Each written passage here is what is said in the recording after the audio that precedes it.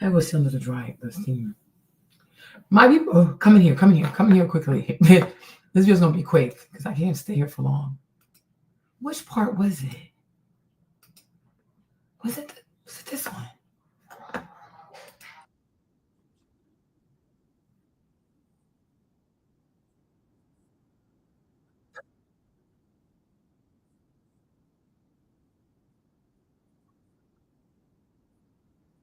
Oh my gosh. Hey Visa, what's up? What's up? I'm watching this. Y'all, Maria's doing her hair. Let me tell you something, right? I'm watching this Tasha K video because I gotta go through the steamer. But guess what? Did I not tell you? Hey Mark, cuckoo. Did I not tell you that Diddy has a small penis? Did not tell you Diddy has a small penis. Okay? Did I not tell you Diddy has a small penis? Hey, bro, I'm good. Hey, oh, Queen, you're back. Oh, Queen is here. Whitney, did I not tell y'all Diddy has a small penis? Did I not tell you Diddy has a small penis? Did I not tell you guys he has a small penis? And this is why they're doing this cuckold business, like this foolishness. I said Diddy has a small penis and he's bisexual. Guess what this guy's going to do? That's why I ran over here. You guys have to go to the steamer. I ran. Y'all need to watch this. I told you, I'm like, there's a reason why she goes, like, there's a reason why she has to bring men that have really big penises because he doesn't have it. He wants to see it. You see, you can have all the money in the world, but you ain't got the biggest penis. Okay? Yes, but I'm like, I knew he had a small penis. I'm like, he has a small penis. Like Cassie, Cassie, the way she likes to have sex, she likes having sex with multiple men. But Diddy, he wants to see big penises, so they come together because they have a sub and dom relationship. I also told you Cassie is a brat. She instigates stuff on purpose. I said, these people here are into BDSM. Guess what this man is about to say, you guys? That's why I ran. This is why I ran over here. I ran. Y'all gotta go do my hair, but I got to run to come see y'all. Hold on. You are an excellent storyteller, and we look forward to this book. I'm gonna give you a week's worth of promotion on this book across all my platforms. That is on me for keeping your word, for coming through here, and for dropping this wine. We are going to heavily promote. Get his ass on the roster. Go ahead, keep going. Okay. I promised you I would tell you the truth because that's what this is about. You know, Diddy might have did a lot of bad stuff. He's horribly abusive to women. We all know this. This is his track record, but he does not deserve an unfair trial. And if there's evidence that says that Cassie's involved, they should not be holding that to make her look like this holier than art thou battered woman. He was abusive. He was abusive, but he wasn't abusive because she didn't want to have sex. That's the exact opposite. He was abusive because he would catch us having sex behind his back. Having sex behind his back. Having sex behind his back with Kid Cudi. Having sex behind his back with Michael B. Jordan, having sex behind his back with the football player, having sex behind his back with Alex Fine, having sex behind his back with these sex workers. He's cuckold. Diddy is what you call the cuckold. I told y'all this. She does that intentionally. She was free. That's why she got so much time to sleep with all these people. And she will get caught. That's why he always want to see her phone. You see what I'm saying? I told you, like this right here. Cassie is crazy. Cassie is insane. This girl's a mastermind. Okay? This is cuckold. Diddy is a cuckold. She would emasculate him about his penis size because he's not that big. She would always get smart with him. Okay. Evidence that says that Cassie's involved. They should not be holding that to make her look like this holier than art thou battered woman. He was abusive. He was abusive, but he wasn't abusive because she didn't want to have sex. That's the exact opposite. He was abusive because he would catch us having sex behind his back. She would emasculate him about his penis size because he's not that big. She would always get smart with him. And Diddy, from what I saw, Diddy is although he's incredibly successful, he's incredibly insecure. His ego is on everything. He would compete with me to try to sleep with Cassie better than me while he was paying me to do it, which was insane. An example, let's say I'm having sex with her. She comes, she's laying in the bed. She's like, oh my God, shaking. I usually would get up and stand off to the side to let him watch her react to coming. He would jump on top of her right after and try to have sex with her, I guess, to make her come again. Now, I'm 3 times larger than him. I would probably say, just off a glance. I never had a sexual relationship with him. I need to say that because you have a keep going. In a room with this guy for 8 years. So it's like playing on basketball. When you're walking around with people in the basketball team, you're going to see things you don't want to see. So unfortunately, I saw Sean Combs' member. It's not big. So I believe. But what he's saying, Diddy's trying to compete with him. Maybe, maybe not. But that's what cuckolding is. Where because, okay, so if I remember correctly, he's called a bull.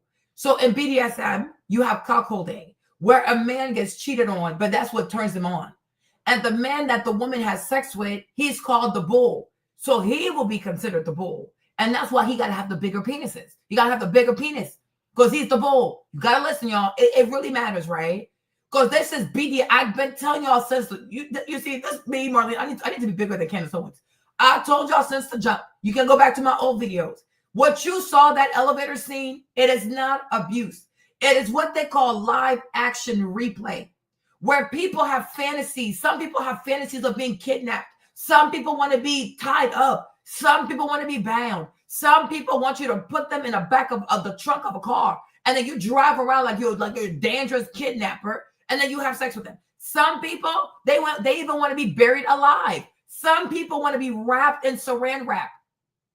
Okay, there's a white man who paid a black woman to wrap him up in saran wrap. That was his that's his BDSM fetish. He wanted to be wrapped around. He wanted to be wrapped up in saran wrap and then put some boots on him.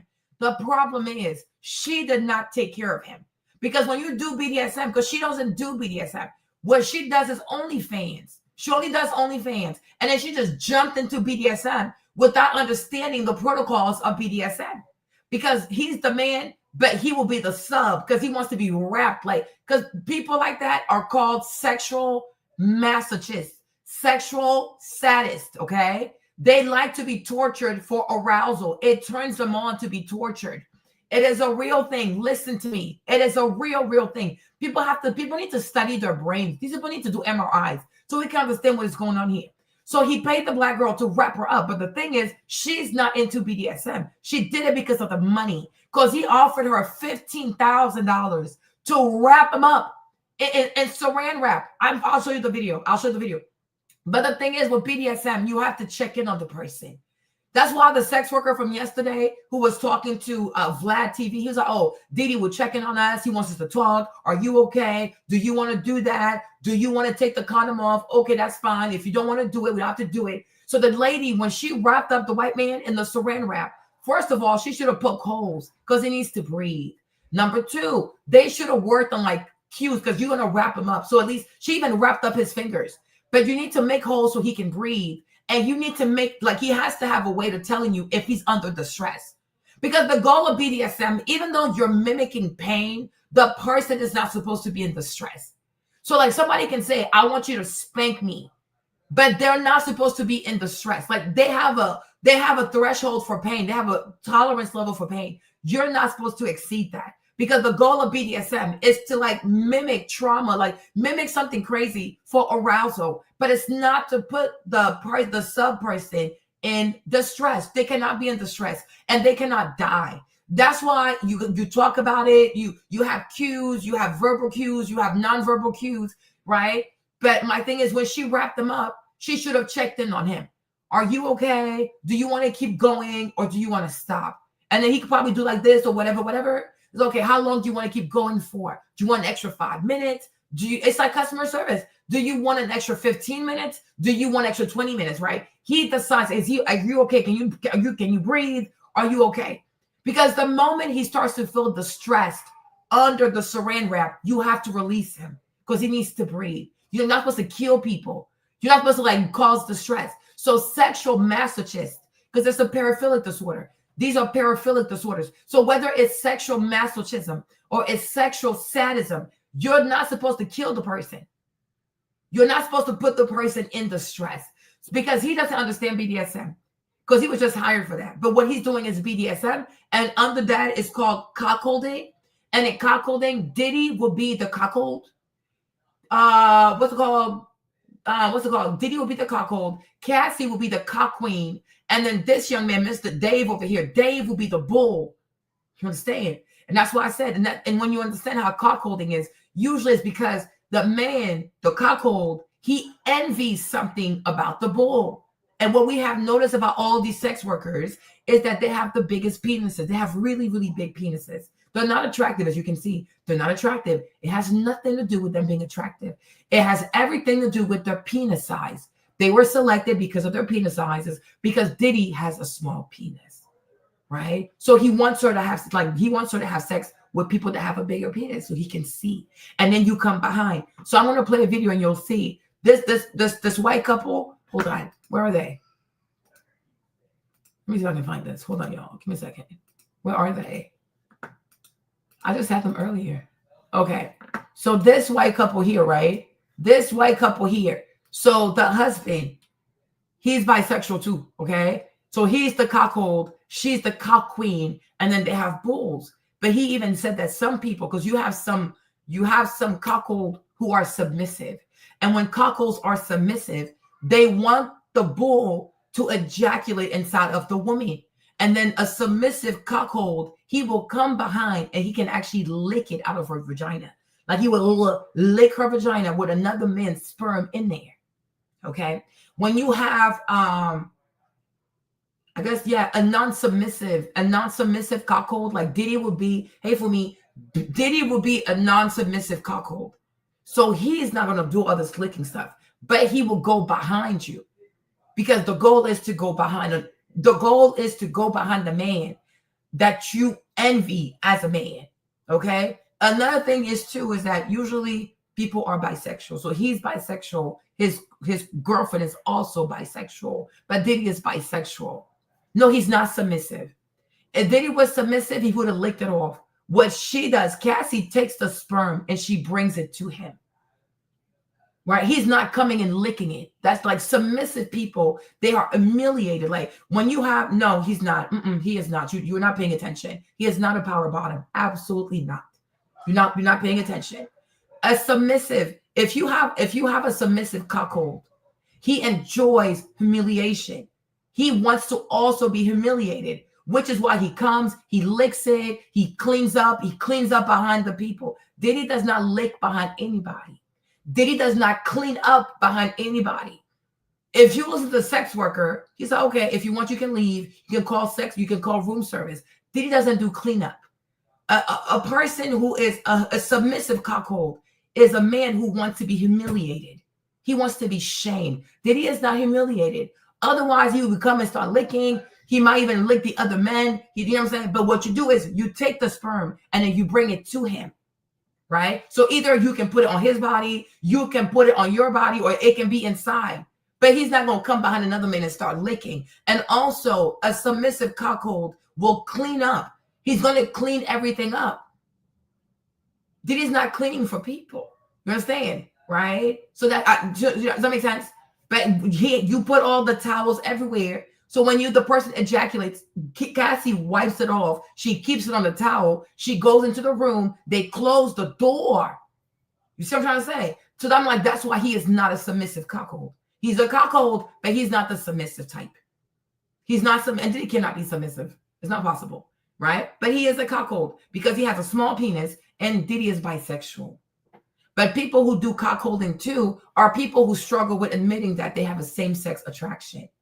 So they use the person, like their girlfriend, whatever, they use that person's body as a proxy to kind of sleep with a man without actually sleeping with a man. Or if you are a woman and you want your husband to sleep with another woman, you're also a lesbian.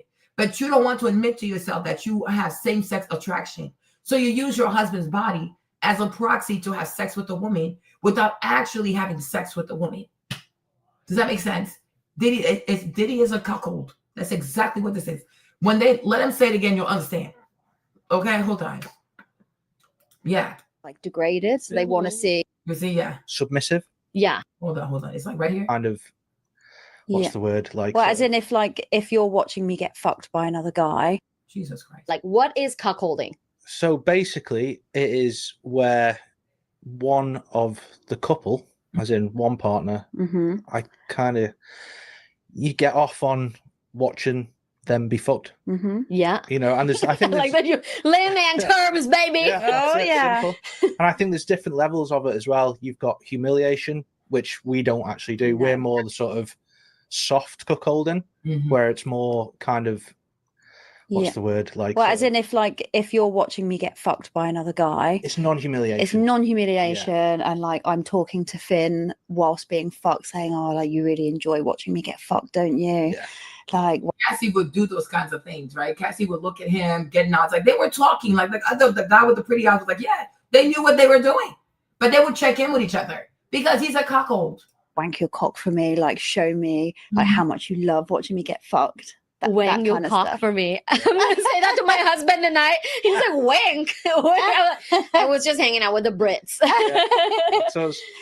Wait, so can you explain the difference? You said soft cucks, like soft cuck holding, and then hard? Yeah, so you've got some cucks who are very sort of submissive. Yeah. You know, where, you know, you'll be licking fucking spunk out of their pussy and stuff like that.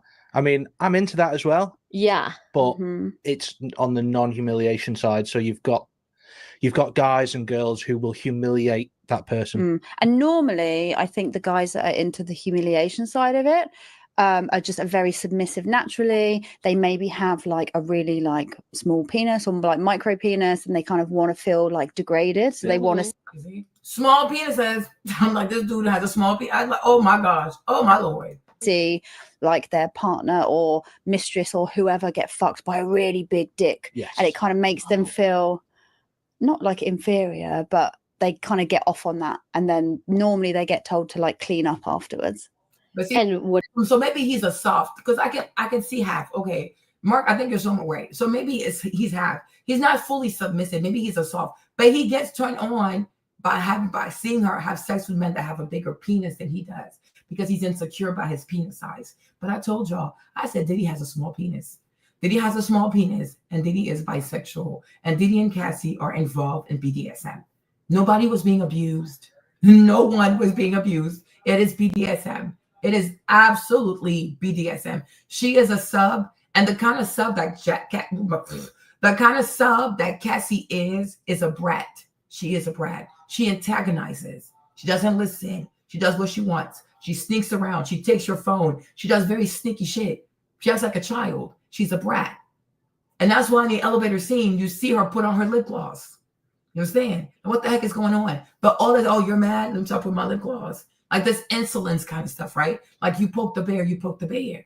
Even when this guy's thinking, like, even the other guy, because he was like, oh, she's she would like emasculate him about his penis size. So I'm sure he heard her like say mean things about the penis. But the thing is, because he doesn't understand BDSM, that's also part of it.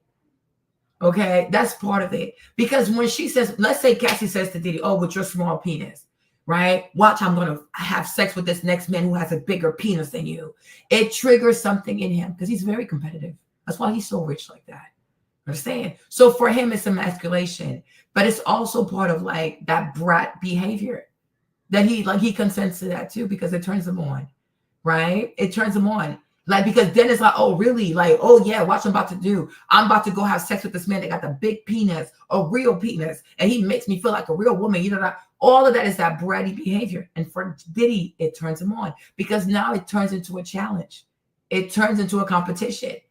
You know what I'm saying? And he's very competitive. Diddy is OCD. Like, this dude, it's really sad that they're not getting him out. Diddy has a lot of psychiatric issues.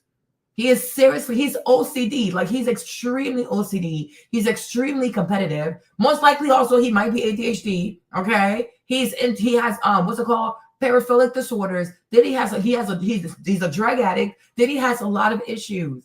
Like, he needs help. He needs a lot of psychiatric help. And he needs therapy. Okay. And he really needs therapy. This is really cruel. I'm like, you can't, this is disgusting. What does clean up mean? Cleaning up the cum, baby. Yeah. So you're like licking another man's cum off of your woman's body parts. Yes. Or inside, well, coming out of body parts. Yeah. Oh, wow. And there are people that are into that. Absolutely. Oh, really? Yeah. Wow. But we did not know that it was popular. Yeah, but I mean, we don't really do that side of it, do we? Not really, but I mean, I am into that in myself because I'm bi as well. Yeah. So, yeah, I don't mind that kind of thing, if you know what I mean. So, yeah. Mm-hmm. So if you were to choose, like minus the occupation, like minus the job, like if you were to choose to really do the most, like your dream scenario of cuckolding, like what does it look like for, I guess, for each of you? Because it might be different. Mm-hmm. So for me, it would have to be trans. So a trans lady. Yeah. Fucking Belle. Okay, so trans lady with a penis still. Yeah. Okay. Yeah. Fucking Belle. Yeah. And then I'm sat in the corner having a wank, and I like that you explained it so simply. Like that's it. Yeah, sat in the corner having There's a so wank. much setup in that, but you're like just that. It's a Tuesday after coffee. It's simple. And yeah, I don't know. Or I kind of like the idea of me being at home, Belle going out on a night out, and I'm saying, go and find a guy. Yeah. Her getting fucked, and then her coming home, obviously with cum inside her, and then like sort of reclaim sex. Oh yeah, baby. Reclaim sex. Yeah, reclaim. Which is a term that like other people use as well. Or is this just a term that you use? I think that's actually a term. It's in the lifestyle. Used. Like people use reclaim sex. Mm-hmm. I think so, yeah. Which is when the partner then like have sex with each other and reclaim the sense of kind of ownership. Yeah, the bond. Wow. Yeah. That's fascinating. Okay, now wait. Actually, before I go to you, I have a probing question. Okay. I guess like within your own, like the psychology behind like a trans woman cuckolding scene, like, do you know why? Yeah. So I was in the military. Okay. So for quite a long time, from the age of sort of 17 onwards. Show us your guns. Not anymore. I'm getting older. But yeah, so I spent a long time away, like without the sort of communication, without the kind of interaction with any women, because the unit I was in, there was no women allowed kind of thing. So it was very sort of male orientated. Yeah. And we were away all the time. So like the girlfriends I had at the time, we were doing that kind of, that's the only way I could get off. I mean, we played this, but let's go back to this. So hold on, where's Tasha again? You see, where's Tasha? Let's start over. So you see, but he doesn't know because he's not aware. Hold on, he is not aware of what he's gotten himself into. He doesn't know this is BDSM. Like, you know what I'm saying? He doesn't know it's BDSM. He's what they call a bull. He's a bull. He's a bull. The woman, Cassie, is the cock queen, and Diddy is the cuckold. Hold on. Let me see if I can. Hold on. Let me see if I can find this video for you. Hold on. Sorry. How's that? Oh my gosh, confirmation. What's it called again? BDSM. Cuckold. How you say it?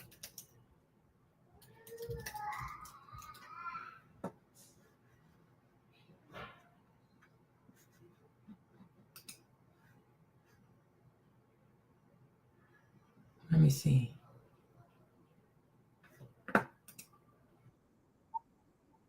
Of men and 1/3 of women share a common fantasy, but hardly anyone ever talks about it. Would you honestly be surprised? No one ever talks about sex. I am here to fix that. We're going to talk about it, ladies and gentlemen. Welcome to cuckolding. Goodness and the juiciness. Cuckold fantasy is the idea of your romantic partner, usually wife or girlfriend, having sex with another man, often in front of you while you watch. Kinky, right? And as I said before, is a super common fantasy. So let's examine why. Well, number one, I think that it reinforces the idea that our partner is sexually desirable, that other men want her, that she is sexually vivacious and alive, and that it is fun to watch her be sexual. It can also revive sex in a relationship, especially a long-term partnership, bringing in another person can be really exciting and can really spice things up in a big way. Also, this is taboo, especially in our society, which is very heterosexual and very monogamous. Having another man in the bedroom at all and breaking the rules of monogamy and marriage by your wife having sex with another man with your permission is taboo and kinky in all of these delicious ways. It's also kinky in the sense that there's this sort of power dynamic at play, or there certainly can be. You can be kind of the helpless man whose wife is having sex with another man, or you can be the powerful director man who's telling him exactly how to do it. We'll get you see, you can be the powerful director man who is telling them how to do it. Diddy was directing. Diddy's a voyeur and he was directing. You see what I'm saying? You see this? So it's not about, oh, he's abusing her. He had no respect for her body. No, these people are into BDSM. These people have kinks. So, and that's why I say it's really fucked up what she did, because if you don't know this and you look at it with our traditional vanilla behaviors out here, it does look like he has no regards for her body. Like, what the fuck is this? Okay. You know what I mean? I have sleep issues though. You know what I mean? But he's not being disrespectful of her body. In their sick, kinky mind, it's actually admiration. Because look, she's so pretty. You want to sleep with her, right? That's why he said, go get it, king. Go get it, king. You see what I'm saying? I'm like, this stuff is starting to make sense. You see? It's starting to make sense. Hold on. More into that one before the end of the video. Finally, there's some other things that are pretty arousing about cuckolding too. Like the sense of voyeurism. Watching two people have sex is hot. It also... You see? Voyeurism. Paraphilic disorder. Okay? It is a paraphilic disorder. And we know Diddy is a voyeur. Hey, Janet, Diddy is a voyeur. He enjoys watching. And he enjoys other men watching people have sex with her because she's pretty. And he likes to see how it makes them feel. Then he says, go get it, king. Okay, there you go. Also kind of smells of group sex. Like there's multiple people in the room engaged in sex acts. So if you're sort of aroused by group sex, but you're not ready to go to the orgy dome, or if you're sort of aroused by voyeurism and you want to watch your wife make a live porno show just for you, cuckolding might just be the answer. And that's what he records. Live porno. I'm like, oh my goodness. One of my favorite potential reasons that you might be into cuckolding is, say your wife or girlfriend has a voracious sexual appetite. Women have big libidos. Women can be unleashed and sexually desirous, and it can take multiple men to please one woman. Remember, women can have multiple orgasms. I mean, she can basically go and go and go and go and go, and she can tend to outlast several men. And so, see, nobody's abusing her. So it means to show you Cassie loves sex. Cassie truly enjoys sex. She's what you call a nymphomaniac. She's a nympho. One man is not enough, which is why I think this young girl was assaulted. She started having sex very early on. She is lying when she said that Diddy was the first man to give her fellatio when she was like 20 something. She is lying. And most likely she was molested as a child. And most likely she was raped. Cassie was raped early on in her life. She was raped. Okay, this kind of behavior, yeah, trauma. She was raped. She's been having sex very, very, very early. She looks innocent, so people don't think that, oh, a girl like that, you will be surprised. Understand? But Cassie has a crazy ass libido. It's not about Diddy. It's not about Diddy grooming her. She enjoys having sex. She enjoys it. Hey, Shaniqua, what's up? I'm good. How are you? I've missed you. She enjoys having sex. It's like Madonna. Nobody got to go force Madonna. I think we all know Madonna loves sex. Okay, even Janet Jackson. I think because Janet used to have her nipples pierced when we were kids. You know, some women are free. Adina Howard too. You know, Adina Howard, her husband even had to divorce her. You know, Adina Howard, her husband had to divorce her because it was too much. He couldn't even keep up with her. Y'all remember that too, right? He was like, oh, hell no. Remember Adina Howard? Maybe I gotta make like smaller videos. Hold on. Right? Remember that? He couldn't keep up with her. She was too much. Married because I wanted to be able to have as much sex as I wanted to. I got married for sex, only to have a borderline platonic marriage. That created a lot of tension and conflict between he and I. Because in his mind, he was like, well, why do you want it so much? And I'm like, well, why don't you? Man, I'm going to tell you, I thought I was a freak. She's like the Energizer Bunny. Adina wanted all day, every day, the next day. If there was 9 days in the week, she wanted that 8th, that 9th day. I need it in the morning as my cup of coffee, and I need it at night for my sleeping pill. But if I can get it in between morning and night, I'm like, that's the icing on the cake. I have the sex drive of a teenage boy. So it's kind of like Adina's my wingman now. She's a great spirit to be around. And honestly, I couldn't see my life moving forward without having her be a part of me in some aspect or another. You see that? So the man ended up getting divorced because it was too much. I got married because I wanted to be able to have as much sex as I wanted to. I got married for sex, only to have a borderline platonic. She was like, I want sex. And it was so much. Yeah. You see? He knew what he was walking into. Y'all put in 2017, Adina Howard and her husband divorced due to what? Due to the star's 3 times a day request. He could not keep up. He could not keep up. And it's like women do not want to admit to themselves that there are some women out here who have a crazy, crazy libido. They can have. I even think Candy's like that. I think Candy Burroughs is like that. I think Candy's like that. There are women out here who are extremely freaky. It is not a joke. Oh, he groomed her. Why does a woman have to be groomed to enjoy sex? Why? It's so weird to me. Why does a woman have to be groomed to enjoy sex? That's number one. Number two, just because she's a woman and she's tiny and she's skinny doesn't mean that she doesn't enjoy sex. She likes how it feels. It makes her feel good. And it might make her feel energized. What do I know? But just like some men, some women have a crazy libido. But can you imagine that a man divorces a woman like, girl, I can't keep up with you. You're too much. He said, she's too much. She's like, well, I need it in the morning and I definitely need it at night. But if I can get it like as a snack, as an appetizer, as an entree, he's like, oh, wow. Girl, you're crazy. Even this man right here, even the white man, where are they? Where are they again? Yeah, where are these white folks at? The white people I played for you, right? This guy, because I don't know where, it's here somewhere. But the girl asked him, like, how many loads can you have a day? And he was like, about 3. And she was like, how big are they? So also, it's like some women are also into, like, they don't just want you, like some of these women like that, like these libido women, like high libido women, they don't just want to have sex, but they want you to have like big loads. Like when you ejaculate, like it needs to be like ridiculous. Like it needs to be like your sprinkler is broken. The milk machine, like, just broken. So he comes 3 times a day. But he said by the time he gets to the 3rd load, like there's pretty much not anything. So she said, okay, I got these supplements for you. Let me show you. Hold on. It's right here. Y'all. Hold on. Let me find the part. Oh, right here. Hold on. Right here. A little bit nervous because I didn't know how I was going to feel. Yeah. Hold on. What is like the hardest thing about the scene to make it happen? So I would say in the BDSM kink world, there's a lot of trauma. Okay.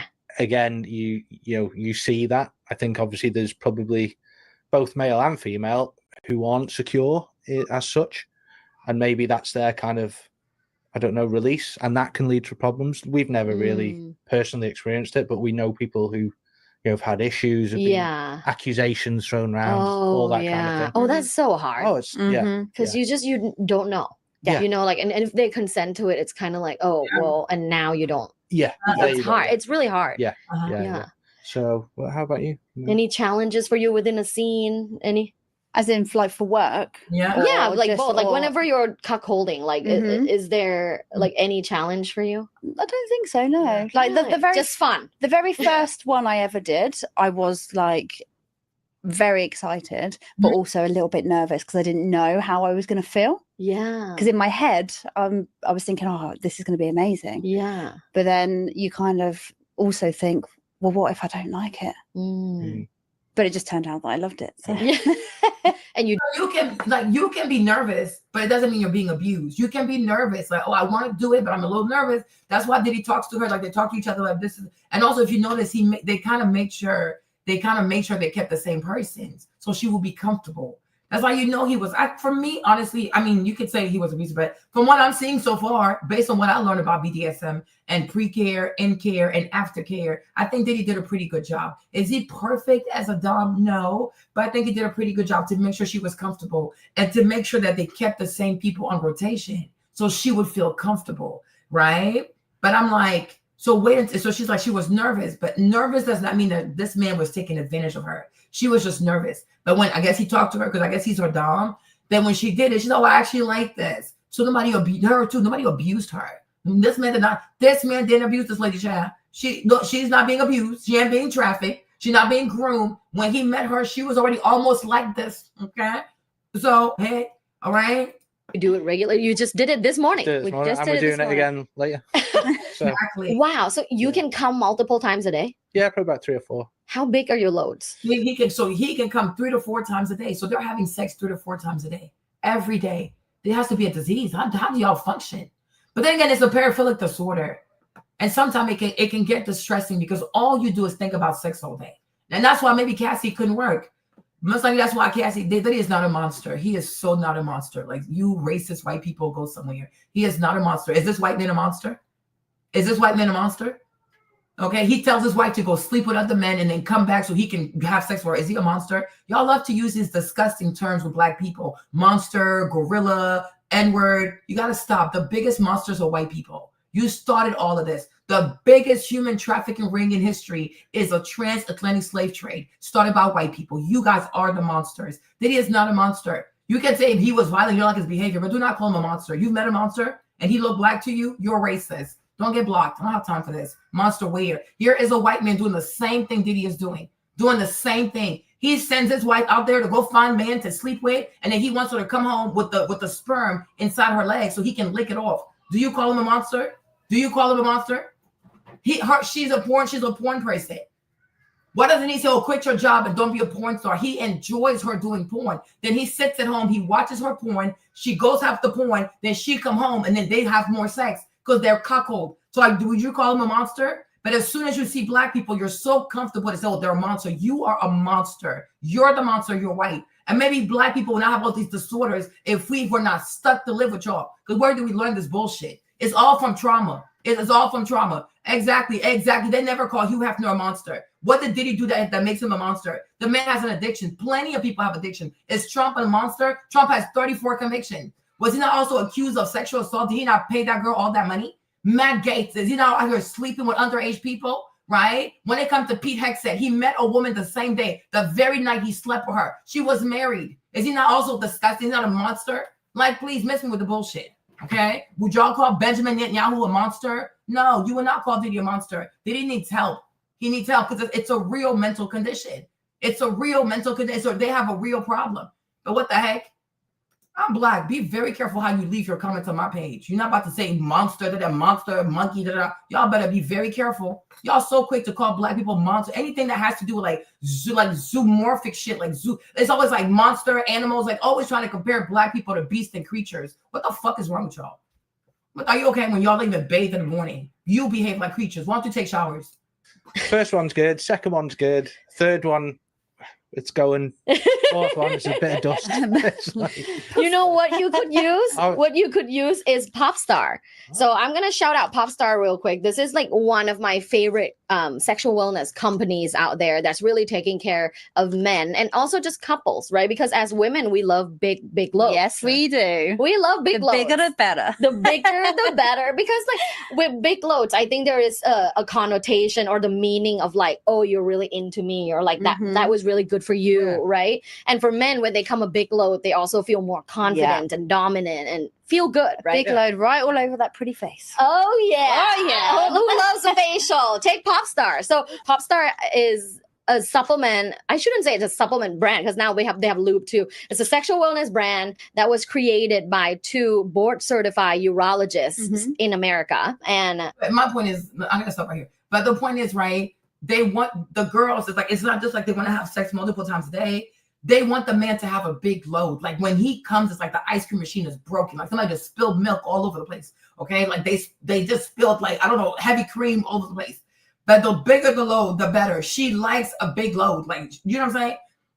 So it's like, they don't just want to have sex. They want you to come home and then all over the place, like just all over the place. It just turns them. Like that white girl's like, oh, the bigger the better. And do it all. And she said, do it all over my face. Okay, so she does not mind a man coming all over her face. She's fine with that. It turns her on. Now, it's not even just, for some women also, it's not even just the load of the cum. It's also the taste of it. They want it to taste good. So that's why she's promoting this stuff, because I guess if you have certain supplements or if you eat certain things, it can make your load sweeter. And it's supposed to like bitter or whatever. What do I know, right? So you want the load to be big. You want the load to be sweet. And then you want the load like multiple times a day.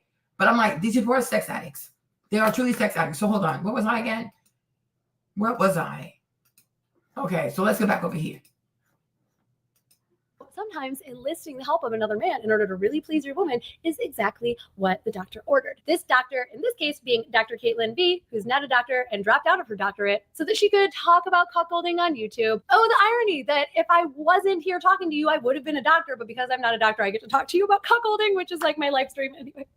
Thanks for tuning in. All right, how to do it. Let's talk about making this juicy fantasy juice for you. Before we do anything else, we got to talk about how this is not shameful or wrong. If you're having some feelings come up as you're watching this video and you're thinking, oh my God, I'm kind of into that, but it shouldn't be, that's wrong, it's bad, it's dirty or whatever, I just want you to suspend that for a moment. Let's all just take a deep breath. Fantasies are not inherently shameful, bad, or wrong. They're just fantasies. And there's nothing inherently moral about having sex with other people, as long as they're all consenting adults. Therefore, if you're having some feelings about this, that's perfectly okay. Borrow my confidence if you don't have it for yourself. This is not dirty, shameful, bad, or wrong. This is a perfectly normal and very common thing, and it's okay for you to want to explore it. It's also okay if you don't want to explore it. That is perfectly reasonable too, and you definitely don't have to, and you can just skip to the next video in my channel and I will not be hurt. But if you're even a little bit interested, I challenge you to keep watching, because I'm going to tell you how to make this fantasy hot, even if you never have or allow another man to touch your wife ever. Why not use this fantasy to make your sex life better? Because dang it, I want you to have the best sex of your life. And sometimes that requires having an open mind. So stick with me. Step 1, you guessed it. It's communicate. Make sure that both you and your partner want to explore this fantasy. If it is a turn off for her, it's probably not going to end up being more of a turn on for you, because a turned off partner is not a great lover. So you see, and that's why everybody said she was into it. They talked about it. She was into it. Even with Lauren LaRosa, Diddy would say, what do you want to do? It's your, like, what do you want to do? You decide what you want to do. Because they would communicate about that. So she was into it. Diddy was into it. Nobody was forced. We saw that yesterday. No one was forced. Nobody was forced. She's into it. It's called cuckolding. She's into it. He's also into it because she has a very high libido. And Diddy, because he doesn't have a big penis, like he can't really satisfy her like that. So he needs help. He truly needs reinforcement. It is a real thing. It is a real thing. Okay. Communicate, talk about it. You knew I was going to say that, didn't you? You knew it. If you've ever seen another video, you know step 1 is often communicate. Step 2, fantasize.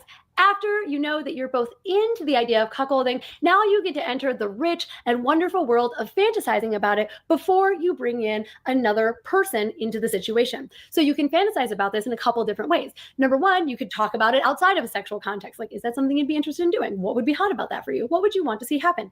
You can talk about it inside of a sexual context. It can be a part of your dirty talk. You could be having a sexual encounter and then begin to whisper in her ear, hey, if I was another man, this would be this. Imagine that you're with another man right now and I'm watching you from across the room. Imagine that the feeling of my body against yours is actually that hot guy that we saw at the bar earlier. Imagine that I'm actually over there while he's having his way with you. See if that feels arousing to both of you. And if it does, I highly recommend that you take that fantasy one step further by engaging a sex toy. Now, the sex toy can actually take the place of the other man. So you could be across the room watching your wife or girlfriend play with herself with a sex toy, imagining or speaking out the fantasy that there's another man there with her. All of these will help you to determine whether or not cuckolding is actually for you. Because as you're doing this fantasy, it might be really, really hot, but you might realize that you don't actually want to see her have sex with another man. And that's perfectly fine. That's the purpose of the fantasy. And the fantasy can be super hot. That that on itself might actually improve the sex that both of you are having by introducing this fictional third party. All right, after the waters have been tested and you both have done some internal work to make sure that this is the right move for you,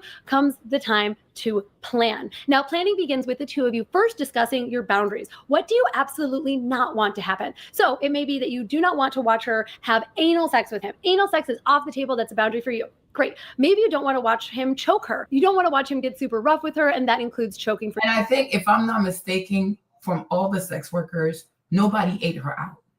So I think that was probably like third thing. Like, it's just sex. Like, they don't eat her, you know what I'm saying? Now, the other guy, he said he didn't kiss her, but she kissed him. So I guess kissing was allowed. Sex, of course, is allowed. Rubbing baby oil was allowed. Coming on top of her was allowed.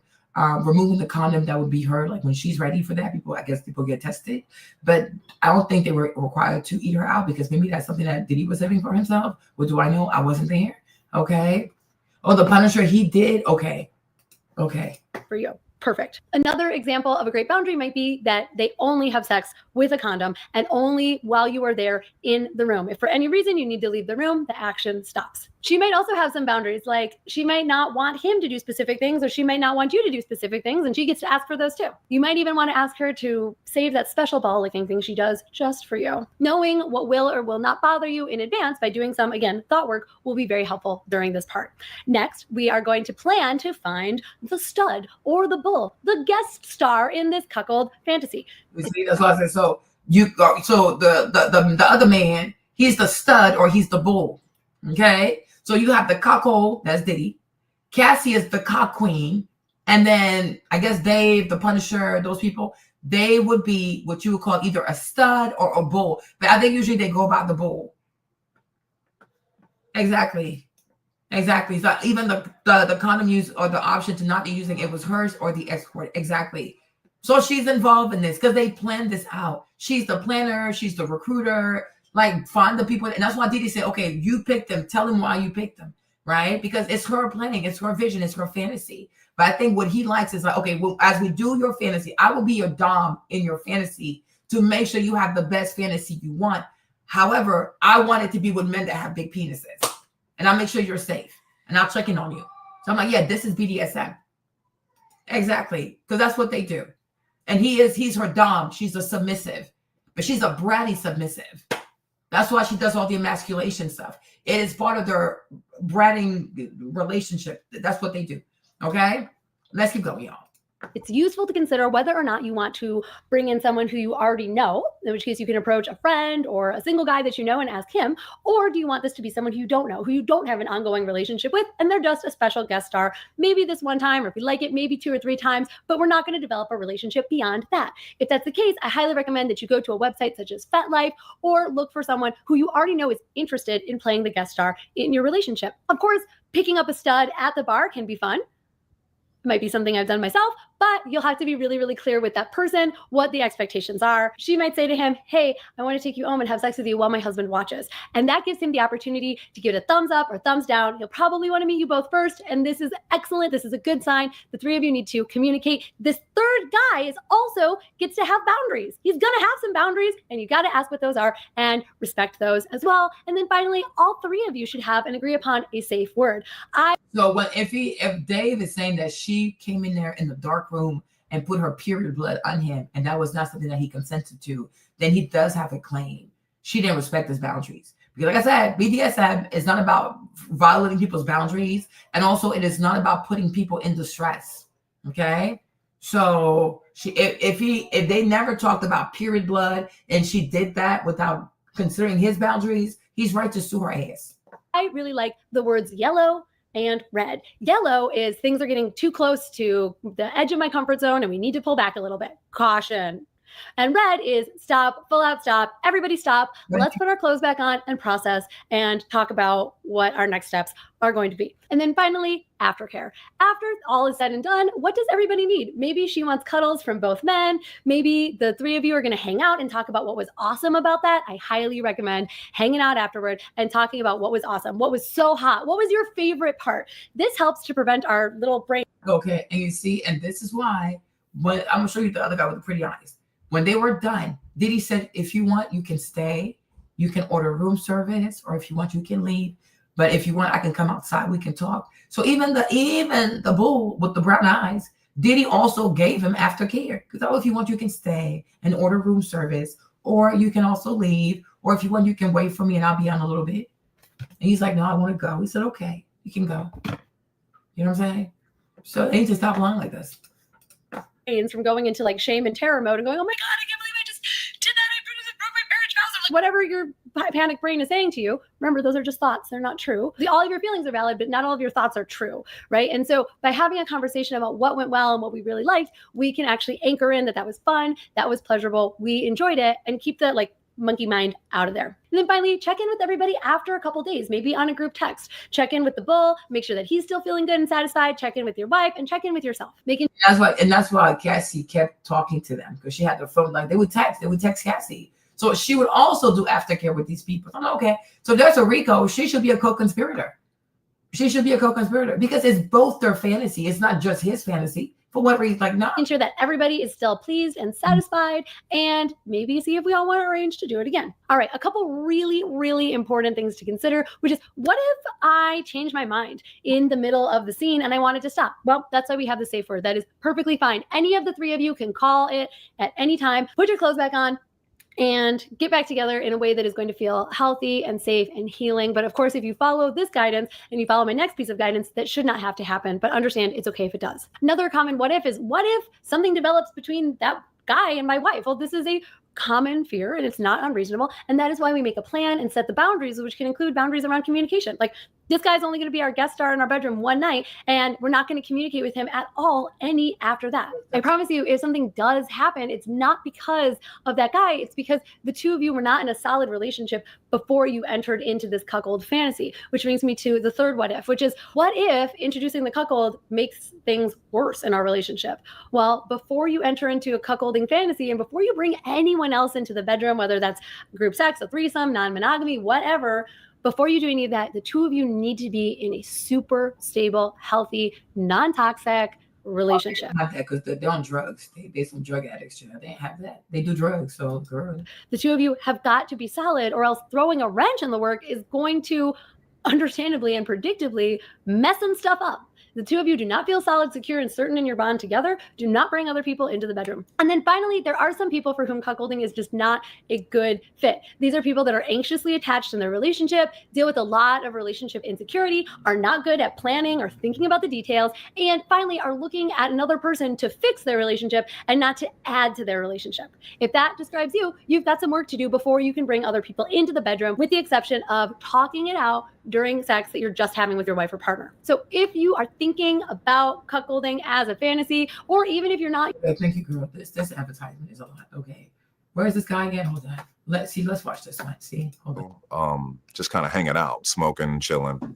Not until like a couple hours into that did he tell me like, oh, what were you doing tonight? And, you know, you about to have the best Valentine's Day of your life. And then Cassie walks out. Okay, so Cassie comes in red lingerie, and you knew who she was right away. Immediately, I'm a year younger than her, so I grew up with the Me and You song and stuff. I'm like, okay, this is crazy. I don't believe that I'm really here right now, but let's see where this goes. So, okay, so then the two of you started to talk. Yeah, we started talking. He left the room for a second, and mind you, when I got in there, I didn't really know what was going to happen, but I just noticed like there's a lot of towels, white towels on all the couches and the furniture and stuff. There's a red light over in the side. They're playing like, some very vibey music. And there's like a ton of baby oil like scattered about everywhere, like more than any one man should have, and especially in a hotel room, right? So he had got up and left, and I'm looking at her. I'm like, I made the joke, like, there's so much baby oil and candles in here, like one wrong move and we all gonna die. We all gonna blow up in this thing. So, but she was very communicative in the fact that she was joking and very playful with me. She told me that she picked me from the site. And it seemed as if this was something that they'd been doing for some years. They said they'd been doing this for a while too. So as far as like the vibe of the night, I took my cues from them. They pretty much knew exactly what they wanted. Again, felt like they'd done this before. And that's pretty much how it started out. So this sort of talking and, sort of intimate kind of conversation, that lasted for hours. Yeah, I mean, I was initially supposed to be with her for about 4 or 5 hours. I got paid as soon as I got there. And I'm thinking, again, up to this point, a lot of what I'd been doing was just hanging out. At that point, yeah, it was 4 or 5 hours into it. Okay. I thinking I'm about to go home, and then all of a sudden he was like, "All right, we're gonna turn this thing up a little bit." The music changed. More baby oil comes out. Baby oil and KY. I'm like, who got this? It's baby oil and KY comes out. It's heated. They've been heating the baby oil the whole time that we talking in the tub, right? So this was like they kind of knew what they were doing. I'm still trying to figure out what's going on. Yeah, that's when it kind of started off. He was more so wanting us to just talk to each other. His whole thing is like being very verbal. So he was in the kitchen in the dark with a bottle of Ciroc. And we're sitting on the couch, and he was like, "What do you like about him? You picked him from the site. What made you pick him from the site? What do you like about her?" He was more so, he wanted us to talk and act like he was not there at all. Is he? No, this is BDSM. And that's what a dom would do to make sure she's okay. Like, what do you like about him? Are you okay? Do you want to do this? But yeah, this is it. So that's kind of how it progressed. But it was a very long progression over the course of hours and hours. Right, because at one point he said, "It's the love hour." Right, and that's when when the love hour happened and he became Brother Love, then it was like a totally different, the vibe changed. It was more so like the music switched up.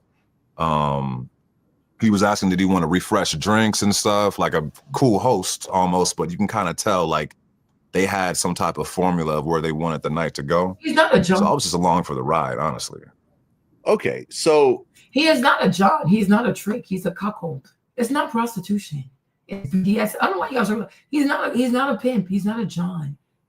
They're into BDSM. It's cuckolding. He likes seeing her sleep with other men, and she likes having sex with multiple men. But when you're a pimp gets paid for you to sleep with the girl that works for him. Nobody pays Diddy. Diddy pays these men to sleep with her. So the pimp thing doesn't apply. A pimp is a man who sells women into sex work. Diddy's not selling her. No one is. These people are the ones who are being sold. Like they're selling themselves. But Diddy never received money for any of these men to have sex with Cassie. And how is that even possible? They could never. They're poor. These are poor people. You know what I'm saying? So the pimp thing doesn't apply. Now, as far as a John, he's not her John. He's her boyfriend. They are in a relationship. Now, it's not a conventional relationship because Diddy is not a one woman type of man. He has multiple girlfriends, right? But he should have, actually. He should have, because people need to know what they're looking at, right? Because it's not fair to use your traditional morality on people who don't have a typical sex life. They don't have a typical sex dynamic. It's called being cuckold. It's a real thing. Even in French, we have it, cuckold. It's a real thing. Men have been known. There are men who have been known for getting cheated on, and they don't know. But then there are people who turn into a fantasy, just like consent, non-consent. They should have brought it up in court too. Then it would have made more sense why she says she's raped, but then she goes back again to Diddy, and then she couldn't even remember when she was raped because she wasn't raped. It's a rape fantasy. If she was really raped, she would have remembered. You cannot forget the day you were raped. Right? But if you were into because they're all into BDSM. So if you're doing consent, non-consent, which is like you are having a rape fantasy, right? You people are just, it's called live action replay, where you are replaying a rape scene, right? You're not raped. That's why she went back. It's called consent, non-consent. That too is also part of BDSM, right? But he's not her John. He's her boyfriend. There are 9 years. How can you be her John for 9 years? Well, that's so sweet. Thank you. Right? And he's also not her pimp because nobody paid him. He pays them. A pimp, he gets paid. Then you sleep with her. Nobody gets paid. Like you see the guy say, oh, he came. Diddy talked to him for like 4 to 5 hours. And then Cassie came out. But Diddy gave him alcohol. He gave him Ciroc. He gave him a blunt. He's like, do you want more food? Do you want more drinks? A pimp doesn't do that. Yeah, exactly. Because he wouldn't understand. He wouldn't understand what she does. Cassie has a crazy ass libido. But these people are into BDSM. So he's not a John. He's not a pimp. He's her boyfriend. They just have kinks. It's a kinky people. You know what I mean? It's a very kinky people. you guys start with sexual contact in the beginning, and that actually leads up to penetration at the end? No. Yeah, it was more so just physical touch. So there was lots of baby oil around, as I said before, and he was like, okay, why don't you put some baby oil on her? And then she was like, he asked her, do you want you to put some baby oil on him? So it was more so that talking. You see, he asked her, do you want him to do it? Like her boundaries. Is it okay if he touches you? She said, yeah, okay, cool. Even like when these men ejaculate too, he asked her, is it okay if he does it? She said, yes, I'm ready. And then they do it. But nobody's just doing stuff to her. No. Nobody's just doing stuff to her. That's not how it works. Caressing, stuff like that for hours. Like for an ungodly long amount of time. And at a certain point, she would start to kind of like come towards me to kind of like move things along. And he would be like, no, go back. You know, you just tell him you're moving too fast, you know? So he never was telling anybody what he wanted them to do. He never gave demands to say, touch him, do this. He would say, what do you want to do? Do you want to? What do you want to do? And like we said, like a good dom, if he doesn't just do, he's not going to make you do what he wants you to do. Because then they say that it makes him a tyrant. So he's going to ask you, what do you want to do? You see, he's like, no, slow it down. Y'all don't have to start having sex. By the time they start having sex, it's already been 9 hours. That's why these freak-offs last 12 hours. Because a good 8 to 9 hours is spent talking, caressing, getting to know each other. So like they don't feel like strangers and she feels comfortable, right? But it's not like, because when they were, at first, even me, I thought it was like 12 hours of straight sex. It's not 12 hours of straight sex. It's like we talk for a long time and then you start at the 9th hour, you start having sex. And then I don't know, maybe like 2 hours, maybe less, I don't know. Do this? Do you like that about him? It was all about the verbal cues for him. Exactly.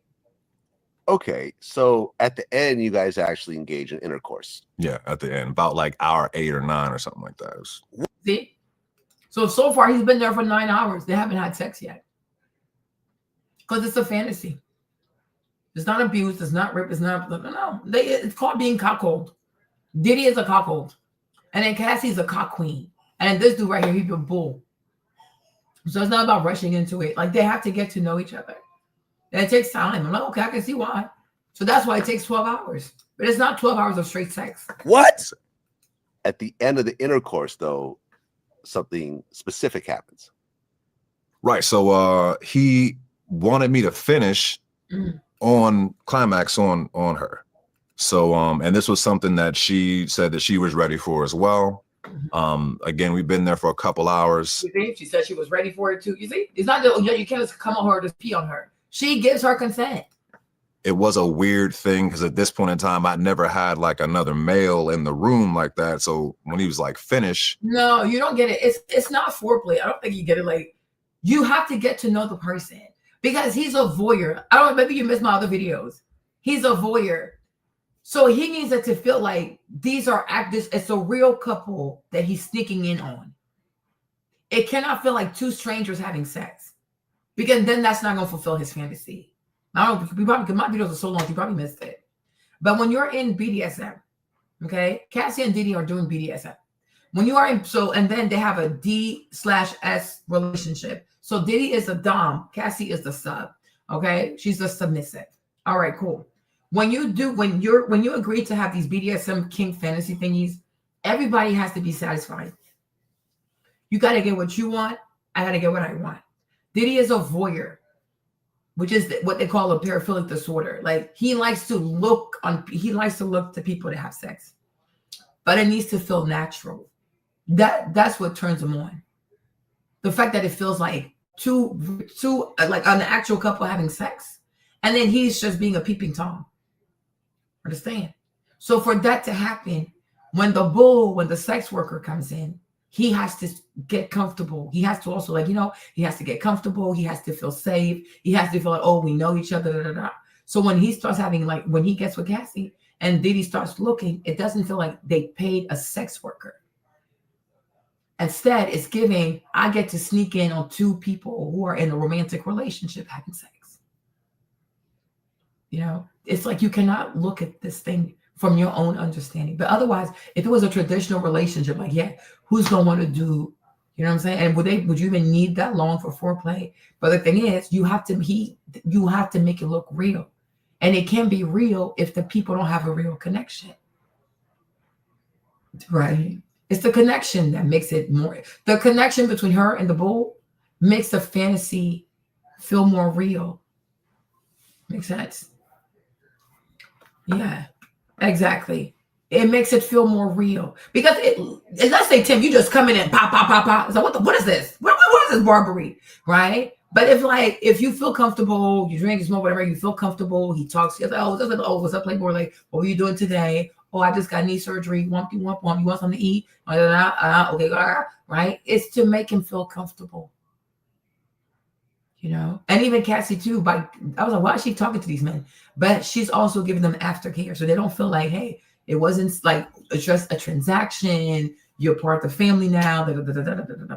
So as they keep coming, everybody feels even more comfortable. But the first time you come in, it really does take like 9 hours to get to know you and to make you comfortable, right? Because then he gets his fantasy, which is like, oh, these people have a connection.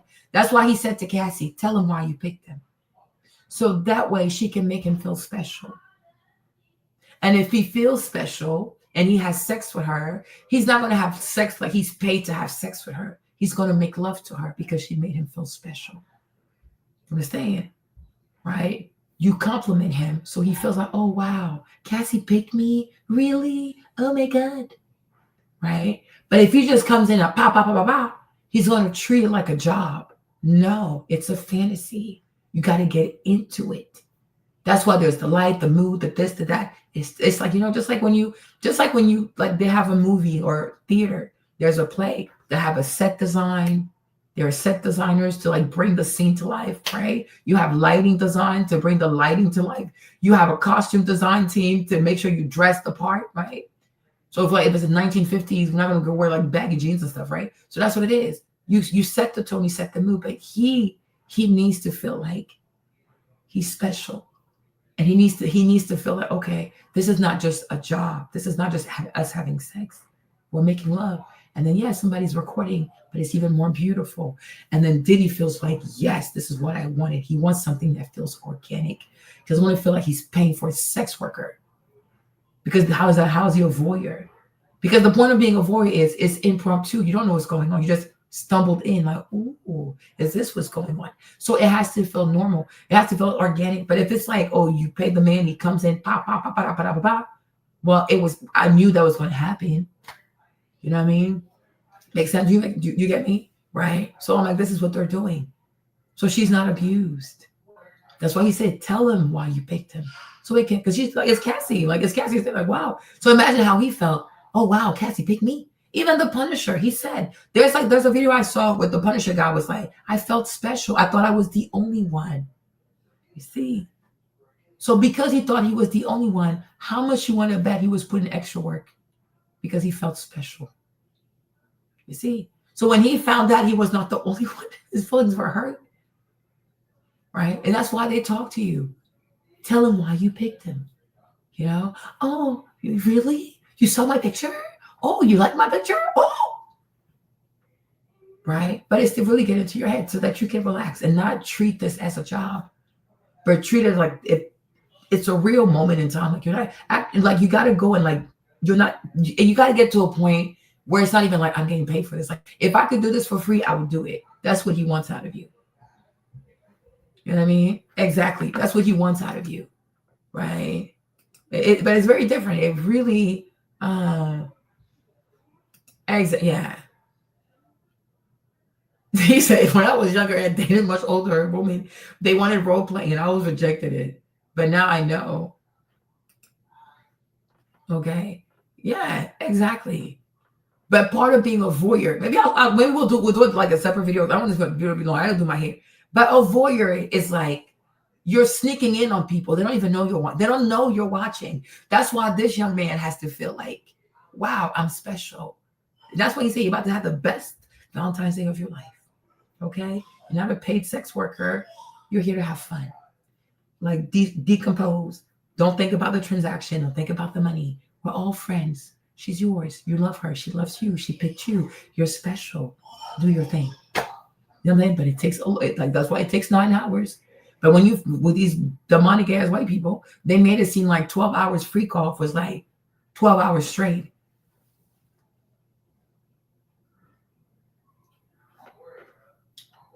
No, but the thing, I can really see why Diddy did not make them sign an NDA, because everybody was consenting. They're all adults. Like people usually say, it's so funny because I'm like, since when did America flip and become so like, Christian-ish, like religious-ish, right? Because usually people say, oh, as long as it's two consenting adults, I don't care what people do in their bedroom. So technically, Diddy does not really need an NDA because he's not abusing anybody.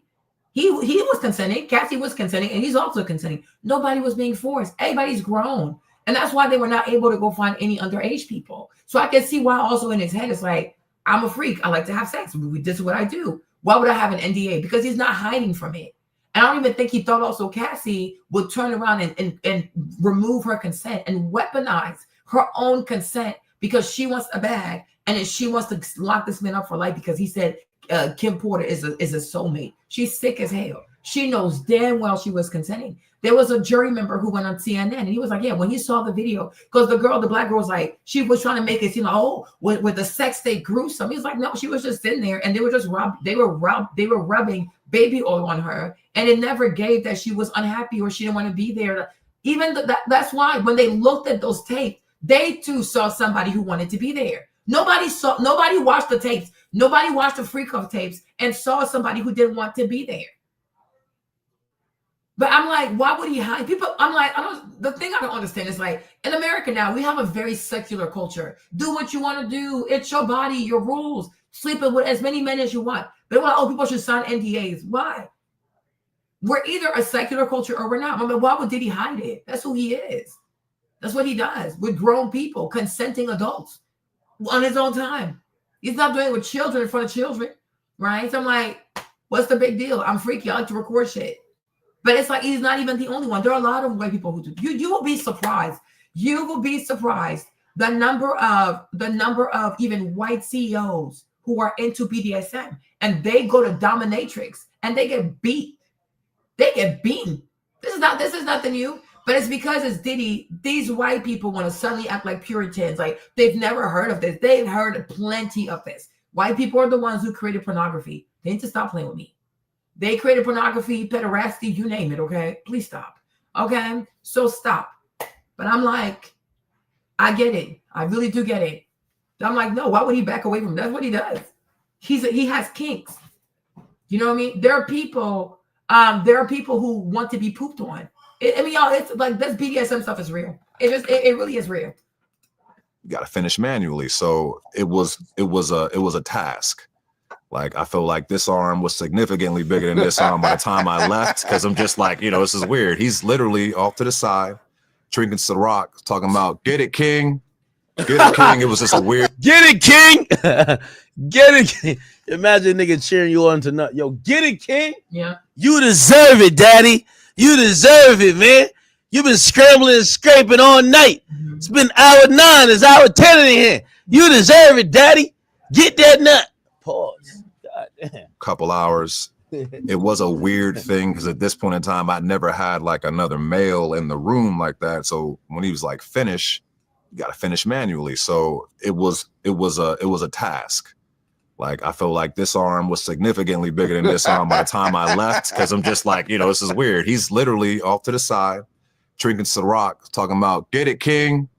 Get her, King. It was just a weird, he's in like this. So I'm like, all right, this is surreal. But so I finish, and my thought process is, they were getting up to go take a shower because we're in the living room and they were going to go back to their back room. So when she got up to go to the back room, I didn't think anything of it. You're not going to use these KY Johnson & Johnson towels to wipe that off, right? So I'm thinking you're going to go to the back room. So I never crossed my mind what they were doing back there. Had no idea that she was finger painting on his chest with,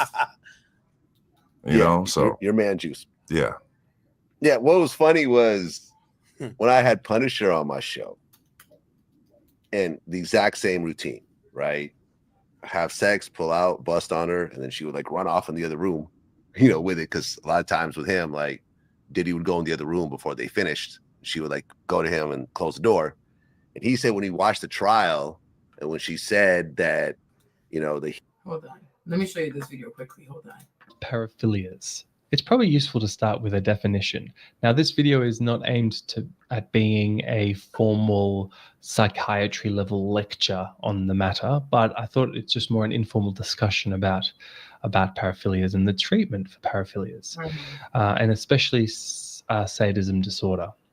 Sexual sadism. That's where you really do need to treat if someone's got a severe sexual sadism disorder, which is different to just having sadist fantasy, right? And we'll talk about what makes something normal and abnormal soon. Now, paraphilias are defined as any intense and persistent sexual interest other than sexual interest in genital stimulation or preparatory fondling with phenotypically normal, physical, mature, consenting human partners. Wow, what a definition. Look, I think that's pretty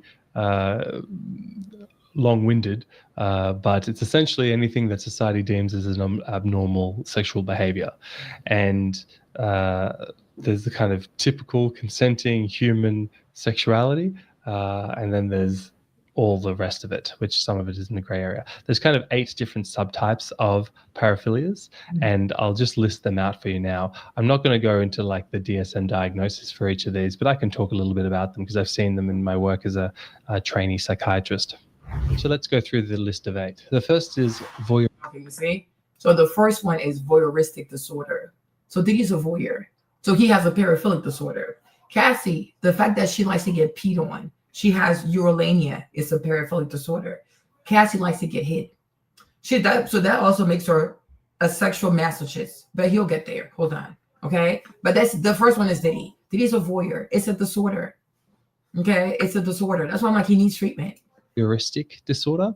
Voyeur is French for looking, and voyeuristic is when people are essentially spying on one another. Well, it's when a person is spying on someone else to try and see them in a sexually vulnerable situation, such as getting changed. There's also exhibitionistic disorder, which is, well, it's what it sounds like. It's when it's when one displays their genitals to people, usually people who aren't aware, and it can be in public places. And I've had friends affected by this, and it's very distressing. And these kind of things, voyeuristic and exhibitionistic disorders, are considered kind of hands-off paraphilic disorders because there's no touching of the victim. Some of these other ones are considered hands-on, and that's just important in appreciating risk profile and what level of treatment to consider. Now, frotteuristic disorder is the sexual gratification of rubbing, usually non-consenting people, with your genitals. And so that can happen frequently in crammed public transport systems, like trains.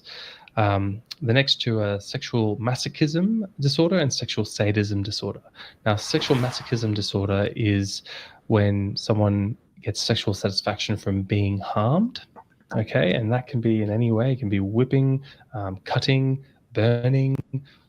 People are very creative in what they do. And sexual sadism is the kind of other side of that, where someone enjoys inflicting harm on someone else.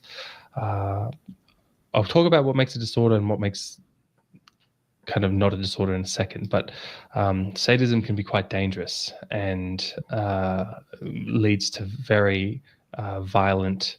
When someone without a sexual sadism disorder does a sexual assault on someone else, they'll usually only use enough violence to get that victim to do what they need, what they want. But if someone has a sexual sadism disorder, often they'll be much more violent than is necessary, because it's the violence that gives them the sexual satisfaction. And so it's considered quite a high-risk sexual disorder. Yeah, so they want violence, and it turns them on. Hold on. Level Up RN. In this video, I will be talking flashcards. Paraphilia is characterized by persistent sexual interests, urges, and behaviors that are unusual and atypical. A paraphilic disorder is when these interests, urges, and behaviors cause significant distress, impair functioning, and/or cause harm to others. So in nursing school, I would honestly just be familiar with the main paraphilic disorders and what they mean versus the details of each one of them. Exhibitionism is a paraphilic disorder where an individual derives sexual pleasure from exposing their genitals to others. Voyeurism is a disorder where an individual is aroused by observing an unsuspecting person undress or engage in sexual activity. Fetishism involves the use of inanimate objects for sexual pleasure, for example, rubber, leather, or shoes. And then frotteurism is when an individual... And fetishism also here, I think it could also be a body part. Because all these men are chosen because of their body part. I'm like, this is really, in a sad way, these Black guys are victims because they truly are being fetishized for their Black penises. And I'm like, this is what America's always been about. That's what it is. When people just, like in most Western societies, like this obsession that people have with the Black man's penis, it's a very concerning. It's truly concerning. You know what I mean? That penis thing it's a thing, huh? But all these men are chosen because they have a big penis. She likes guys that have big penises. Diddy also likes guys that have big penises. But I'm like, you as a Filipino, you are fetishizing Black men. You're just looking for their penises. You know, I need to represent these guys because I want to take all her money. I want to take all her money. But like, this is a fetish. You have turned Black men into a fetish. And it's true. All of her victims, yes, all of her victims, Diddy included, are Black men. Diddy, Kid Cudi, Michael B. Jordan. I'm sure that football player was also Black, okay? All the sex workers, they almost of it is Black people, okay? That's a lot of Black men. She only goes with Black men. Well, I'm like, for what? Okay? But I'm like, they all got to have like the big penises, I guess, outside of Diddy. But I'm like, you are fetishizing these people. Black people are human beings. Black men are human beings. Like this is crazy. I'm like, it's really, it's very dehumanizing. I was laying on my bed watching them like, yo, like this girl is fetishizing their penises. It is extremely dehumanizing. They are people. They are human beings. And all you cared about was their penis size. Are you okay? Anyways, that's what I would do if I was the Lord. I'd be so dramatic. Anyways, let's go. Individual rubs or touches their genitals against a non-consenting individual for sexual pleasure. Sexual sadism is characterized by sexual pleasure being derived from inflicting pain, humiliation, and suffering onto others. Whereas sexual masochism is when sexual pleasure is derived from being the recipient of pain, humiliation, or suffering. Pedophilia is defined as intense and recurrent sexual urges or behavior involving a prepubescent child, where the offender is 16 years old or older, and the child is at least 5 years younger than the offender. So keep in mind that the psychiatric criteria for pedophilia is different than the legal criteria for statutory rape, which varies by state. All right, that is it for this video, and that wraps up. So now you understand, right? So they have, that's what this is, like these people, they self-trash, like the pee. But then we're gonna watch this video later. Otherwise, this video's gonna be long. But this man had a great video about these auto trashers and how they like to have sex with other people. Okay, it turns them on. All right, hold on. Let's get this one. Most powerful concepts in psychology are called variously sadism and masochism. By sadism is understood an enjoyment in causing other people suffering, and by masochism, an enjoyment in receiving ill treatment from others. Though commonly associated with sexual scenarios, these drives operate in all areas of life, at the office or in the schoolyard, as much as in the bedroom or the dungeon. So, why do they exist? Why do we seem to delight in inflicting suffering, or, even more strangely, take satisfaction in enduring it? The best way to understand the phenomena is to view them as attempts to deal with an earlier, intolerable experience of fear, cruelty, or unkindness. Before anyone winds up either a sadist or a masochist, they've first been a victim. Subsequent behaviors are a reflection of the mind's concerted attempts to find a way out of a naked encounter with pain. Masochists and sadists are both trying to ensure that they will survive what once felt like it might annihilate them. Exactly. So this is why I said earlier, I remember you guys came in, I said Cassie had to be, as a child, she had to have been molested or she was raped. But that's before she met Diddy.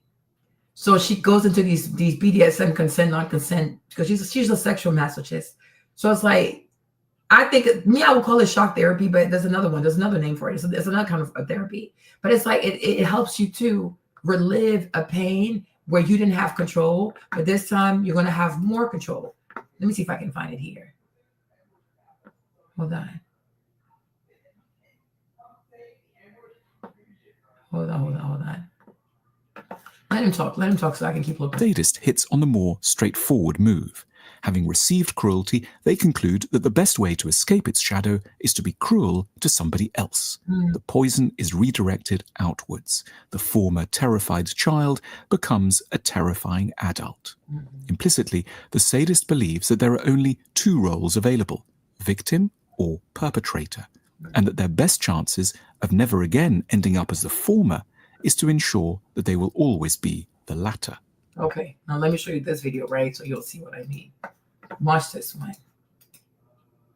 It's like, oh, fuck, what did I get myself into? And how do I stop this now? The headspace is inherently, for some people, very triggering. But even psychologists will say that extreme uncomfortability or triggering things can still be arousing. Dr. Kate Balestri agrees that CNC can be helpful to SA survivors.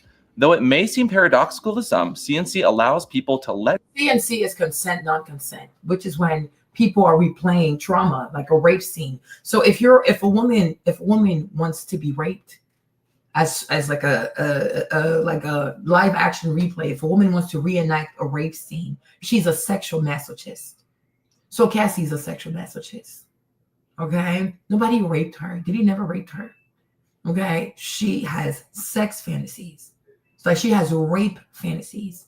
Okay, and she has those rape fantasies because most likely Cassie was raped. Someone raped her, or Cassie was molested. Okay, she's a victim of real sexual trauma, but it happened in her formative years. It has nothing to do with Diddy, Michael B. Jordan, all these people, the sex workers. She uses these men to re-trigger herself. Consent, not consent, but like, to me, it's a form of like shock therapy. But it's like the first time I got raped, I didn't have control. So now I'm chasing that rape scene all over again, so I can have control. It's really sad. She also needs help. I just don't like it that she lied. Otherwise, I would really feel sorry for her. But the fact that she weaponized what she knows to be BDSM for a public that doesn't understand that world, that's the part where I can't fuck with her. And to do that to Black people, and she caused all this divide between like, I don't like that shit. Okay. Otherwise, I really do feel sorry for her too, because something happened to her. I also think Diddy was molested. I really do. And I think Diddy probably saw his mom have sex. I really do. Let go in a way that they can feel safe. When, in parentheses, survivors step into this role, regardless of whether they're dom or sub, it gives them access to control and having mastery over a situation that they were once very much out of control in. Essentially giving people the ability to play through scenes that they didn't have control in before. They were not given control, and now they can take that power back. That all said, please go to therapy if you have trauma. Kink is not going to fix the trauma. It's going to help you work through things that you've already fixed with a therapist and are working on. And it's also important to remember that there's a difference between fantasy and reality. Things that you find horny online or in a movie, like being buried alive, is very different in reality. Well, you know what I mean. Like, you're in a camping mood today, and I don't know. You just asked me if I want to go camping the other day? The reality of some situations is way more than you can take, even if it turns you on. You can be. Let me show you this too. So this is a study by the NIH, right, which is National Institute of Health, right? So even our government has invested in that. So they have a lot of articles about that. But it says the nature of women's rape fantasies, analysis of prevalence, frequency, and content. Okay. So hold on. Let me make myself. I'm gonna be going. Look at this. Okay. Abstract. This study evaluate the rape fantasies of female undergraduates, so sample size 355, using a fantasy checklist that reflected the legal definition of rape and a sexual fantasy log that included systemic prompts and self-ratings. Results indicated that 62% of women have had a rape fantasy, which is somewhat higher than previous estimates. For women who have had rape fantasies, the median frequency of these fantasies was about 4 times per year, with 14% of participants reporting that they had rape fantasies at least once a week. Paraphilic disorder. And in contrast to previous research, which suggested that rape fantasies were either entirely aversive or entirely erotic. Rape fantasies were found to exist on an erotic aversion continuum when 9%, you see, not aversive, I'm trying to avoid it, right? 9% completely aversive, like trying to avoid it. No, this is us, this is America. 45% completely erotic, 46% both erotic and aversive, okay? So 45% of those rape fantasies were erotic. No, this is us. It's that gov. This is us right here. This is America. These people are here. They're doctors here. Okay, let's see this one. Let me see if I can remember this one. Okay, she's here. I looked her up because I even felt like this lady here, Jenny Bivona. I even felt like Diddy's lawyers should have reached out to her so she could have explained why Diddy does the things that he does, but it's not because he's malicious. Okay.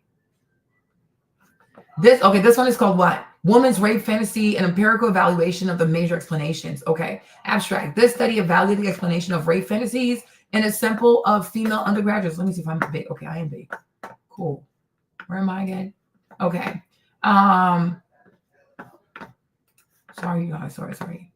Okay. Using a sexual fantasy checklist, which included 8 types of rape fantasies. So you have 8 types, okay? Participants detailed descriptions of rape fantasies they've had, a rape fantasy scenario, audio presentation, and measures of personality.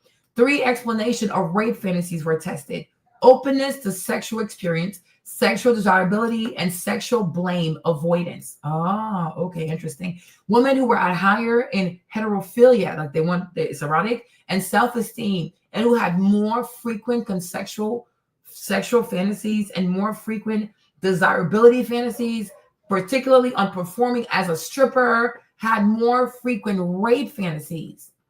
Women who were higher in heterophilia, openness to fantasy, desirability fantasies, and self-esteem reported greater sexual arousal to rape fantasies. Okay. Sexual blame avoidance theory was not supported. Sexual desirability theory was moderately supported.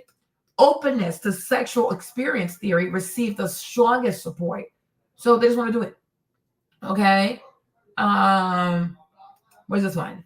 Okay. Woman's erotic rape fantasy, evaluation and theory and research. Okay. This article is the first systemic review of the research literature on women's rape fantasies. Current research indicates that between 31% and 57% of women have fantasies in which they are forced into sex against their will. And for 9% to 17% of women, these are frequent or favorite fantasies to experience. You see, so a lot of women fantasize, okay? A lot of women fantasize about being forced into sex. That's why it's not fair to weaponize your BDSM. You agree to BDSM, y'all doing them weird shit. Consent, not consent, kidnapping, live action replay. And then you come tell the world you were abused, you were beaten. Girl, bye. That is part of your kink, okay? This is what they want. They want forceful sex, okay? Let me keep going. All right. Erotic rape fantasies are paradoxical. They do not appear to make sense exactly. Why would a person have an erotic and pleasurable fantasy about an event that in real life will be abhorrent and traumatic? Exactly. In this article, the major theories of women's rape fantasies are evaluated both rationally and empirically. These theories explain rape fantasies in terms of masochism, Cassie is a masochist, sexual blame avoidance, openness to sexuality, sexual desirability, male rape culture, biological predisposition to surrender, sympathetic physiological activation, and adversary transformation. This article evaluates theory and research, makes provisional judgments as to which theories appear to be most viable, and begins the task of theoretical integration to arrive at a more complete and internally consistent explanation for why many women engage in erotic rape fantasies. Okay. So, and I'm like, I wonder how many men have been accused of rape But honestly, it was he never raped her. She wanted that. That's why they say, oh, don't shame a victim. Don't blame a victim. No, we need to know, was this BDSM? Did you tell this man to rape you? I need to find out. Okay? Because, and you see why also it's, you know, they're working with college girls on college campuses. And you see how many young boys get accused of rape on college campuses.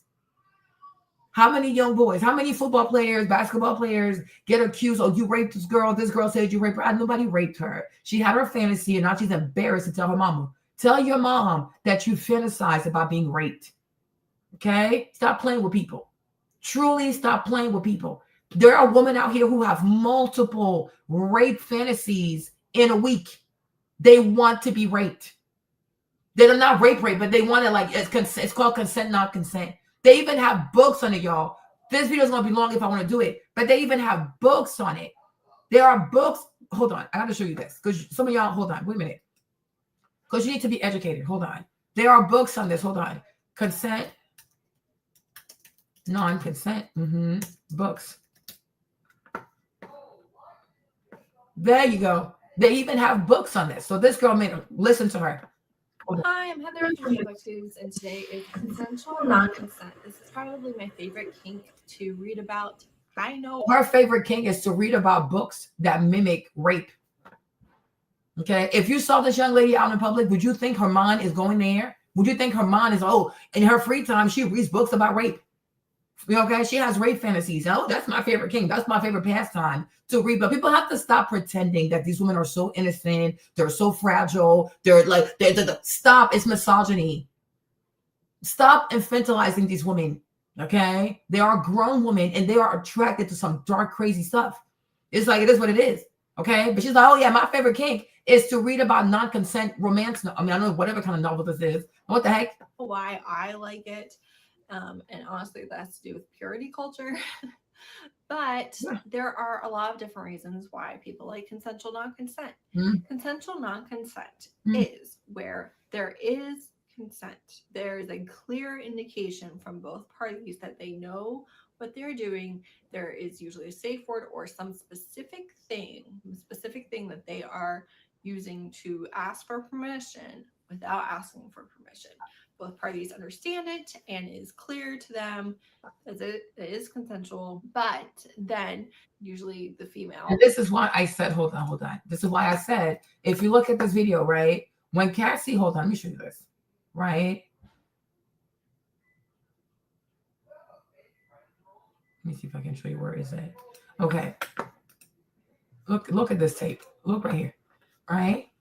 You see how when she gets up, because it's why she's talking to him. And that's what I'm saying, because there's no audio. You cannot say that this was not foreplay. You can't, oh my gosh, it's obviously domestic violence. No, it is not. Be quiet, right? Because you see, she picks up the paper. She's not going the elevator. So notice how first you see her face. Then she'll put on her hoodie. Wait and see. Wait and see, right? She goes to the phone. She's not leaving. And here he is in a fucking towel. Exactly. Now here's the problem that Sean Puff Daddy, you know, he doesn't have any argument against this. He does. Except for that he just lost his shit. I'm really sorry. No, he does. And he already apologized for it on his video. You remember that? Mediocre lawyer. Yes, he does. You're mediocre. You are mediocre. So now he's not touching her because she's on the phone. He's not afraid of the phone. She's calling. You see? But you see how now she's putting lip gloss? You see how now she's putting lip gloss, right? Do you see how she's putting lip gloss? Is that normal for a woman who's a domestic violence person? She's going through domestic violence. She's being abused. She's being forced to do freak offs. She just got hit. Is it normal for her to start applying lip gloss? When have you ever seen this? A man beats you and then you get lip gloss out your thingy and you look at this man while he's yelling at you and you start applying lip gloss. What are we doing? What are we doing? And this is why I said that this is called live action replay. Hold on. And then went to deep seek, right? Okay. In BDSM, cues are signals that a submissive uses to indicate they're enjoying something and they want their dominant, okay? They want their dominant to continue, are often referred to as green lights, encouragement cues, or keep going signals. These can be verbal and nonverbal, depending on the dynamic and pre-negotiated communication methods, right? Common example, verbal cues, more please, don't stop, yes, just like that. Green, moans, whimpers, begging. Non-verbal cues, pushing back into impact play, arch back or presenting more, nodding if not restrained, squeezing a dom's hand, okay? Importance of pre-negotiation, since reaction can vary by person and scene, it's important to discuss these cues before play to ensure clear consent and avoid miscommunication. Some doms may also check in with phrases like, you like that. And that's why that man said, like, Diddy was asking lots of questions. You gauge their subs to gauge their subs response, okay? In a BDSM context, negotiation, consent are everything. If the dominant and submissive have pre-negotiated that applying lip gloss in the middle of an intense scene, and yes, this scene is very intense. Why are you applying lip gloss and why are you not running for your life? Okay, such as the dom screaming angrily is a deliberate cue to encourage the dom to keep going, then yes, it could function as a playful, bratty, or seductive signal. However, without prior discussion, this action could be misinterpreted as defiant if the sub is being bratty and trying to provoke. Distraction if the sub is trying to lighten the mood. Disengagement if the sub is disassociating or self-soothing. A safe word like signal if the dom assume it means stop. And you'll see after that, he doesn't hit her anymore. Okay, how to make it work as a cue, as explicitly discuss it. If the sub wants it to be a keep going signal, they should clarify that beforehand, match the dynamic. In some power exchange dynamic like primal play, CNC, or bratting, teasing actions like applying lip gloss mid-scene can be a way to intensify the dom's reaction. Check reaction. If the dom enjoys this challenge, they might escalate. Oh, you think this is time for makeup? Okay. If they find it disrespectful, it could kill the mood. Now let's go back to the video wherever it is, right? So let's see what Diddy does. So she applies her lip gloss because it starts right there. So as he's yelling at her and grabbing her bags, she's reaching for her lip gloss. Now he's not touching her because she's on the phone. Okay. She's applying her lip gloss, you see, right in front of his face. She's not moving. She's not crying. She's not shaking. Like she is fine. She's not in distress. Right? And you'll see he'll come back. Watch, you see? He's coming back. Oh, you think it's time for makeup? Right? See, he goes for his phone because she took his phone. You can see him in the mirror back there, what he's doing. You see? Now, let's get back over here. Right? Right? Okay. What I say? Okay. Oh, I can't even play this, I guess, huh? Even though you see, he takes the phone. Let me keep playing this, right? See, he takes the phone. Watch this carefully. You can see him in the mirror back there, what he's doing. Yeah, he's not hitting her, but he just wants the phone. This is how they play. They're crazy. See, he's yelling like, yeah, so you think da-da-da-da-da. He walks off, and look, he's going to come back. Big man. But he's not going to touch her. He's going to sit down. Big man. Yes. There you go. He's playing tough. There you go. He's going to break the vase. Bam. There you go. All right, cool. Thank you, Diddy. And see, she's not running. She's not afraid. All right, cool. Let's go back over here. So in BDSM, okay, in BDSM, context, negotiation, and consent are everything. If the dominant and submissive have pre-negotiated applying lip gloss in the middle of an intense scene, it really is, such as the dom screaming angrily, which we saw, it is a deliberate cue to encourage the dom to keep going, then yes, it could function as a playful, bratty, and seductive signal. There you go. Okay.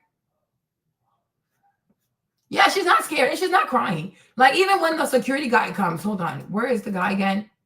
When the security guy comes, where is he? Right? She doesn't freak out.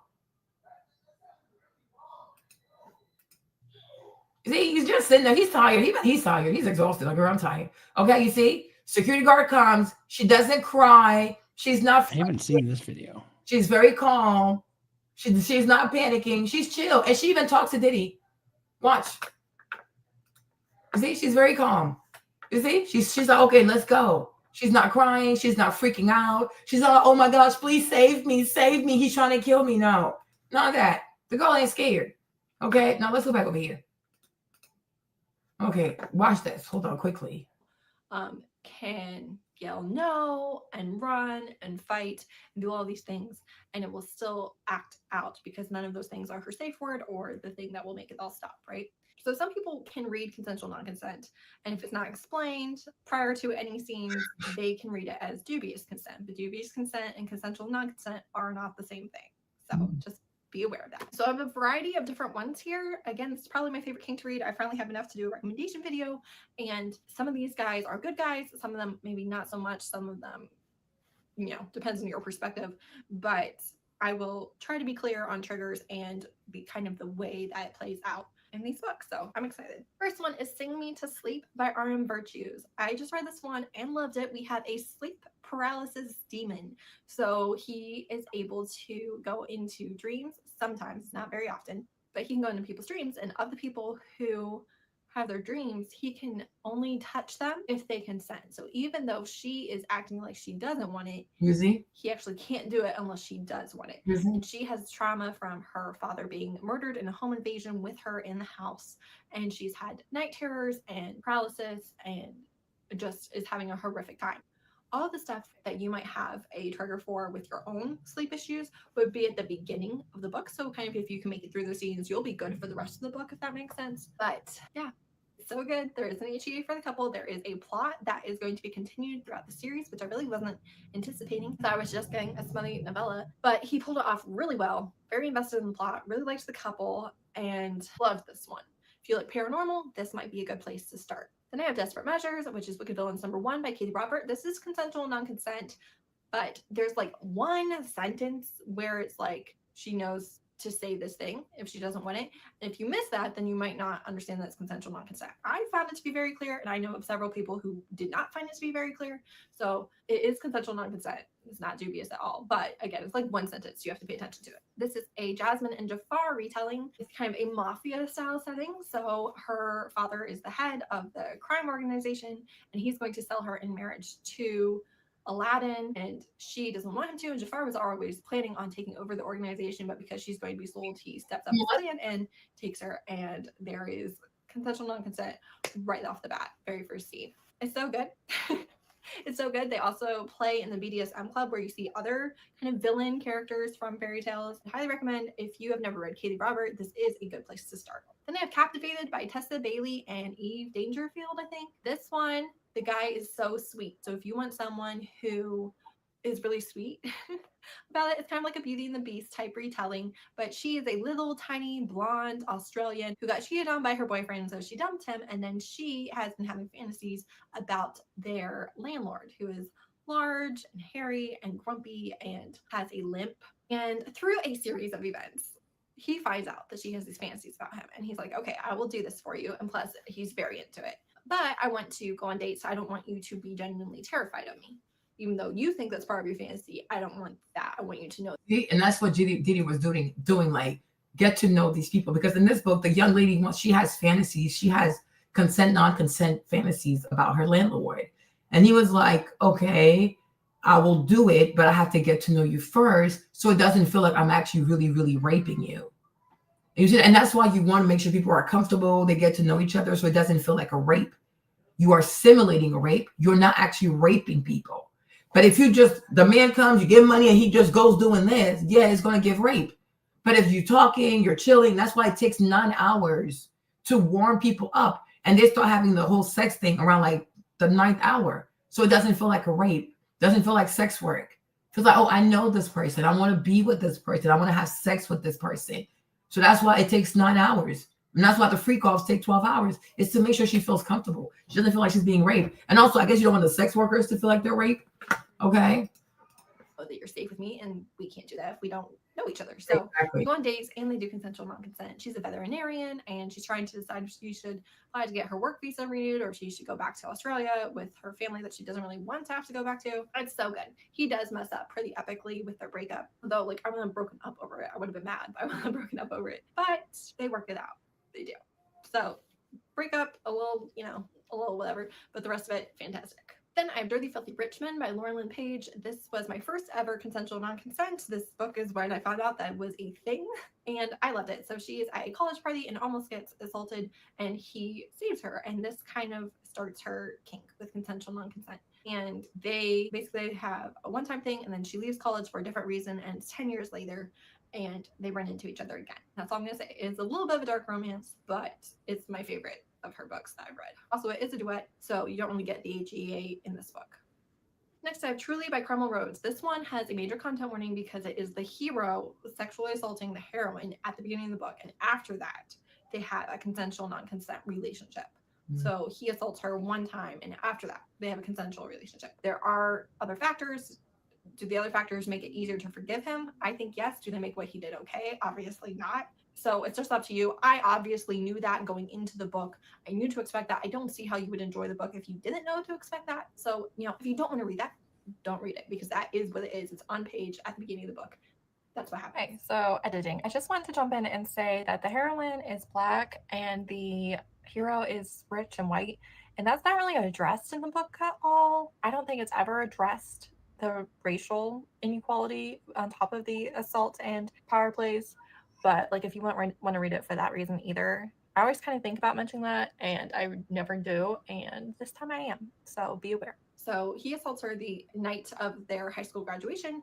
Then they end up going on a summer road trip in basically memory of her mother before college starts. And he does have to grovel, not so much for the assault, but he does have to grovel for other mistakes at the end there. I did love it. I actually reread this book, still loved it. So, you know, if they can make you root for the hero, that takes some skill. Lastly, I had Bait by Jada West. This one I wouldn't recommend as strongly because this, while it is consensual, it very much plays out as non-consensual, and like a lot of physical harm comes to her, and I wasn't really into that. So even though mentally she's consenting, physically she's still undergoing a lot of trauma. She's a sexual masochist.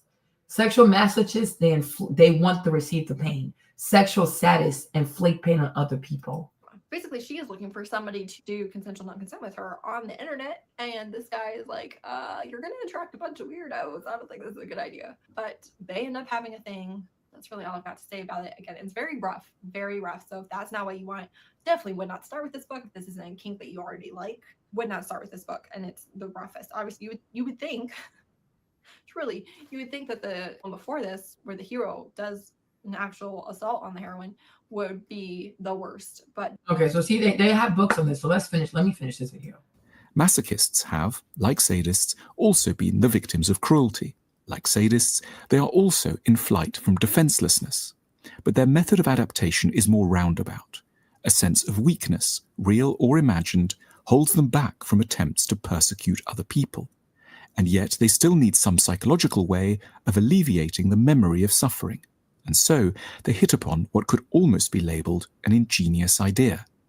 They decide that they will henceforth choose suffering rather than having it forced upon them. They opt to turn a necessity into something akin to a choice. Once they had no option but to be bullied by their family of birth. Now they go out in active search of mean-minded partners whom they can unconsciously tell will deny them tenderness and care. Wow. Once they were told by others that they were a failure. Now they ruin their own chances before anyone else has the opportunity to do it for them. Wow. To liberate ourselves, we need to find our way back to the pain that lies behind our behaviors. And then we should do something that we have until now avoided. Mourn what we have gone through. We should exchange pain for sorrow. We should cry for what we have had to endure. Not ask anyone else, it might be a stranger or, as regrettably ourselves, to suffer any further. Oh, this is really sad. This is sad. They need help. People actually need help. Where were we again? Oh my gosh. This is really sad. Oh my goodness. Okay, so let's finish this. She would take the cum and rub it on his chest. He was actually relieved because he thought that Diddy was eating it. I don't know if I'd be relieved. I'm probably equally as terrified from both of those things, right? I'm like, there's no way this is a good scenario. It's all bad, no matter how you do it. It's a lot. I found out just like he did during the court process, and I'm reading this transcript with my girlfriend, and she's like, he did what? So it was like we were all blindsided by that. I never got that vibe from him, that this was something that he was. To me, it was just he's all about the visual. He wants to watch. I didn't know they were engaging and stuff in the back room. When they would leave, he would be like, all right, bro, you can go ahead and order room service and smoke. And, you know, if you want to leave, you can leave, or I'll come back out and we'll hang out for a second. And then maybe we'll do another one. But, you know, this is like 8 or 9 hours in. I'm not trying to do nothing else. So more times than not, it would just be wrapped up after that. Damn. Get it, King. Now, in the beginning, you and Cassie were using condoms, but that switched at one point. Yeah, I think one time we went without, and to be clear on that, he would always ask, do you want to do this without a condom? And they would have a conversation as if I'm not in the room, very calm. She'd be like, oh, I don't know. He's like, you know, these guys are tested. And she would ask me, I'm like, yeah, I'm tested. And he'd be like, do you want to do this? And she'd be like, you know, no, not right now. And he would kind of just let that go. He was never forceful in like saying, you need to do this. He wasn't forceful. He wasn't forceful. He's her dom. They're not abusive. Like, no. But if you don't understand that it's BDSM and you see it, like some certain things can look very violent. That's true. Need to do that. So, and I think one of the times out of the 4 was one time that we did engage in intercourse without protection, but it was very quick. She came to me and started that process and looked to him to see if this was something that was like cool to do, and he kind of gave a head nod, and that's what it was. In the words of Cameron, how's the pussy? Yeah, I did. But at the same time, in my head, I was like, I didn't let him record any of me, so I wasn't really worried. So I didn't think I had anything to worry about, you know? Right. But now you have an actual subpoena to go to a grand jury. Where was that? In what state? New York. In New York? Yep. Okay. So what was the grand jury like? I actually did it on Zoom. So it was like me and like 8 people. It was me, my lawyer, I guess, like the DA and like 7 jurors. And they just questioned me about what happened and everything that went on. Kind of told them the same thing, you know, and was asking questions like, did I feel forced, or did it feel like she was forced, or was there any drugs around, like kind of stuff that could lead. Like, I felt bad for her. You weren't forced. Yep.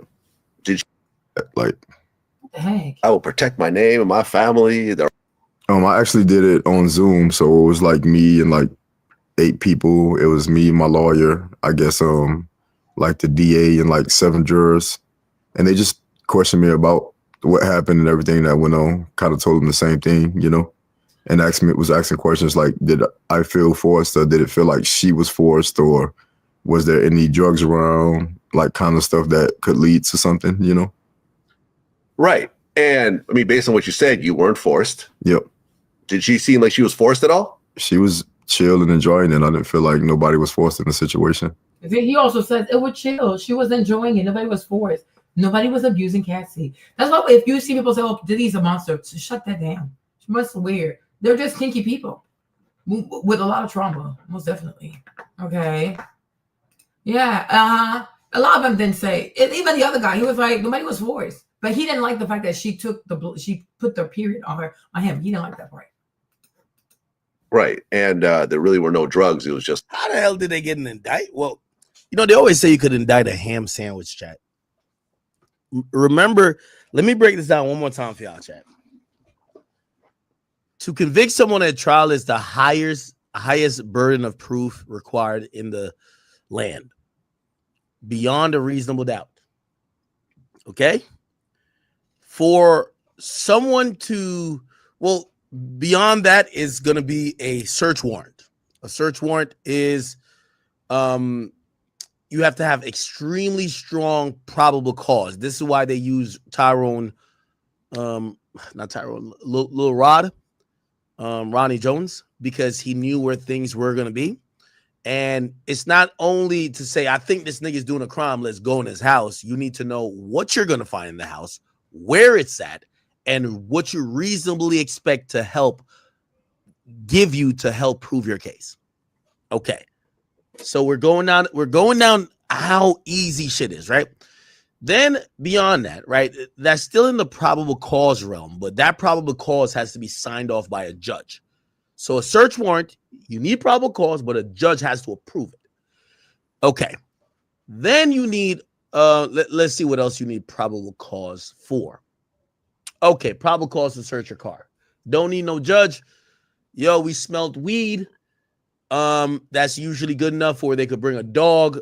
Like if you're in a car, there's actually a lot more different rules when it comes to like cars, because it's still the Fourth Amendment right. They could run up in your car. They don't need a judge. They don't need a judge. When it comes to a house, they always need a judge. Your car on public roads, they don't need a judge. Okay. What else is probable cause? Right? I'm trying to think. What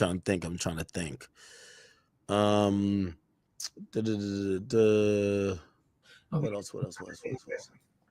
That was my train of thought. I am drinking a little bit. I'm sorry, child. Feel forced, or did it feel like she was forced? Yeah. And I mean, based on So my whole thing is why it's easy to indict.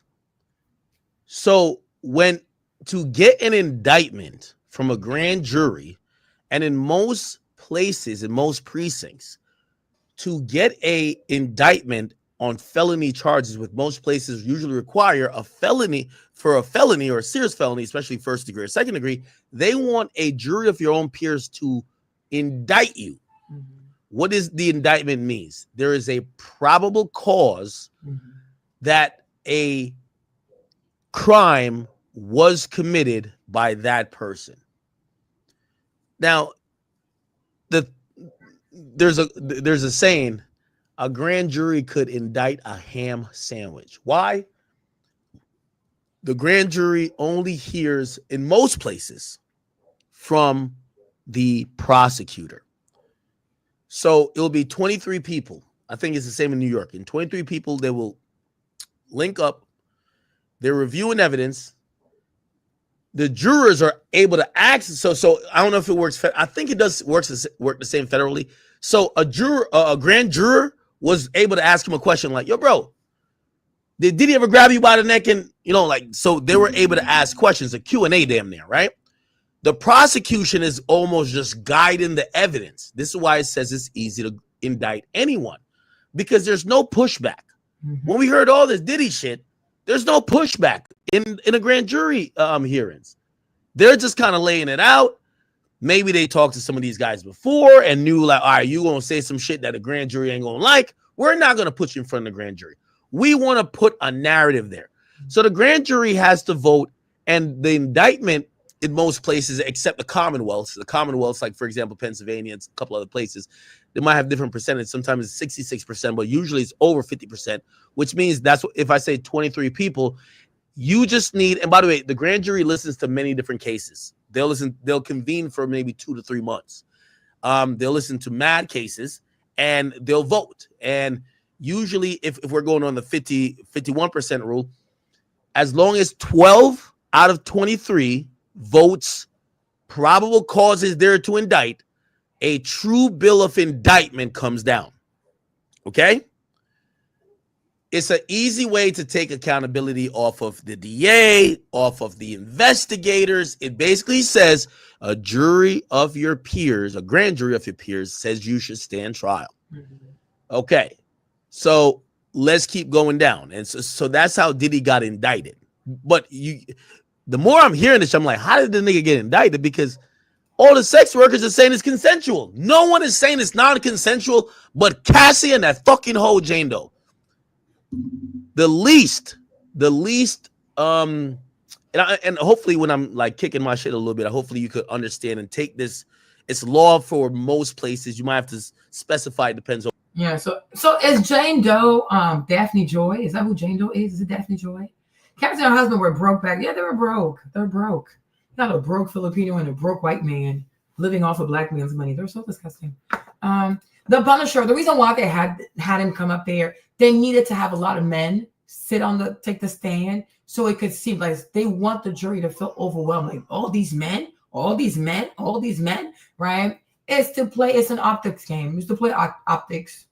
Okay. It's to overwhelm people. Like what? This other man, that other man. That's it. Because people will like, especially I'm sure like when you're deliberating also, you can remember how you felt seeing all these men take the stand, right? But I really do believe that his lawyers should have explained like BDSM, because they shouldn't have gone as, oh yeah, we admit that there was violence. We admit they fucked them up by doing that. There is no violence. It is called BDSM. She's a sexual masochist. Nobody's abusing her. Like, calm down, right? Everything is not always as it seems. That's why she's applying lip gloss. You see her crying. Is she crying? Is she frantic? Everything is not always domestic violence. They're like, that's what dominatrix are. If you watch a video of a dominatrix and how she handles her client, you're going to think she's an abuser. Like, what the heck is this? Like, why are you spanking this man? But he wants to be spanked. You know what I'm saying? So, like, no. His lawyers, like, they fucked him up by saying, oh, yeah, we admit that there was domestic violence in this relationship. No, there was BDSM in this relationship. There was drug usage in this relationship. There were paraphilic disorders in this relationships. You have masochists in this relationship. But you can't look at these people with your, like, you know, your normal brain, because they don't have the same brain that you have. Let's go to this guy. Where's this man? Let's go back over here with the guy with Tasha K. Not that big. She would always get smart with him.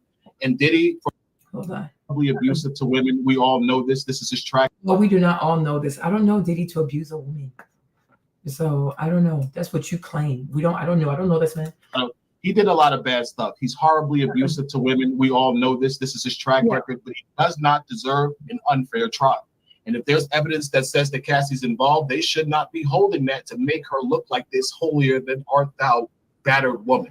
He was abusive. He was abusive, but he wasn't abusive because she didn't want to have sex. That's the exact opposite. He was abusive because he would catch us having sex behind his back.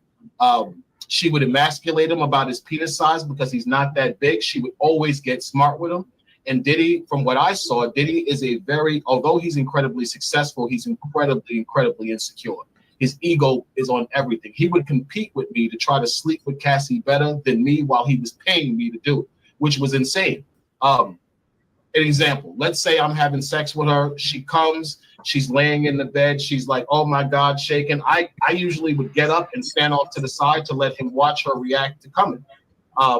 He would jump on top of her right after and try to have sex with her, I guess, to make her come again. Now, I'm 3 times larger than him, I would probably say, just off a glance. I never had a sexual relationship with him. I need to say that because you have a... Keep going. In a room with this guy for 8 years. So it's like playing on basketball. When you're walking around with people in the basketball team, you're going to see things you don't want to see. So unfortunately, I saw Sean Combs' member. It's not big. So I believe Cassie when she said, yo, listen, my husband has a small penis. I'm hiring you because you can satisfy me. He likes to watch. I had absolutely no reason to doubt that she was telling the truth to that. Did he have a micro penis or something?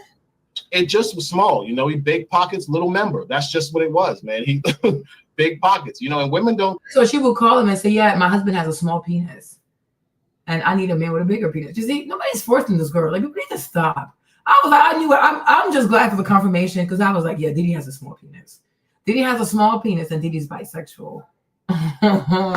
Confirmation. Don't care, no disrespect. Women don't care when you got a lot of money. Listen, you got a lot of money, we can get around that. He got enough money. She was a young, horny girl. She liked to have sex. And this was the arrangement. He took her around. They would have these freak offs because she was into the swinger lifestyle. She tried to take me to strip clubs. She invited me to swinger parties. She would talk to me about the lifestyle and how her and Sean like to sometimes get together and get with other couples. So I was completely dumbfounded when I heard the fact that she was saying she was made to have these sexual relationships. And I'm like, when? I saw you being forced. I never saw you being afraid. The only time I saw you afraid is when he would catch you nutting behind his back when you told me to do it. So what are you talking about, you know? Nothing behind his back. So which means like she loves sex. She needs a lot of sex. And I said this before, and it's not to be offensive. It is not to be offensive, right? But I said this before. When it comes to countries like Thailand, people know that people in Thailand, they know for the sex work and the ladyboys. Thailand, Vietnam, Philippines, Cambodia, Laos, you name it. Those kinds of countries, they have a culture of sex work. They have a culture of women, men who love sex a whole lot. It's a real thing. It's okay. That's why even Daphne Joy, and she Vietnamese, isn't Daphne Joy, is she Vietnamese, Filipino?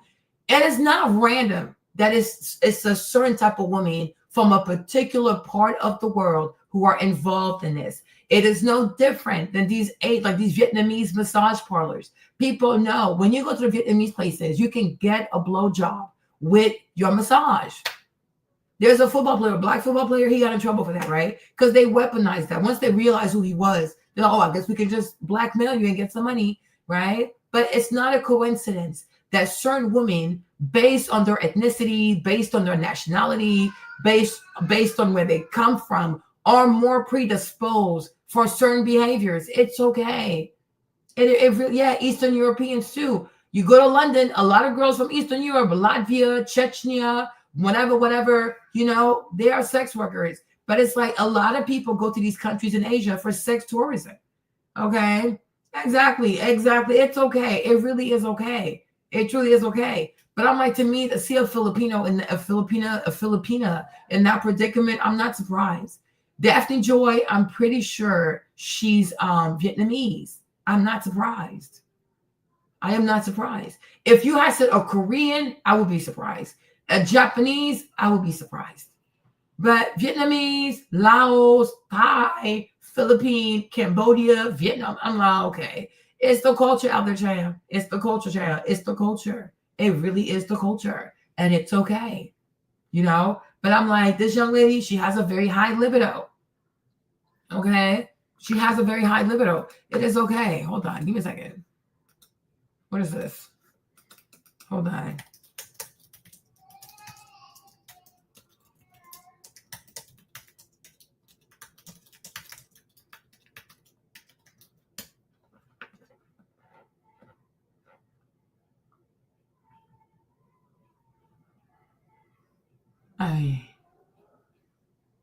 Let me see. It's a lot of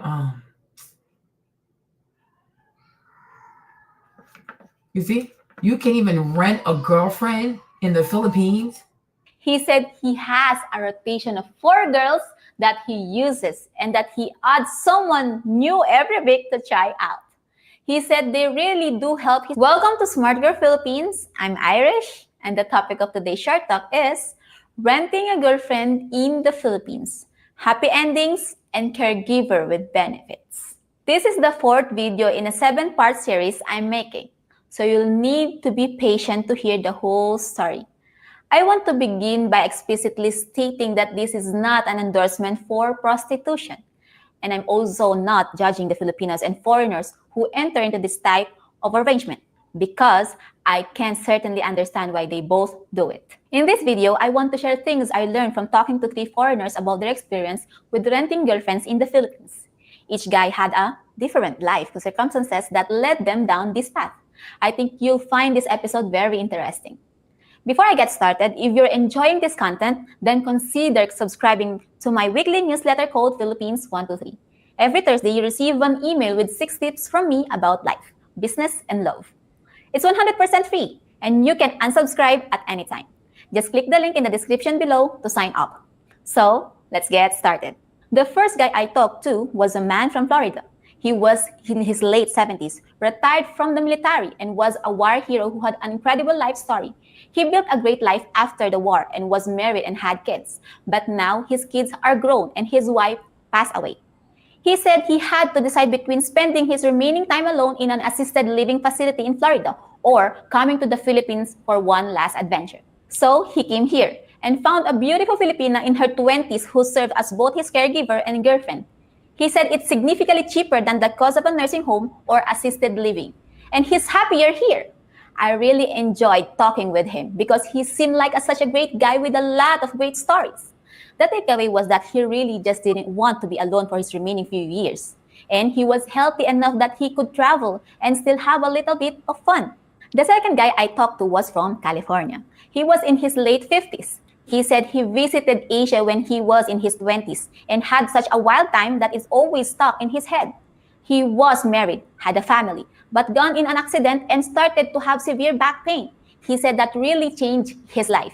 He said it was too painful to have sex, And for several years, he was really in a bad mood and not a fun person to be around.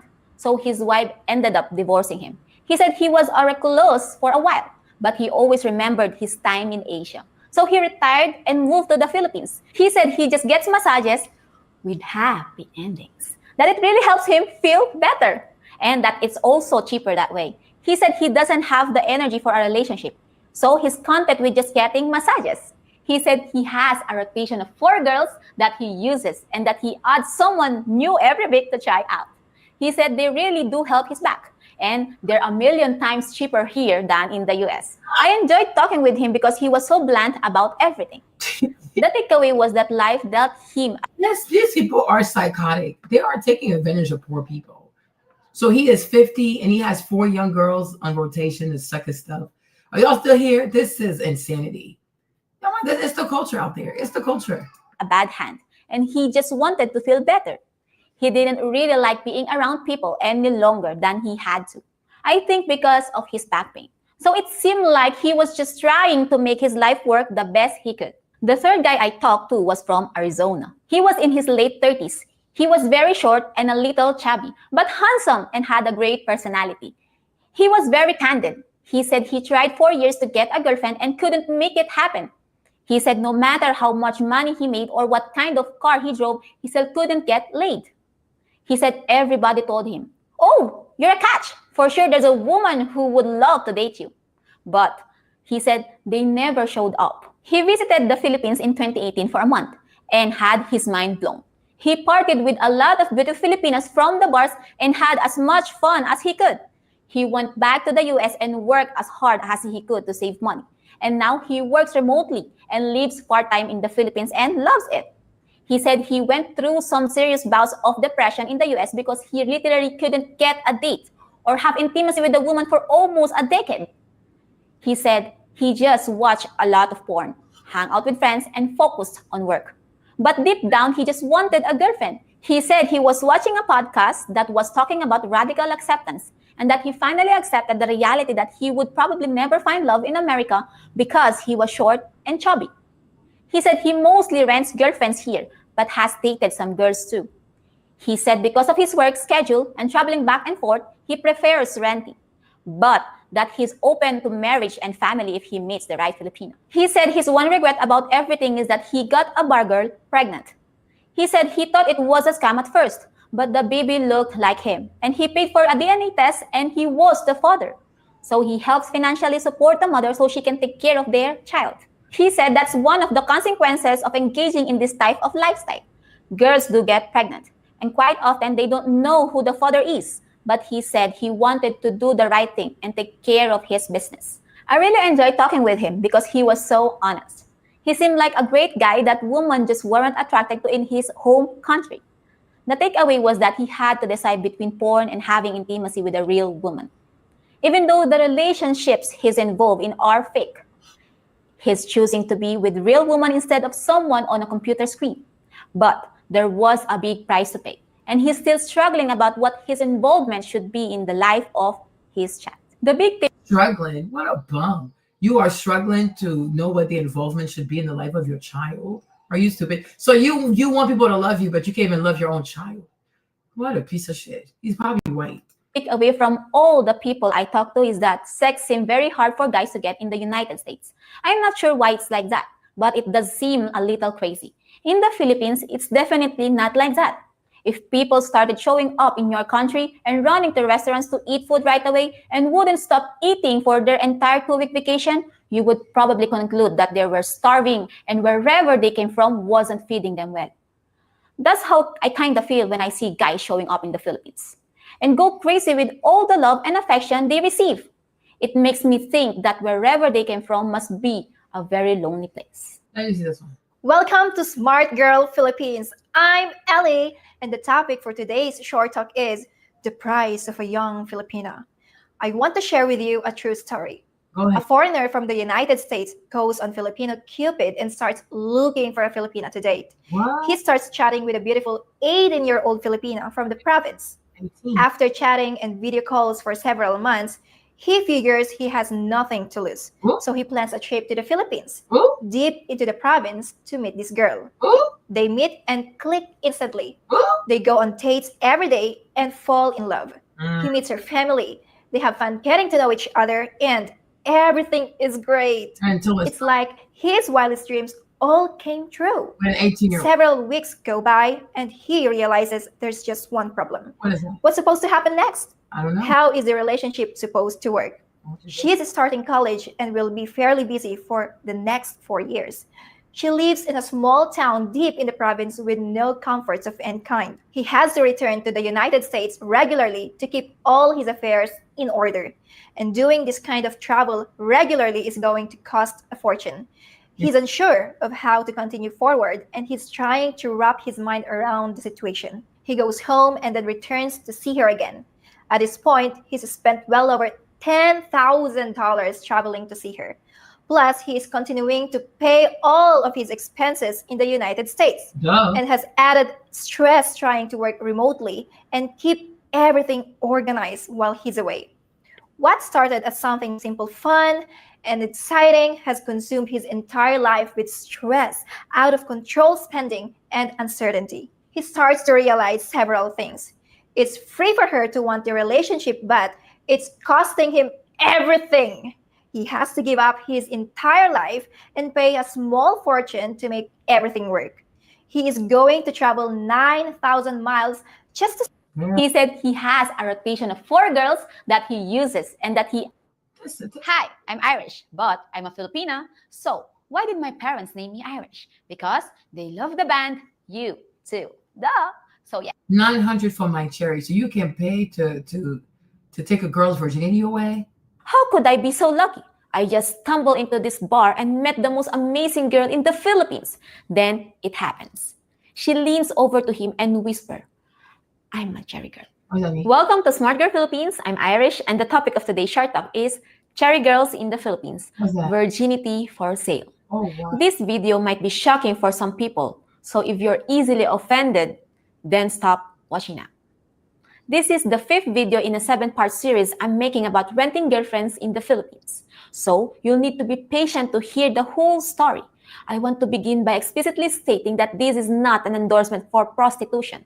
And I'm also not judging the Filipinas or foreigners who enter into this type of arrangement, because I can certainly understand why they both do it.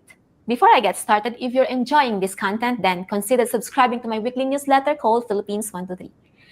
It's 100% free, and you can unsubscribe at any time.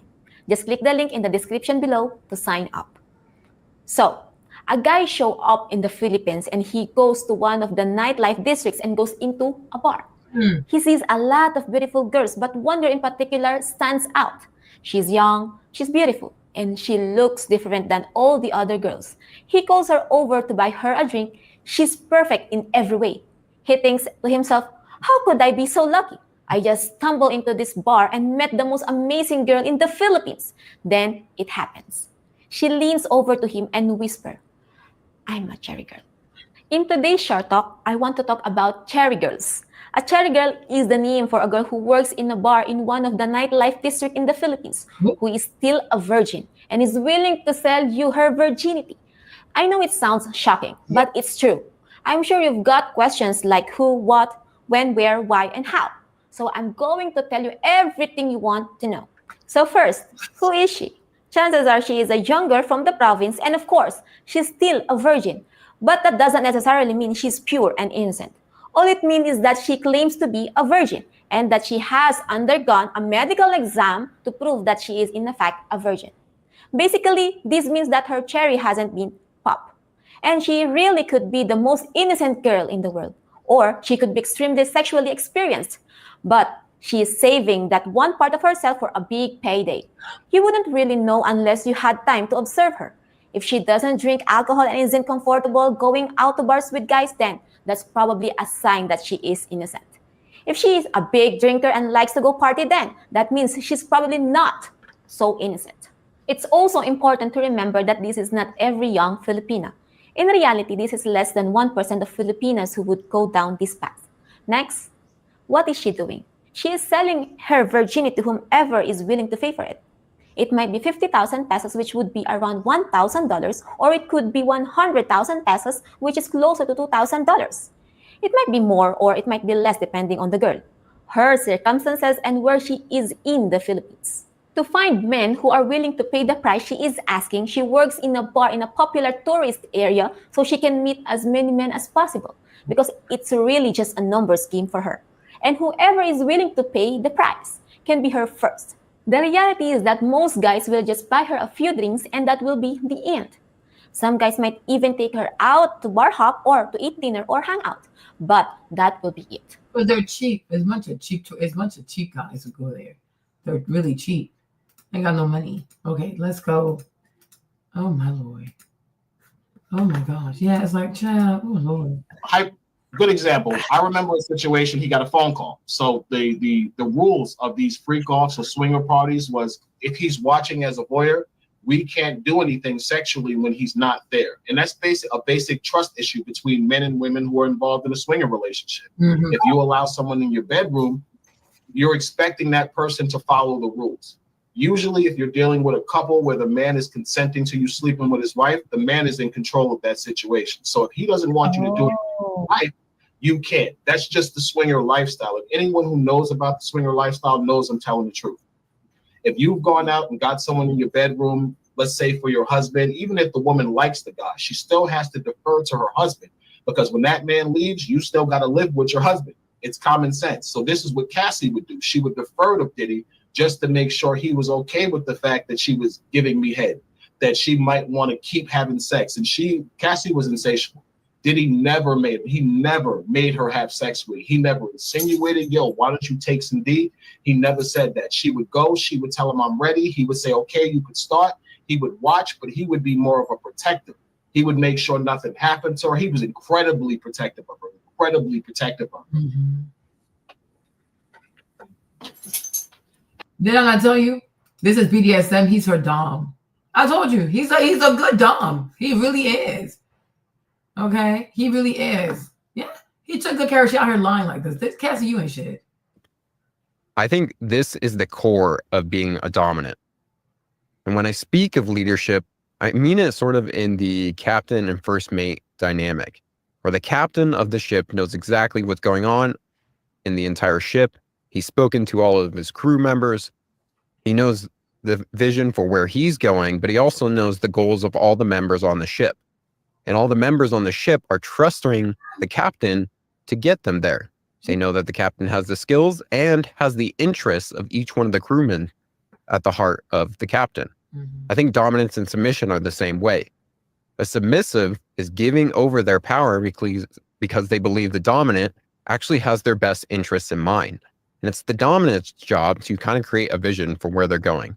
Now, if you're in like a full 100% DS dynamic, that could be your entire life together. The dominant is taking the vision for where you're headed in life and as a couple.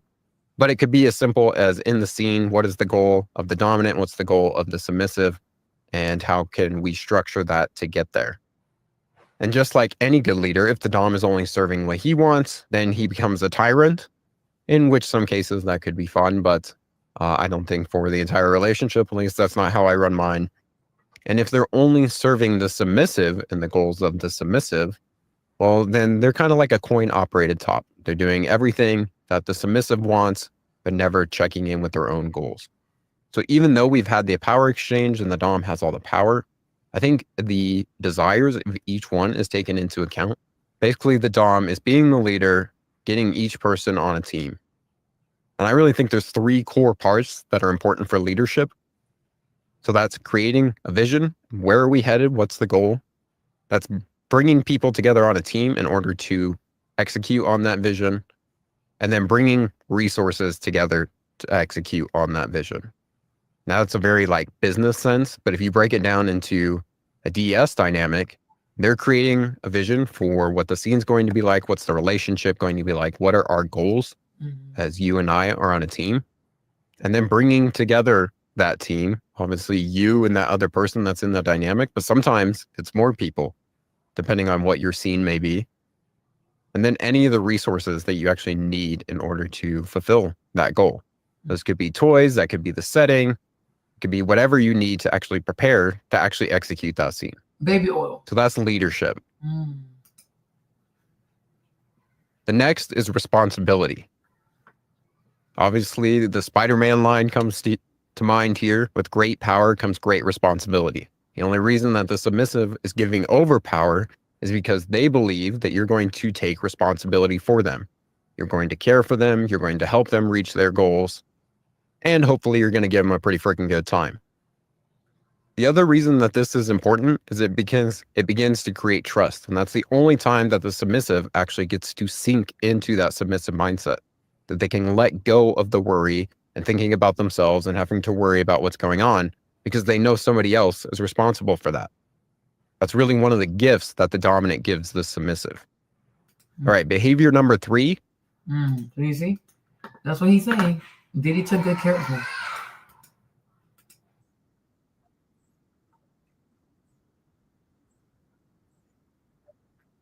Be more of a protective.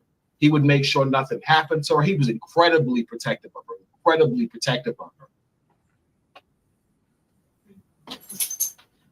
They didn't put you or Rico on the stand. No, because they knew we were going to say that she was complicit. And it's nothing wrong with her being complicit. He's still guilty of sex trafficking. Like, look at all the stuff they're exposing. In order to be guilty of sex trafficking and this RICO that they're charging him with, he basically just has to know about it, have benefited in some way and financed it, which he clearly all did by booking rooms in the name of Frank Black. Mind you, I've checked into Frank Black rooms probably 15 times. Every room I checked into from Miami, LA, New York, I checked in under Frank Black, so I could verify that. The abuse, I physically saw him assault her at least 5 times. I can verify that. I got her pregnant. She told me I got her pregnant to my. No, but he's talking about the violence that he saw. You didn't even know that you're BDSM. Calm down. You're getting too great. Face. Let's see. It was a lot. I have no reason why they did not call me other than the fact I released that book and they were afraid that if the fence got to me and they started asking me about Cassie, I was gonna say, yo, listen, no, that didn't happen. He didn't do that. And yeah, as a millionaire, as anybody, you can't solicit prostitutes and pay them. Like, it is against the law and it carries a long time. It's teetering the lines of being a pimp. It is. You know, and they take that kind of stuff serious. And Tasha just says all kinds of dumb shit. You cannot pay for sex. Are you a lawyer, Tasha? And it makes you a pimp. How does it make you a pimp? You know what a pimp is? A pimp sells the person. These people are selling themselves. He works for himself. Like, this dude, I get it. He wants his little lawsuit bad. Sir, you're an entrepreneur. You run your business. You're a solo entrepreneur. Maybe you have an LLC on your penis. But you are selling yourself. You gave your rate. They paid you. Diddy's not a pimp of anybody. Diddy Cassie's his girlfriend. You're an entrepreneur. That's your business. You came out of prison and you created a business for yourself where you sell your sex for money. Nobody's abusing you. Now you can say maybe Cassie, when she put her period on you, she didn't ask you for your permission, but there's no pimp here. Like, but I don't know what she's talking about. Like, girl, okay. I was even watching this video. Hold on. Because Tasha sometimes she'll be seeing all kinds of weird stuff. It's like, no, you cannot pay for sex. In some places you can pay for prostitute. They sell themselves. Okay, hold on. Let me find it for you. Okay, I think it's this one.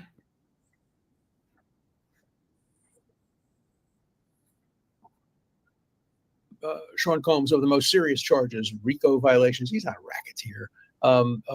Sexual trafficking. He wasn't trafficking. He wasn't sending people to other people for money. He wasn't sending 12-year-olds, to do terrible things for a profit. What he did was pretty awful, and his lawyers admitted it.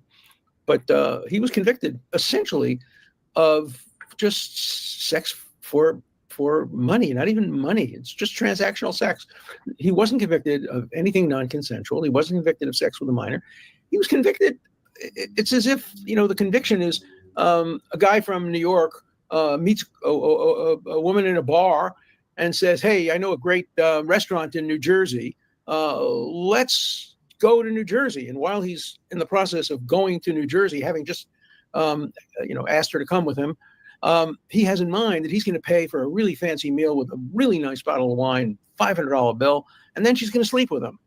Yeah, that would violate the Mann Act. If you cross state lines for an immoral purpose, and an immoral purpose includes having sex transactionally, or if you offer somebody, look, if you have sex with me, I'm a rock star, I'm a producer, I'm a a rap person, but maybe I'll help you get a job.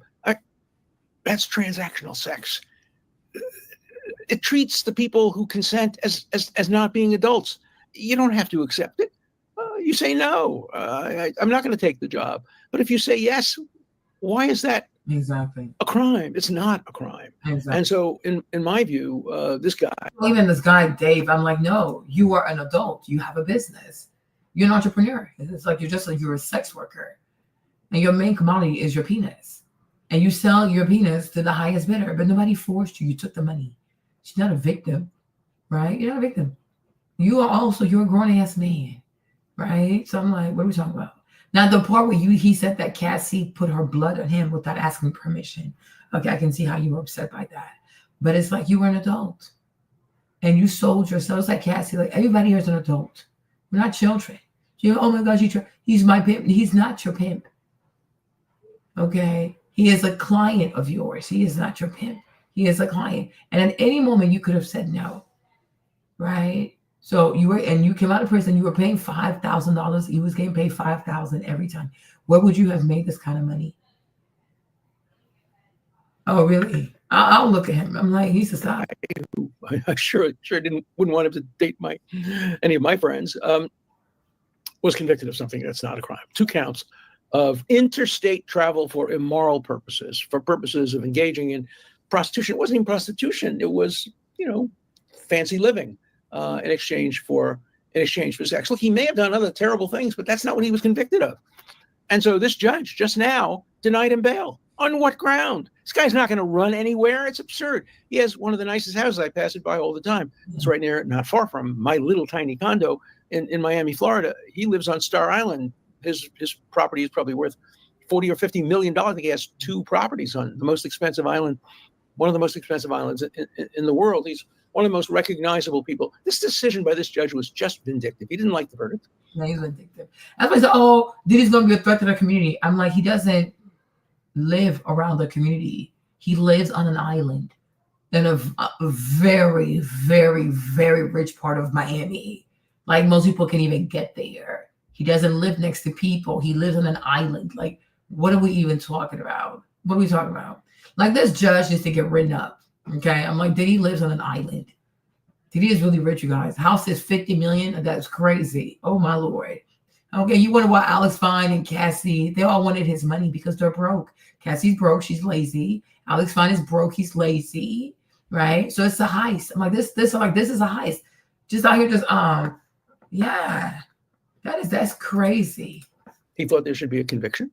And so he's gonna probably sentence him to a little bit of time in prison. He can't sentence him to a lot of time, but it'll probably sentence him to a little bit of time in prison in excess of the year he's already spent for having had bail denied. And but he's going to do it. He's going to come up with some pretense. The appellate issues aren't good appellate. Yeah, they are good appellate issues. I can win this appeal. This is not a strong case. You don't get people convicted for consensual transactional sex. Moreover, what the jury saw was not traditional transactional conventional sex. It was videotapes of him beating up mercilessly his girlfriend. It's a terrible thing, but it's not relevant. She's broke. To whether he crossed state lines. What's relevant to whether he crossed state lines is a picture of him going through the Holland Tunnel or the Lincoln Tunnel or some other George Washington Bridge. That's the crime. The crime isn't beating anybody. He wasn't convicted of that. He was acquitted of anything involving violence, anything involving racketeering, anything involving sexual trafficking, all of that. He was acquitted. The jury didn't believe beyond a reasonable doubt the prosecution's case. The judge may have, but the jury didn't. You're not the 13th jury, Your Honor. You don't get to decide that he's guilty if the jury decides he's not guilty. And you don't get to decide it implicitly by denying him bail or denying him time served for his sentence. People don't go to jail for transactional sex, for voluntary, consensual sex based on the hope of getting an advantage. There is no such law. Maybe there should be, but there isn't. I don't think there should be. but there isn't. Adult women should not be treated like children. Mm-hmm. If they consented, that's the end of the matter. They consented. I don't care if they consented to help themselves. I don't care if this guy said, unless you consent, you'll never work in this business again. So you don't work in the business. Okay. That's all. That's not I'm coercion. Yeah. That's giving you a terrible choice. Yeah. Again, this is not the mafia, but the Godfather. He may have made an offer they can't refuse, but they can refuse it. They can refuse it. They can say no. And you know, there are some cases right now pending where the defense tried to put in evidence that some women said no, and the court said, no, we're not going to allow that evidence. Why not? Of course you allow in the evidence, because the fact that some women said no shows that the women who said yes did it volitionally and voluntarily. They have to, yeah. And so transactional sex is not an excuse. Now people are going to say, oh, Dershowitz, he's saying this because he was accused. Of course I was accused falsely. And everybody now knows that. The woman who accused me, who committed suicide, has now admitted before she killed herself that she may have confused me with someone else. They have misidentified me. I never met her, never heard of her, never had sex with anybody other than my wife during the relevant time period. So I am completely, totally, categorically innocent. So I'm never going to let that influence my legal analysis. If you think I'm making this legal analysis to vindicate myself, no, you're wrong. I don't need to make a legal analysis to do that. I know, you know, and anybody who's thoughtful knows that I was falsely accused. I've said that from day one. I proved it beyond any doubt by all my records and all my travel receipts and everything else. I don't have to prove anything else. But I still want to maintain the right to comment on public cases like the Combs case, where he never, ever, ever should have been charged for transactional, voluntary adult sex. That's not what we do in America. We can criticize you for that. You can condemn you. We can fire you. Maybe, I doubt it. You can bring a civil lawsuit. I don't think a civil lawsuit should succeed if a woman made a decision to engage in consensual sex because she thought she would lose an opportunity to become a rap singer or a film star if she didn't consent. That is not a crime. That's treating women like children. That's denying women agency. That's sexist. And it's wrong. It's wrong to put a woman in that position, sure, but being wrong doesn't make it a crime. People confuse that. This is not the heavenly court. In the heavenly court, Combs is going to be asked, if there is a heavenly court, did you coerce women into having sex with you because you said they wouldn't get a job as a rap singer as part of your group? Yeah, wow, that's not good. You might have to go to hell instead of heaven. Leave that to God.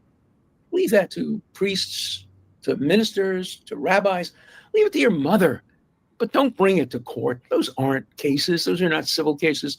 They're not criminal cases. They're not cases. The law should have nothing to do with consensual transactional sex of the kind that he was convicted of. And that's what, remember, what he was convicted of was transporting. I don't know what that means, transporting. I took my wife to New Jersey several times from New York. Actually, she drove. So maybe she transported me for improper purposes. But who thinks that taking somebody from New Jersey to New York, New York to New Jersey for purposes of having consensual voluntary sex should be a federal crime? I don't care if you're a liberal or conservative, if you're a man or a woman, if you're a feminist or a sexist. That's just not an appropriate subject for the courts. It's just not an appropriate subject for the courts. The judge disagrees with that. And so the judge denies bail. Now, the statute says that you're entitled to bail if you have reasonable arguments on appeal. And there are some very strong arguments on appeal. I think I could win this appeal. I think a good appellate lawyer could win this appeal. There are lots and lots of very good appellate issues and lots of good lawyers in the case who could, I think, successfully win this appeal. So that's an issue that the trial court has no special competence on. It's the Court of Appeals that has special competence. Trial judges never like to say that there are good appellate issues, because if there's an appeal and it's reversed, the judge gets a flunking grade. He's failed. The district court judge fails when a judge reverses his conviction. That's why judges hate when they're reversed. And the other issues are, is he a danger? He's not a danger. He was not convicted of doing anything violent. He may have, but he wasn't convicted of doing anything violent.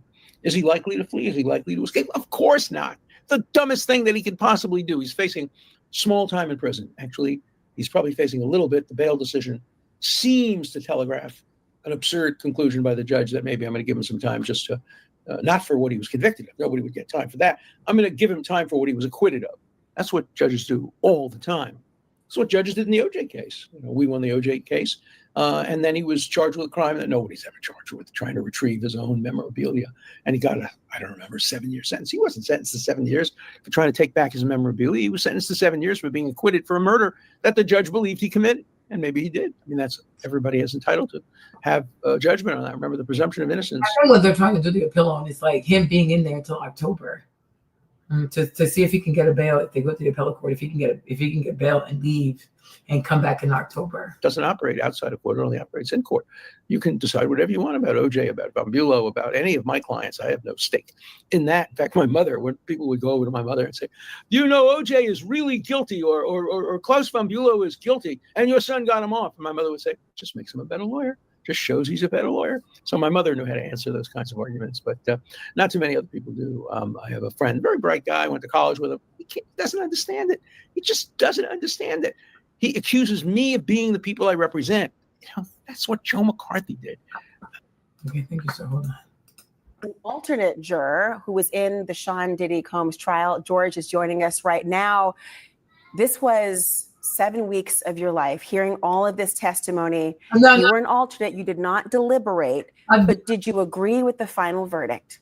I understood the final verdict, and I think if I, because I took a copious amount of notes overall. The 350 pages worth of notes. Because at the end, we weren't told who was an alternate, who was the main juror until literally the last second when they were reading when the judge was reading his entire statement at the end. It was like, the first 12 are the jurors, the last 5 are the alternates. So we didn't know, even in the jury room, no one treated everyone, we all were equal because we didn't know who was who.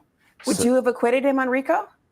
I think reading all my notes and looking back at the evidence, I probably would have reached the same conclusion as the other jurors. What was it about that charge? I don't, the thing with when it, because we were asked and the judge had instructed us that we have to find him guilty beyond a reasonable doubt. Mm-hmm. And I think there was always a little bit of doubt in people's mind. And I think it was a tough case to prove, especially the first one. And there was always a little bit of doubt there, even from the beginning. Why did you doubt? I think some of the charges, some of the witnesses, if you look at it one way, but then when you were listening to the defense, you could see it their way as well. Were there any witnesses that made you think, I don't believe this? There was one that I think unanimously we kind of all said like, wow, like it was almost like watching like TV. It was like, like when I think her name was Dawn Richard, that one. Mm-hmm. When she on cross-examination, I mean, I never. Yeah, Dawn, she was excessive, you guys. She put like 20 on 10. It was excessive. She was like, Diddy beat Cassie with a skillet, a whole skillet.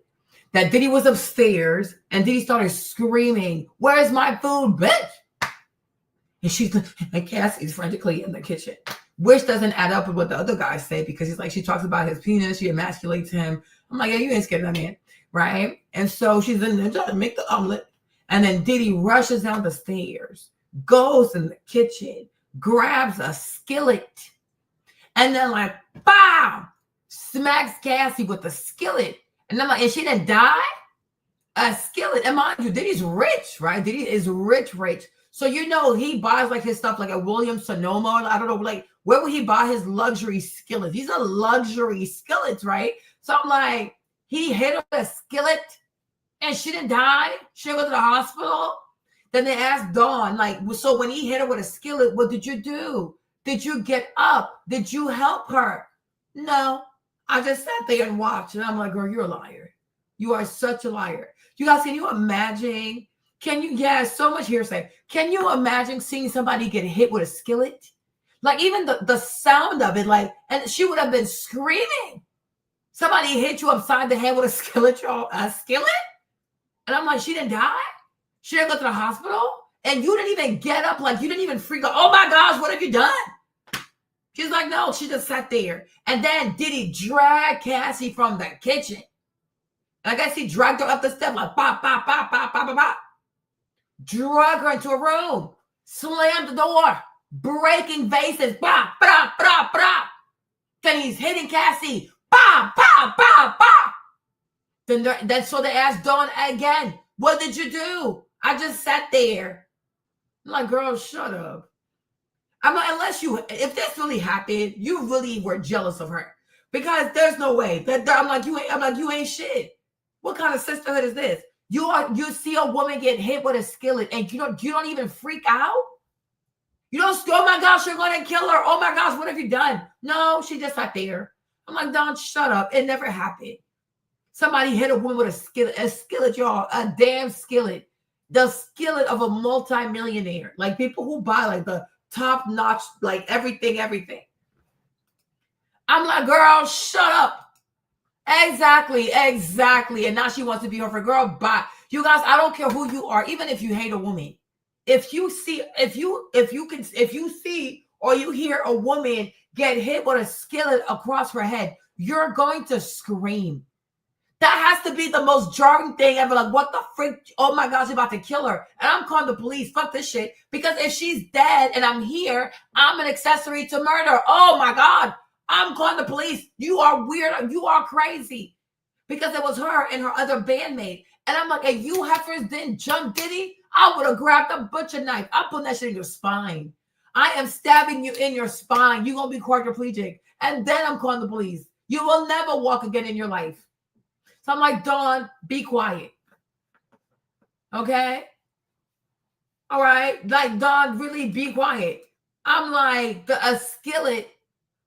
Child, that's what I'm saying. Where I'm like, girl, what? She's like, yeah, Diddy hit Cassie with a skillet. You don't remember Armand talked about this. I'm like, Diddy did what? Diddy hit Cassie with a skillet? Hold on. Let me see. Armand was too funny. I was like, a skillet, y'all. Here it is. Okay, yeah. Armand has it. Hold on. That she kind of was saying something, and then you just choke her and punch her. I just feel like Don is on the stand, just really telling the truth, because we're gonna get into that in a second. So he felt she's telling the truth. Armand just want to be messy. Gemini, you just messy as hell. How can you feel like she's telling the truth when the jurors say they didn't even believe her ass? Okay, Armand, you just being messy. You're trying to satisfy your base. You know black women watch your show. Armand, you being messy. They asked, well, what would Cassie do? How would she, how would she appear? How would she go out? And they said, well, she would try to cover it up with like hats, glasses, and makeup. They said one time, Didi just socked Cassie in the face. Bow. Punched her in the face. You know why?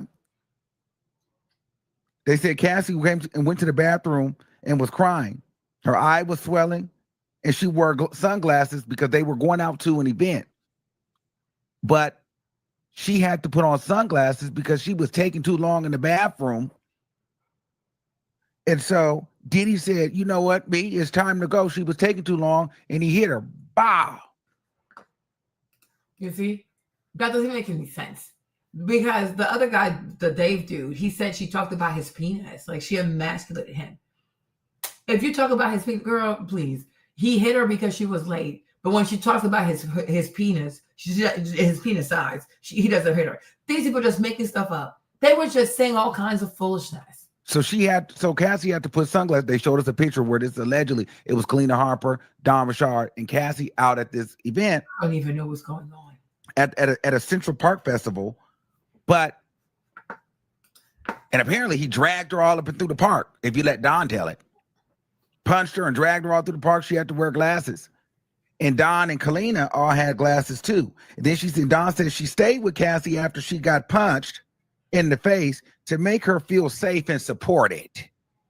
First of all, Don, you're not making me feel safe and supported, because all you keep doing is sitting here watching me get my ass whooped. You don't do nothing to help me. You don't. Is it here? Hold on. Gagging. The man come to tell me, do you want to get put out? But when it gets so good to you, you know what I'm saying? It gets so good, you can't even really contain it. I'm over here, because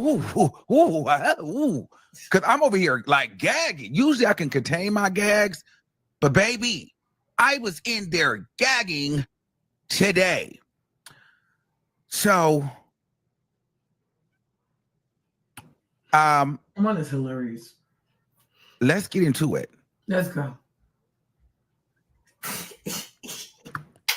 So, oh Lord, a lot of people saying, "Why are you here early?" Well, so now the court is going from 9 a.m. to 3 p.m. So we're getting out 2 hours early.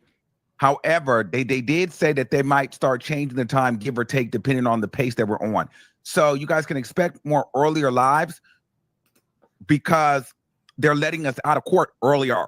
So that's the whole thing on that. Okay. So let me tell you what happened. So we finished up Friday. Remember I told you we finished up Friday with Don Richard on the stand. They were upset with her because they felt like a lot of her stuff were blatant lies and it was a bunch of hearsay, and Cassie didn't talk about a skillet incident and this, that, and the third. So why is this being admissible on? Okay, hold on. She talked about the skillet. So which one came first? In 2007. However, you don't remember what you talked to the prosecutors about an hour and a half ago? Report ever filed. Which one was that? Hung out with Cassie and her mom, and that was the thing. So Cassie left Kid Cudi and got back with Diddy. This is not an open and shut case. And I don't feel like all the witnesses that they're bringing are just super strong witnesses that are killing Diddy. The Punisher, in my opinion, actually ended up. I need to find these videos because hold on.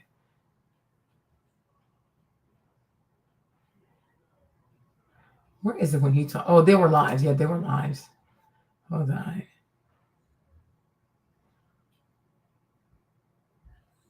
Because where's the Dawn party?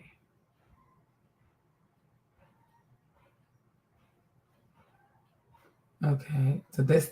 So was it this one? When was it this one? Hold on. Career. So she's like, you really several. Then Diddy started passing notes. So, because the white lady, she didn't know all this. She said it was a lot going on. And now this is what they asked her. They said,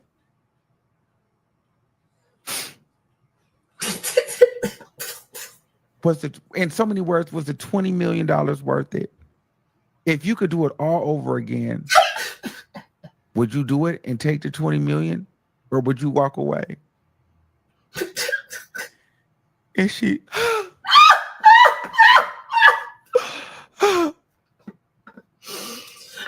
I wouldn't take the 20 million. I wouldn't take the 20 million. I would walk away. I would have my agency and autonomy.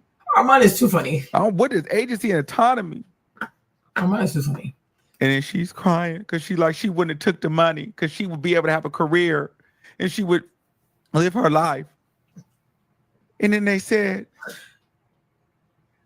the prosecution, as she crying, and they said, how did it feel with Diddy and those two dicks when they choked you out and pissed down your throat? And she, objection, Your Honor. Take with the defense. The defense said, objection, Your Honor. Because they was about to, because when she started crying, the prosecution was going there. After what she fell out, then they said, how did it feel for them two dicks to stand over you and choke you out with piss? And she just, and that defense said, objection. I'm over here like, girl, I know these people, it's not about security like this in here.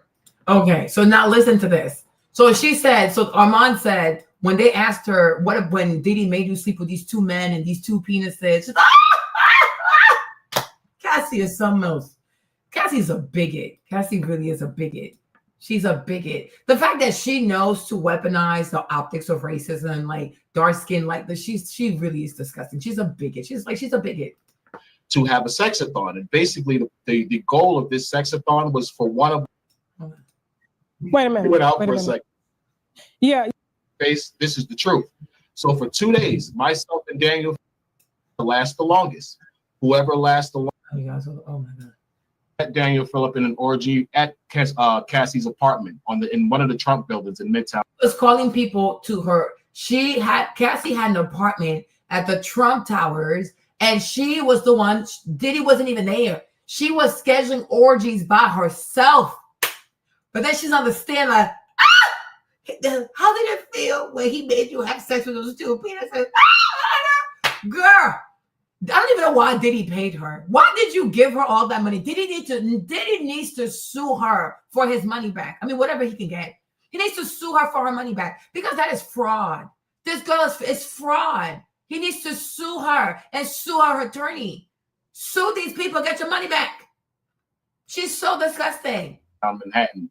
I believe it was 2011. That's where I met Daniel Phillip in an orgy where I was called by Cassie to have a sexathon. And basically the goal of this sexathon was for one of us to last the longest.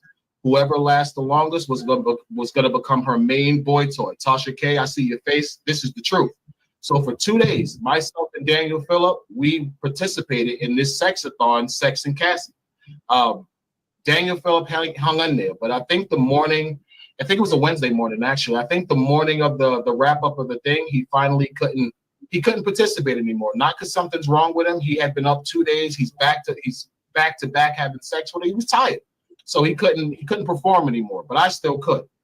So I finished her off. You know, I end up winning. Diddy comes out the room after he carries her in the other bedroom. He pays Daniel Phillip. Daniel Phillip leaves. He comes to me. He tells me out his own mouth. He says, listen, she said you were the best penis she ever had in her life. Wow, really? He said, yeah. He said, yo. You see? He said, Cassie said, you're the best penis she's ever had in her life. Hold on. Had in her life. Wow, really? Oh, you got it right there, right? He says, listen, she said you were the best penis she ever had in her life. You see? Cassie told Diddy that this guy, Dave, was the best penis she's ever had in her life. Nobody abusing this girl. Nobody abusing this girl. Okay? Like, what the heck? No one is abusing her. Nobody is. She's enjoying this. And once again, he's there to make sure she's safe. It's like, go sit down. Wow, really? He said, yeah. He said, yo, she wants you to come back. She just needs some time to rest. I said, all right. Now, I had been there 2 days, Tasha. I needed to go to work. I was an optician. I don't even think I was escorting anymore at the time because I only started escorting because I was in prison. I got released. I had a great body. I was good with women. So someone hired me to be an escort. So maybe a year or two into it, I stopped. I got a job. I was an optician and I was trying to get my life together. I didn't have time for that, but Cassie paid me so well. It was kind of like a no-brainer. Beautiful woman, $5,000 every time I got to break her down. What? 30 Rico said during our interview last week that the pay was $5,000. $5,000. I only got less than $5,000 one time, and that's the time Diddy drugged me. He gave me $1,500 to go home because I was completely drugged out of my face off of something he gave me. But every other time I got $5,000. The time with Daniel Phillip and winning this orgy, I think I got like $11,000 in total from winning the orgy, then coming back and dusting her off again. I had an extensive history with Cassie. I see your face. You're like, oh my God, yeah. How many hours did you go? Oh, the longest I ever had sex with was 4 days in Miami. You had to put your glasses on for that one. Okay, now hold on for a second. So when you have sex for 4 days, do you stop to pee? Do you take breaks? What happens? Yeah. It's kind of like, you know something? People don't realize something. Diddy is rich. He's as rich as a king. I don't know if you've ever seen the HBO TV series Rome, like where there was with the Julius Caesar series Rome that they had years ago on HBO. Okay, my point is just to prove to y'all that she was lying. Let's go back to our mom real quick. I know they're not about to do this in here. What's the Don Richards part? Then they said, how many times would Diddy fuck you with a UTI?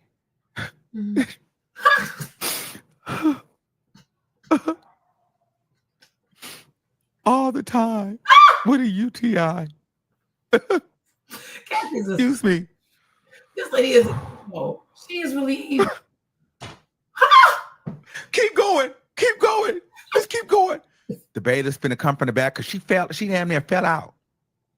Wow. She fell out in court. She just keep going. Just keep. It's okay. Just keep going. Just keep going. Just keep asking the questions. And I'm over here like, oh My God. And so I'm just like, this girl, this is a lot going on. And I got Cassie falls out in court. And then she talked about how he would fuck me with the UTI. And they asked her, how many times during the freak-offs would he beat you? Yeah, she's like Karen. Yeah. Then she said, oh, all the time he would hit me during the freak-off. Then she fall out crying again.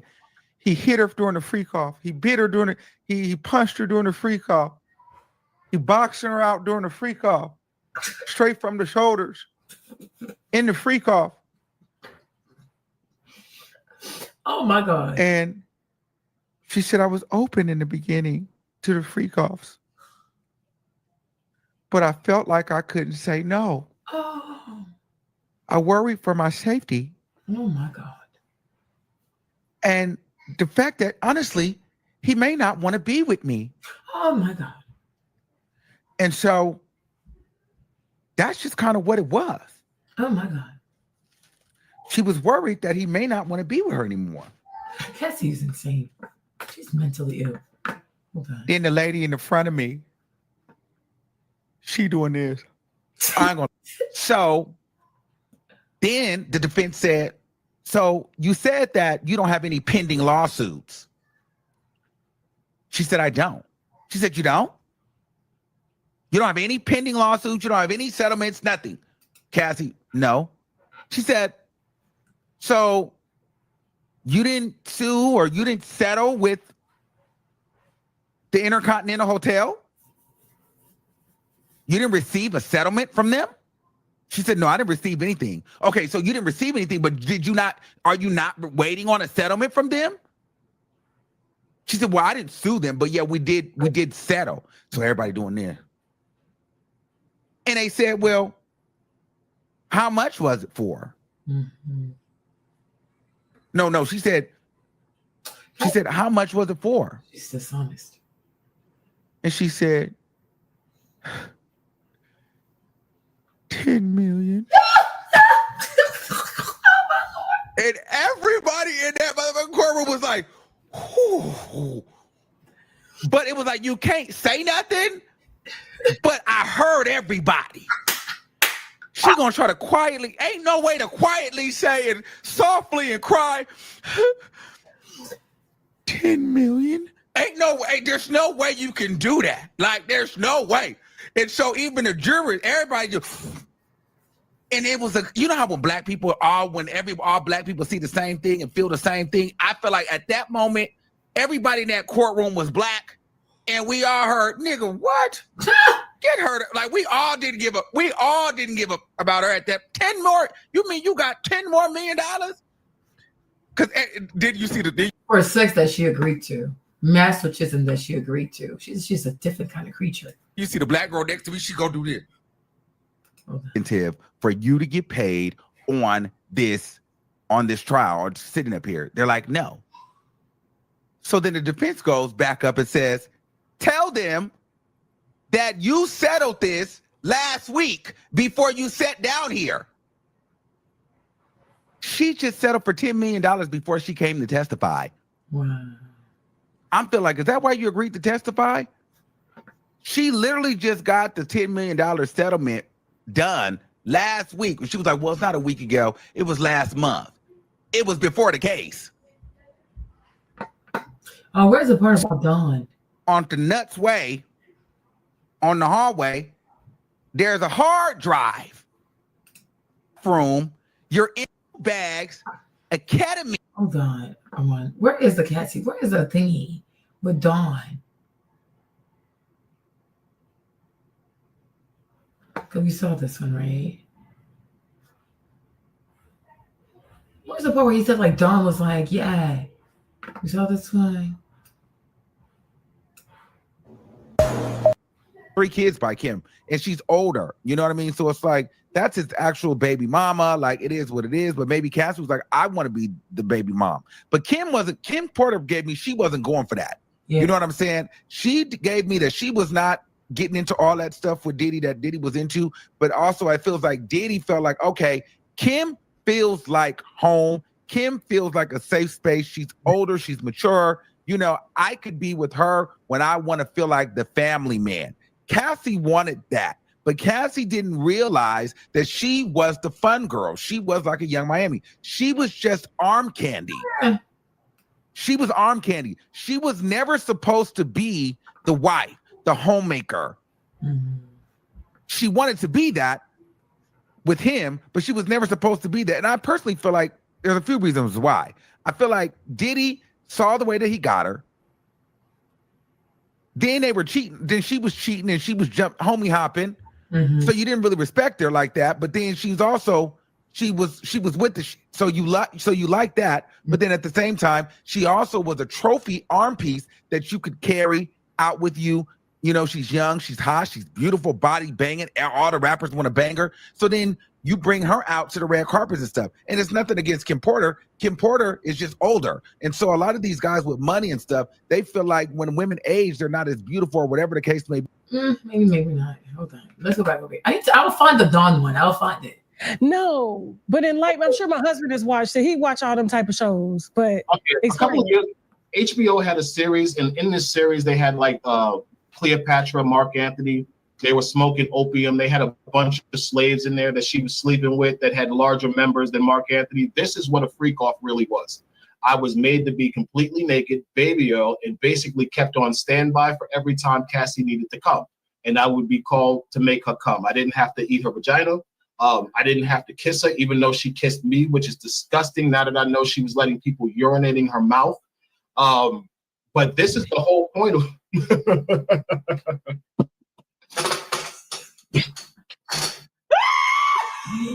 oh my God, man. Oh my God.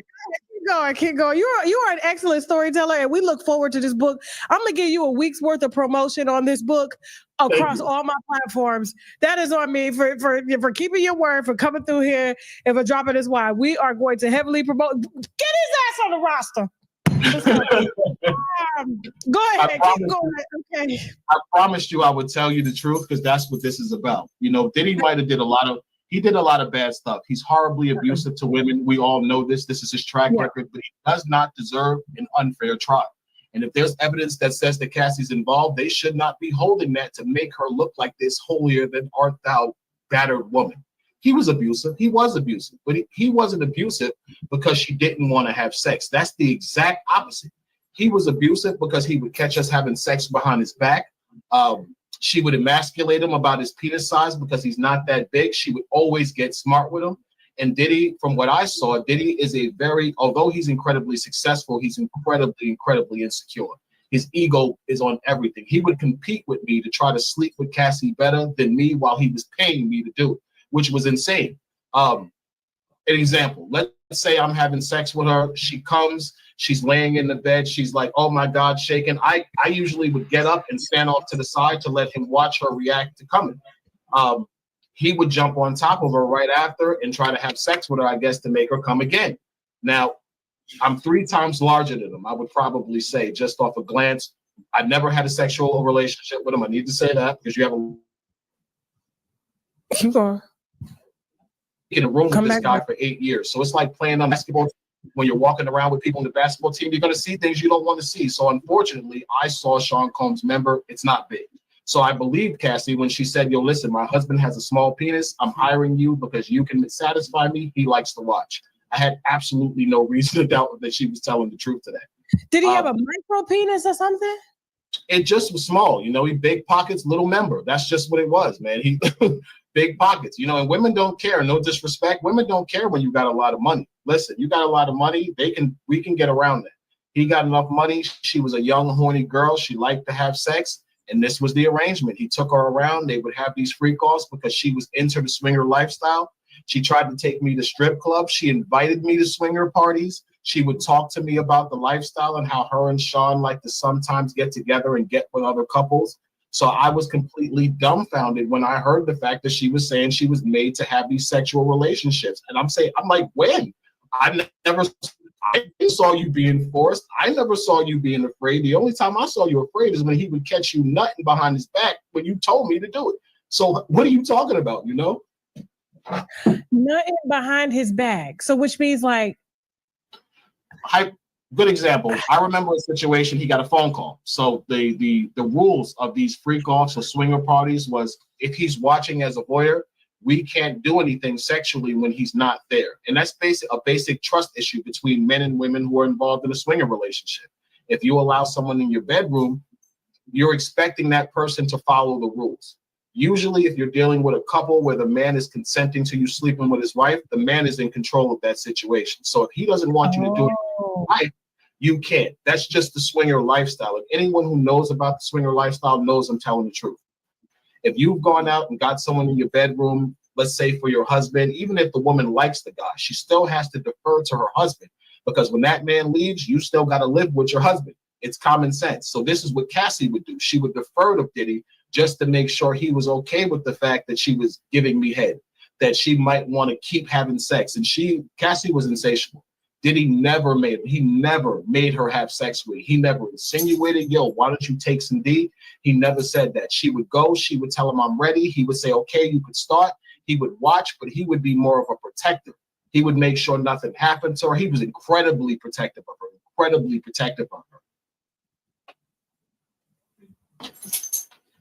They didn't put you or Rico on the stand. No, because they knew we were going to say that she was complicit. And it's nothing wrong with her being complicit. He's still guilty of sex trafficking. But for me, it's like these prosecutors, when they know, okay, we want to prosecute this guy, but we have people that have like conflicting accounts. And you intentionally pick people that can say bad things about him. And then you omit witnesses that can say good things about him. But I'm like, how are these prosecutors not criminals themselves? Because your job is to seek the truth, not to seek a narrative. Right. And that's why, if you guys that's why they made sure to put that tape out. Like, it was severely edited. They focused on the baby oil. They were just trying to distract people. They wanted to distract people. Like, oh, let's make it about the baby oil. I'm like, child, please. Somebody's not going to go to prison for the rest of his life over baby oil. That is ridiculous. Like, people have the right to pick their lubricant, but I'm like, all they did was talk about baby oil and penises and penis. I'm like, oh my gosh, like, white people and their obsession with black people, black men and their penises. Like, okay, like, what is the actual crime? What is he here for? Right. But I just knew, like, they were trying to make it more like soap opera, like pop drama. I'm like, this is crazy. Like, what is this? You can't do this to people. But I'm like, the fact that this man is out here, like, it's not even just him. It's a lot of these other people that they're all saying, like, no, she was consenting. No, she was not in distress. No. And like, none of these men were allowed to show. It goes to show that how many people are actually incarcerated right now that are actually innocent, because the prosecution withheld evidence. They don't allow some people to testify. This is why I don't want to vote for Kamala Harris. I do not like federal prosecutors. I do not like those people. They play an evil ass game. They play an evil game. And prosecutors, that is what they do. Kamala was almost put in contempt of court for not wanting to release nonviolent offenders, even though the prison, the California prison, they have one prison. You have 54 inmates to one toilet. 54 inmates. They're like, girl, anybody that's here for like a minor drug offense and like non-violent stuff that is less likely to fall into recidivism, just let them go home. She's like, nope. I said, what you mean, nope? I'm like, this lady is a federal prosecutor and she's a state prosecutor, and she's intentionally violating people's constitutional rights. Imagine her as a president. I said, oh, hell no. Oh, no, you can't. She's out here just violating people's amendment rights to the point that the Supreme Court of California had to get involved. You have to let these people go. The prisons were at a 200% maximum capacity. They're like, ma'am, let them go. She's like, nah. Then she had like 2 young men serving life or like something like that. She didn't want to death row something. She didn't want to let them go. Just like that boy, Jamal True Love. She's like, well, why didn't you file early? I'm like, girl, what? So you're inconvenienced. He's rotting in there, but you're the one with the attitude. You are crazy. Then you have the moms of definitely 2 black moms, but you have the 2 mothers that she locked up for truancy. Then she went on the Breakfast Club, and she looked at Charlamagne dead in the face. And she's like, yeah, nobody ever went to jail for truancy. I said, girl, you's a lie. Okay, I'm like, no, I will never vote for a federal prosecutor to be a United States president. People are dangerous. They don't like people to have rights. They do not like for people to have rights. I'm like, Why wasn't he there? Or the other guys, why weren't they there? Because they're all saying Diddy was chill, Diddy was cool. Like, he would ask her, are you okay? Do you want to do this? Like, no, 3 people so far saying, oh, it's the best. Oh, you guys, when I tell you Pattern Beauty is amazing, it really is. It truly is. Okay. Ulta's having like buy one, get one, 40% off. No, 50% off, actually. I have both of her. Where is it? Oh my gosh, they're like freaking amazing. I have low porosity here. I love this stuff. It's amazing. Okay. So I'm like, no, but I'm like, it's very, very disgusting because prosecutors like should really be, you are representing the law. You represent the United States. You represent, like, you guys are not supposed to be decriminals. No, they go to law school. They run for office to be public servants so they can weaponize their office, weaponize their badges, weaponize what they do. Is so disgusting.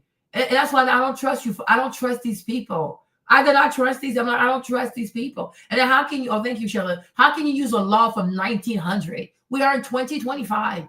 And these white prosecutors are hiding behind a racist law that was designed for one person. That boxer man, the black guy who had all the white girlfriends. I'm like, you are using such a racist law to take down black people in 2025. You're a bunch of racists. You are truly, truly a bunch of racists.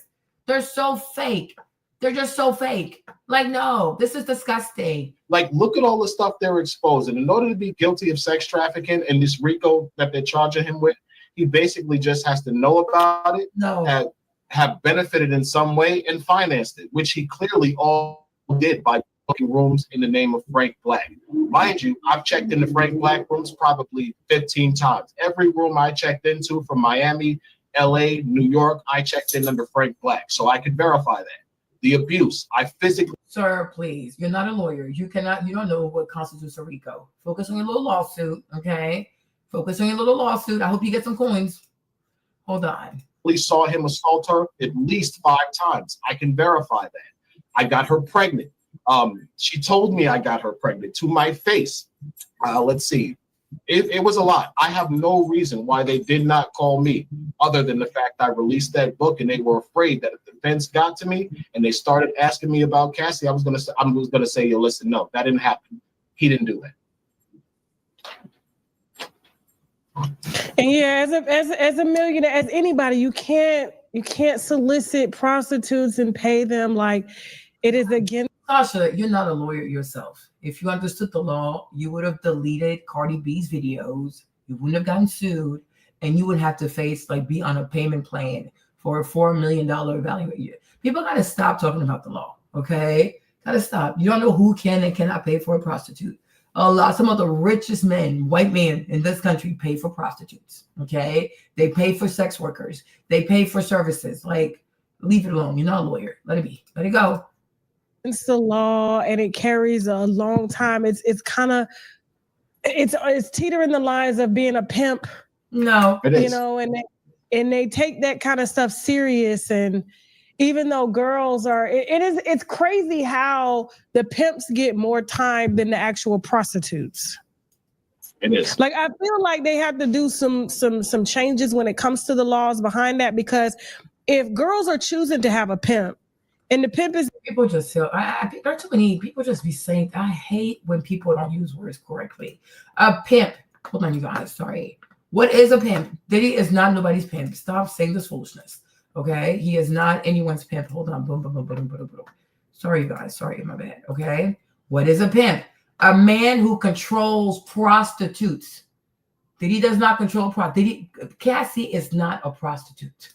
Cassie was his girlfriend. Now okay. But it's an open relationship, and Cassie is his girlfriend. A man who controls prostitutes and arrange clients for them, taking part of their earnings in return.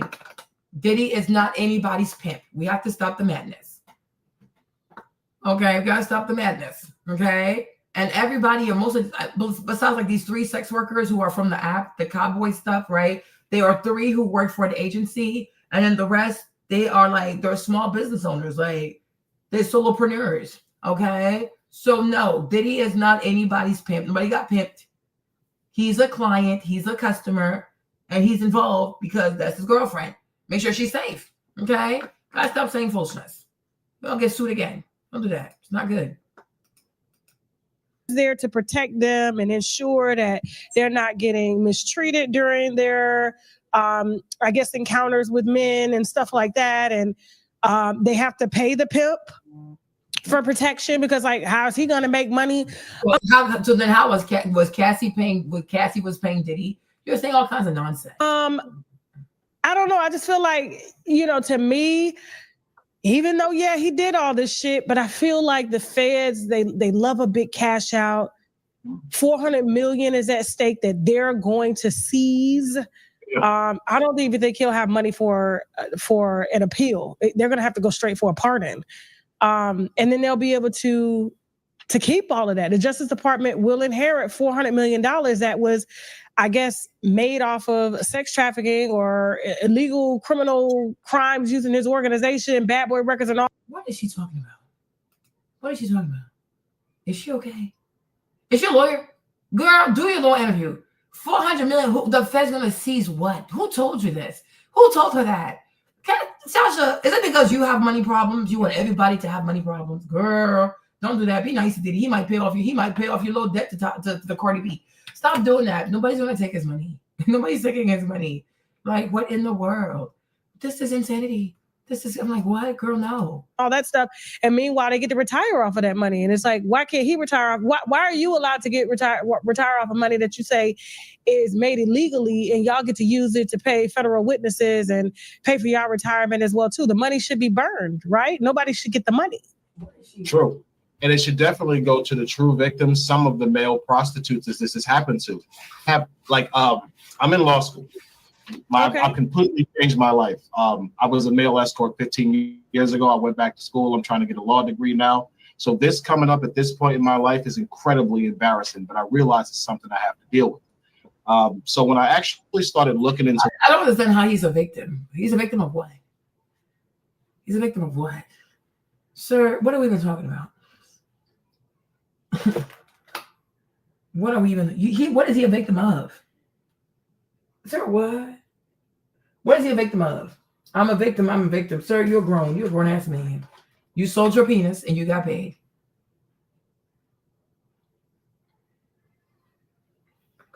Oh, so that's why they big mad. Oh, okay. So the RICO would have given him grounds to take his 400 million. I told you it was all about the money. They don't care about no victims. They don't care. I'm like, there are real victims right now missing in New York City. It was always about the money. But they got to make, we're here to keep women safe. It's about women's rights. Yeah, right. It's about the money. It's America. Everything's about the money. Okay. All right, cool. I get it. Well, that's why they're so mad. Oh, that's why they're so mad. That's why the judge was so mad. That's why they were so upset when that person didn't want to convict. Because it's about to be a big payday for the government. These people wanted $400 million. Oh, and you see, and maybe that's why they didn't even want to take his bond. Because, he was getting to do, he had a 50 million bond package ready. And they said no. I was like, because y'all thought y'all going to have 400 million. So it's like, no, we got you on this RICO. You never going to come out. You're going to stay in there. Why take 50 when we can have 400? Ooh. They really pretty much doxed him. They really did. He needs to sue their asses. It's disgusting. Okay? But I'm like, I get it now. So they didn't want to take the bail. They denied him bail because it's like, nah. Because they were so sure he was going to be convicted of that RICO. Why don't they learn, though? They tried the same thing with Trump. Because at first, Letitia James wanted she wanted $450 million bail. Is New York City looking for money? Because what Diddy, Letitia, she wanted a bail to be at $450 million. I said $450 million. Where have you ever seen this? And even the judge was like, why do y'all care? If the banks don't care, why do you people care? Why do y'all care? Now, when it comes to Diddy, there's another $400 million. Do they need $400 million? Because now it's giving extortion. You know what I'm saying? So Trump, he got his bail reduced to like $150, but they have to give it back. But I'm like, so this is what they do. So if you're a rich man, they will find a way to put you in some RICO crap so they can come for all your money. Wow, this is some corrupt shit. This is really corrupt. Cassie really evil. Wow. This is insanity. Because when did she do this video? Oh, it's probably an old video she just uploaded. Okay. What I was involved with this whole RICO and sex trafficking thing, considering I studied the law, I started reading the statute. I read a bunch of cases and I realized that the primary witnesses in sex trafficking cases are usually like. Something saying they thought he was going to take the plea, which would have forfeited his asset. They needed more time to build a case. They thought they had a slam dunk case. Oh yeah, that's why they're like, why take 50? Well, because that's just bail money. So we're going to take all your 400 million. I knew they were coming for his money. They're a bunch of thieves. Like, I'm like, white Americans, a bunch of thieves. They were so jealous. I'm like, they were so jealous. And they probably took that Indian judge. They put that Indian man there so black people can say, oh, it's racist. You know how they do. But I'm like, he's a racist too. He's Indian. Like, Indian people have a colorism issue. And Indian people also have a caste issue where the dark-skinned people are at the bottom, the Dalits. So I'm like, he can also be a racist. I'm like, we're still going to complain. Because a lot of Indians are mean to black people. Okay, so what's your point? But I'm like, they put an Indian man there. So, oh, the judge is impartial. No, the judge is very, very partial. The judge is like, it was like the prosecution and the judge. They're on the same team. No, she had a choice. She really had a choice. No, she full of shit. She had a choice. No, she had a choice. Cassie goes out, no. You don't like sendings, and you've been with this man for 9 years. You know he has children. You know that the mother is dead. And you want to send him to prison for life when you know it was consensual. No, she has no integrity. She was consenting. So why put everything on him? She's a disgusting piece of shit. And I cannot wait for her to lose it all. That money needs to go back. He needs to sue her and get his money back. Like, you cannot send a human being to jail for prison for life. Life in prison? When you both agree to this and you know he has kids, he has a lot of kids. You want all these kids to be without a mother and a father. Like, she's a fucking witch. Exactly. I feel like like the Fed rate, their conviction rate of 99%, they cheat. How can you have a 99% conviction rate? That is just too fucking high.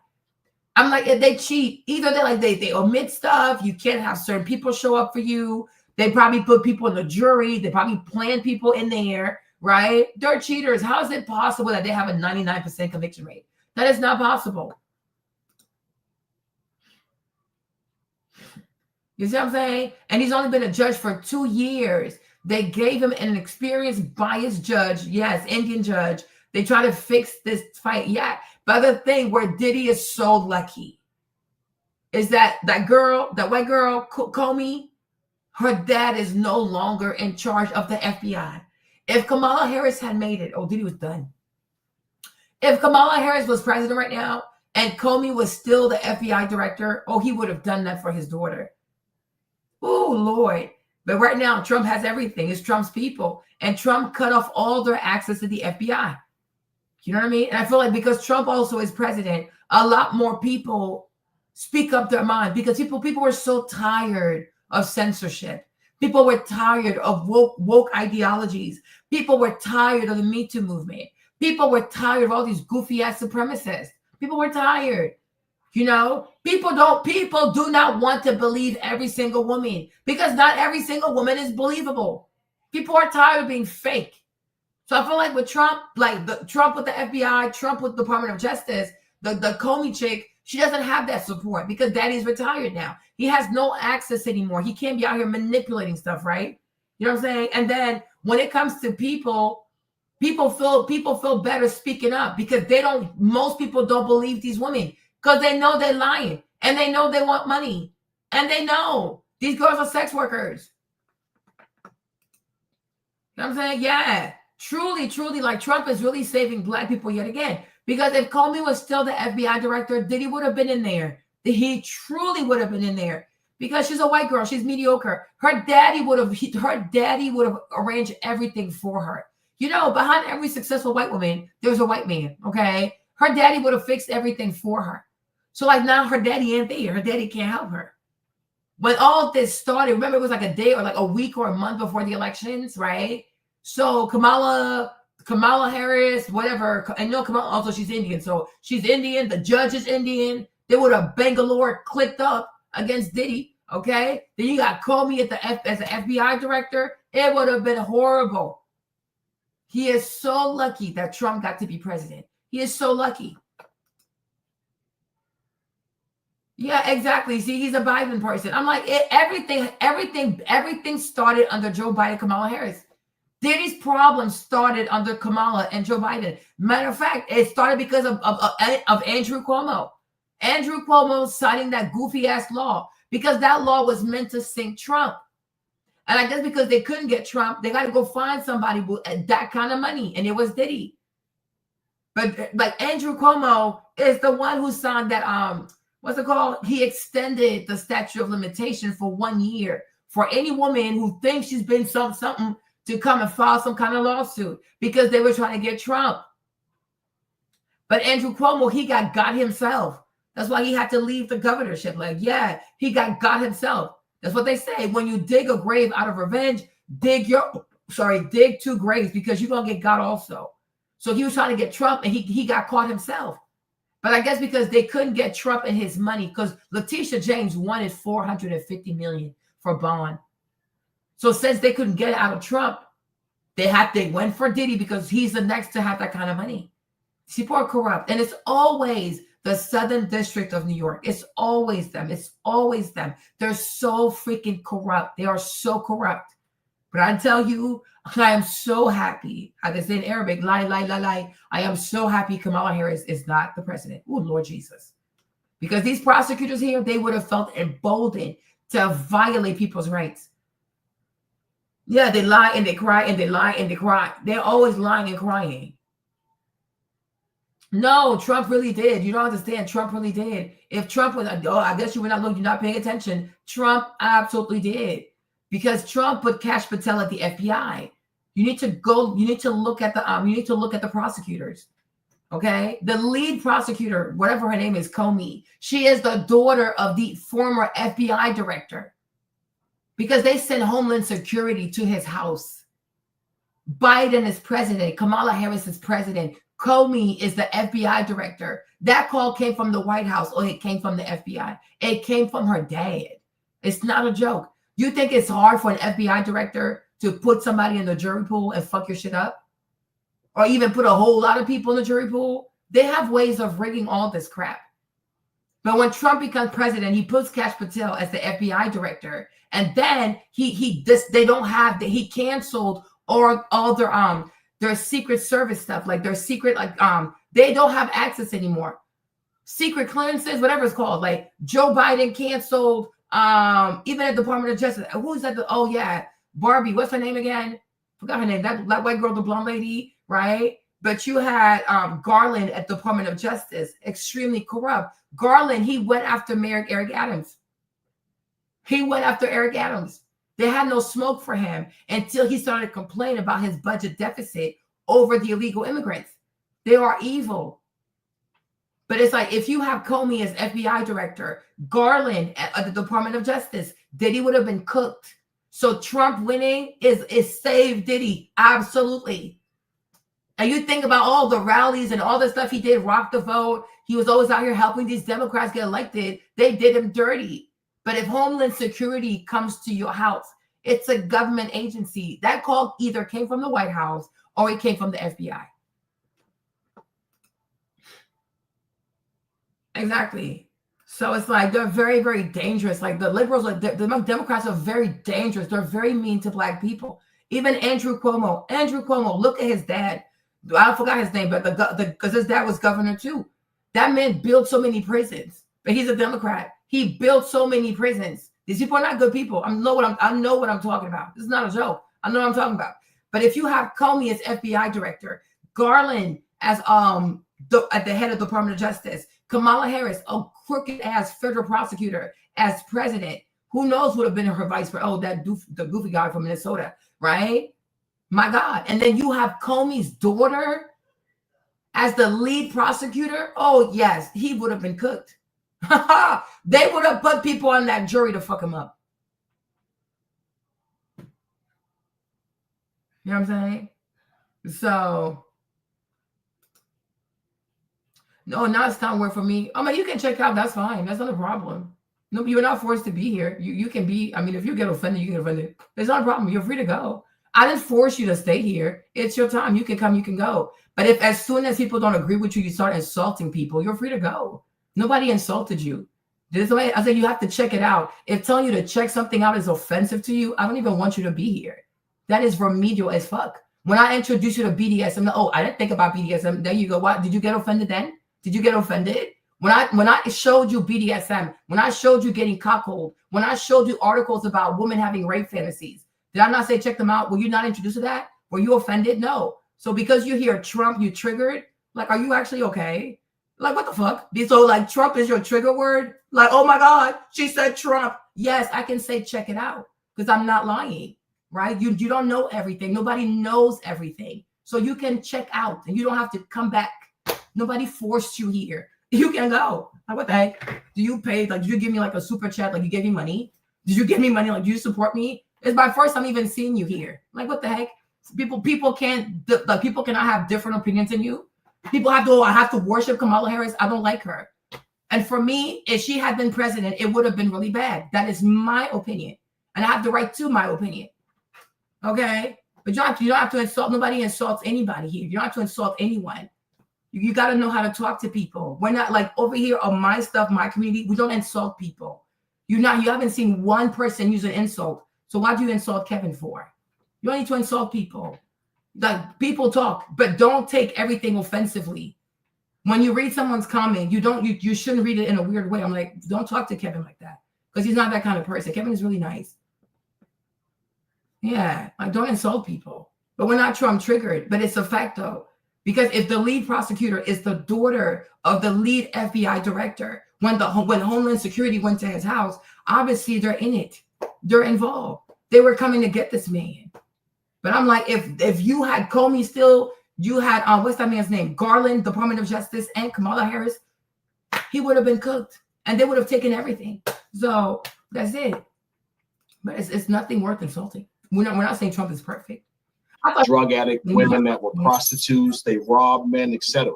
But they're usually always the crux of the government's case. What the prostitutes say are pretty much what is verbatim, and that's what gets a pimp convicted. Look at Diddy's case. Look at how all of the male escorts, prostitutes, whatever you want to call them, are pretty much telling you Cassie's involved. Why are they not listening to any of us? They literally throw our faces out there, our information's out there. They're not trying to protect any of us. They don't give a damn. They're throwing us out there. They used us for material, and then they literally just left us out to be left to just to the wolves and to the media. They would have never did this to women who were caught up in the sex trafficking ring. These prostitutes. Do protect them. They do protect women. They protect them. I got people contacting me online. You're showing these videos. My name is coming up in all of the transcripts. I had Tisa Tells. Oh my God, Tisa Tells makes the most slanderous, defamatory video on me. She says that Diddy flipped me as a schmex worker. Diddy never flipped me. I haven't talked to Diddy since 2019. I've been a cooperating prosecution witness the entire prosecution. How could you make up a podcast claiming that Diddy flipped me? Diddy never flipped me. I'm not talking to Diddy. I'm telling the truth. Now, because I'm telling the truth and you're advocating for Diddy to go to jail because you build a platform of making him look like a complete piece of crap, which he actually is, you don't want to put anything out that says that Cassie might be complicit. You want to keep making Cassie look like a victim. But I don't know why he says Diddy's a piece of crap. You came out of prison. I mean, sex work is not honorable to me, but you came out of prison and Diddy was paying you $5,000 a month. So how is he a piece of crap? I don't understand. Like, you're quite ungrateful. What, like, when you came out of prison, what job were you going to do? Were you going to make $5,000? Sometimes you even made $11,000. So how can you say he's a piece of crap? Like, that's just crazy to me. Like, you know what I'm saying? How is he a piece of crap? He gave you an opportunity. You were not forced to take it, like the other lawyer said. You can say no. Somebody said, oh, I want to pay you for your penis. You can say, no, I don't want to do it, right? But you were paid. And you're paid before you even start. So you took the money on multiple occasions for 8 years. So they're crap, like he's crap, but you kept going back for 8 years. Like, it's giving the same thing we said to Cassie. If he's such a horrible person, why are you going back for 8 years? Like, for what reason? That is crazy to me. Cassie's a victim of domestic violence, Tasha. We can't take that away from her. He did horrible things. I saw him two-piece her in the chest, and if you don't know what that means, that's a 1-2 punch, a jab, and a right hand. I saw him hit her like that and knock her across the room. I saw him kick her. I saw him grab her up. I saw him pull her by her hair. I saw him push her. He was abusive to her, but it wasn't because of sex. It was because he's an abusive man and they were in a toxic, drug-fueled relationship. Their emotions are going. They're high off drugs for days. He's getting jealous because other guys are piping her out and she's enjoying it. Even though he's letting her do it, he's still getting jealous because these other men are giving her more pleasure. She argues with him. He doesn't know how to deal with it. He hits her. That's not him forcing her to have sex. So what was the hotel video about? Like, they said that there was a freak off going on then, and they're saying that he pulled her back in the room because he wanted her to finish and that he had paid the I guess the sex worker. But I did hear, and I can't remember if it was testimony or not, or just, blogs talking, because, I'm not following the case every day because, we've been talking about Diddy for years. And so this is just kind of overkill at this point. It's overkill. But like, I was told that she had took his phone or something like that, and he was trying to get his phone back. And so what was that? Did you know the specifics of that particular freak off and what happened? I don't, but I have something to say about that. From what I've read about that freak off, they were with another guy, Jules Theodore. Now, Jules, if there was a male escort in the room, why didn't that male escort testify to the fact that Cassie was trying to escape? Here's what I believe. I believe that guy would have testified that the argument was not because Cassie was trying to escape the freak off. It was probably because she was jealous because he was texting other women from his phone. Because I saw her get like that. She would watch to see who he was texting. She was his girlfriend. She gets jealous. He's a billionaire and he's a hoe. She know he got a bunch of girlfriends. She know he don't want her. That's why she took his phone. Okay, now we have more context. Okay, so it's not her escaping the freak off. She took his phone because he was texting other women. Okay, that's why she doesn't want to call the elevator. That makes sense. So of course she's on a stance where she has to make sure that this guy is not cheating on it. She wants to know. So they probably were in the room. So she can cheat, but he cannot cheat. This is confusing. This is a lot, y'all. Why don't y'all both cheat then? Have an open relationship. She went through his phone. She might have saw something. She thought he was texting a woman. She decided to leave. They got into a fight. He got caught up. Now here's the interesting part. I heard during this trial when I was watching that about 3 weeks after, they had a freak off in Miami with me. These are the texts that I heard. Now, they have this fight. She gets beat up. She has to recover. A couple of weeks later, they decide to have another freak off. She tells him they need to change the energy. They need to change the person. The next thing they do is fly to Miami. They call me. How is this someone who's being sex trafficked? And she clearly tells you we need to change the enemy. Then she calls the same guy, because this was what, 2016, 2015 when he beat her? By then, I was sleeping with her 6 years, 7 years by then. She deliberately calls me from New York to have sex with her in Miami 3 or 4 weeks after he beats her up in his hotel and is making her have sex. Make it make sense. She's lying. She was a part of this. They were fighting probably because he had a woman. She didn't like that. He beat her up. She got over it because the truth is she was in love with him. She was extremely in love with him. She talked about it all the time. She wanted to have kids. She wanted to get married with him, which I thought was weird because I'm thinking you're letting me slut you out, but you want this guy to marry you? How is he supposed to respect you? But I never asked questions, Tasha. They're paying me. It's not my job to ask questions. It's my job to satisfy. So that's exactly what I did. That's what I have to say about that assault, though. I think that assault, I think they were fighting over his phone. I think she got mad. She tried to leave the room, and the male escort in the room can verify it. That's why he didn't testify. Because it makes no sense why myself or Jules Theodore, the two escorts they mentioned the most and the longest, haven't testified. It's probably because we're going to testify against Cassie, and they don't want that. Well, why didn't the defense team call y'all? I don't know. I can only assume that they might not know what I intend to say, which is probably the case. They don't know that I intend to say, listen, he did beat her. He did the things that they're saying, but she was involved also. So it's just safer to just leave you off because you may end up doing something. Exactly. And I can kind of understand that. Listen, it's safer. We don't really know what this guy is going to say. It's safer to just leave him out. But I know why the government's not. I know why the government's not calling me. They don't want me to say what I'm going to say about Cassie because they know it's all the truth. Were you in love with Cassie? Absolutely not. You can't be in love with a woman who is basically allowing herself to be slutted out, if I want to say that respectfully. When I first started sleeping with her, I'll be honest, I had an emotional connection to her. I had an emotional connection to her the entire time. I can't lie. We had unprotected, drug-fueled hot sex for years. There's no way I couldn't develop some type of feelings for her as a person. But I can't say I was ever in love with her. I knew she was Puff's. I knew she was addicted to the money. I knew she was addicted to the lifestyle, because that's the only way a woman can stay in a situation with a man that's punching him in the chest and be okay with it. And I didn't want to go through that. I'm a 90s baby. I always remember the R. Kelly Down Low video where Ronald Isley took him out to the desert and beat the crap out of him for dealing with his girl. I don't want to be that with Puffy. So I'm not trying to take Puffy, girl. Okay, Puffy, this is your chick. You like to see her get slutted out. I'm going to slut her out. You going to pay me. I'm going to go about my business. That was it. I heard that she had quoted and said at one point when they were like, why don't you leave Puffy? And she's like, well, who would I go to? Jay-Z is taken. Yeah, she like, think about it. Puff is destroyed now. He's destroyed. He'll never be back where he was. But at one point, Puff was the man. It was a privilege to go to a Puffy party. It was a privilege to go to a white party. She's dating Puff. Puff is one of the most powerful producers in the game.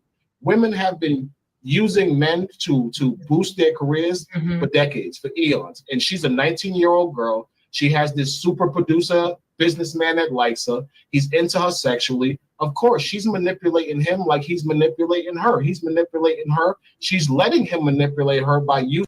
Okay, she was not 19. She was 21, right? She was 21 when they started being together. So I'm like, sir, you got to get your facts right, okay? You're not going to be too critical, okay? So, Capricorn said, she said that, who would I go to? Jay-Z is taken. My Lord. Unbelievable. Of her vagina and trying to manipulate him into things she wants. I personally think she just wasn't as good as Young Miami. Young Miami leveled up off Puff in that short time she was with him. Cassie was with him a decade and had a Jaguar and nothing. I don't understand how that is, other than ambition, and really on her. She can't really blame him for that. He says she had no ambition because all she had was a Jag. He said Carisha is smarter than her. I told you all she's lazy. I said she is so lazy. Things that she didn't do. And that's another thing. I'm going to say that because there were times where I actually heard him ask her about her music. Like, yo, you made music? What you doing? What you doing with yourself? Oh, I'm chilling right now. I'm looking for inspiration. And I heard this from her for years. Years that she wasn't doing anything. He would ask her. He'd be like, yo, you playing. You don't want to do nothing. Oh, no. Did I not tell y'all she lazy? Did I not tell y'all she is lazy? How many times have I told y'all? She is just lazy. I said, this girl is just lazy. Cassie does not want to work. That she wanted married Alex Fine, who also doesn't want to work. They don't want to work. Very lazy, unambitious, very lazy. Very, very lazy. Because if she cared about her craft, she would not be in this predicament. She don't want to work. And I heard this from her for years. Years that she wasn't doing anything. He would ask her, he'd be like, yo, you playing. You don't want to do nothing. But why should she have to do something? She's dating him. So she was comfortable. She didn't really need to do that. I totally believe that she allowed herself to get into a situation where she got drug fueled, where she got lazy, and she lost track of herself because she got involved with this guy who got her in. And I do believe he got her into the things. She might have been a hoe, but there's no way a 19-year-old girl knows about the swinger lifestyle like the way Cassie was playing. No, there is a way. Because I don't know if I'm not going to play this one. There is a way. Like this lady here, this lady and thing, she said it. She got into BDSM by herself. Like she was like 19 years old. No, 18. Because she's like, how did you get into it? She's like, yeah, she had, hold on. But it just turned out that I loved it. So.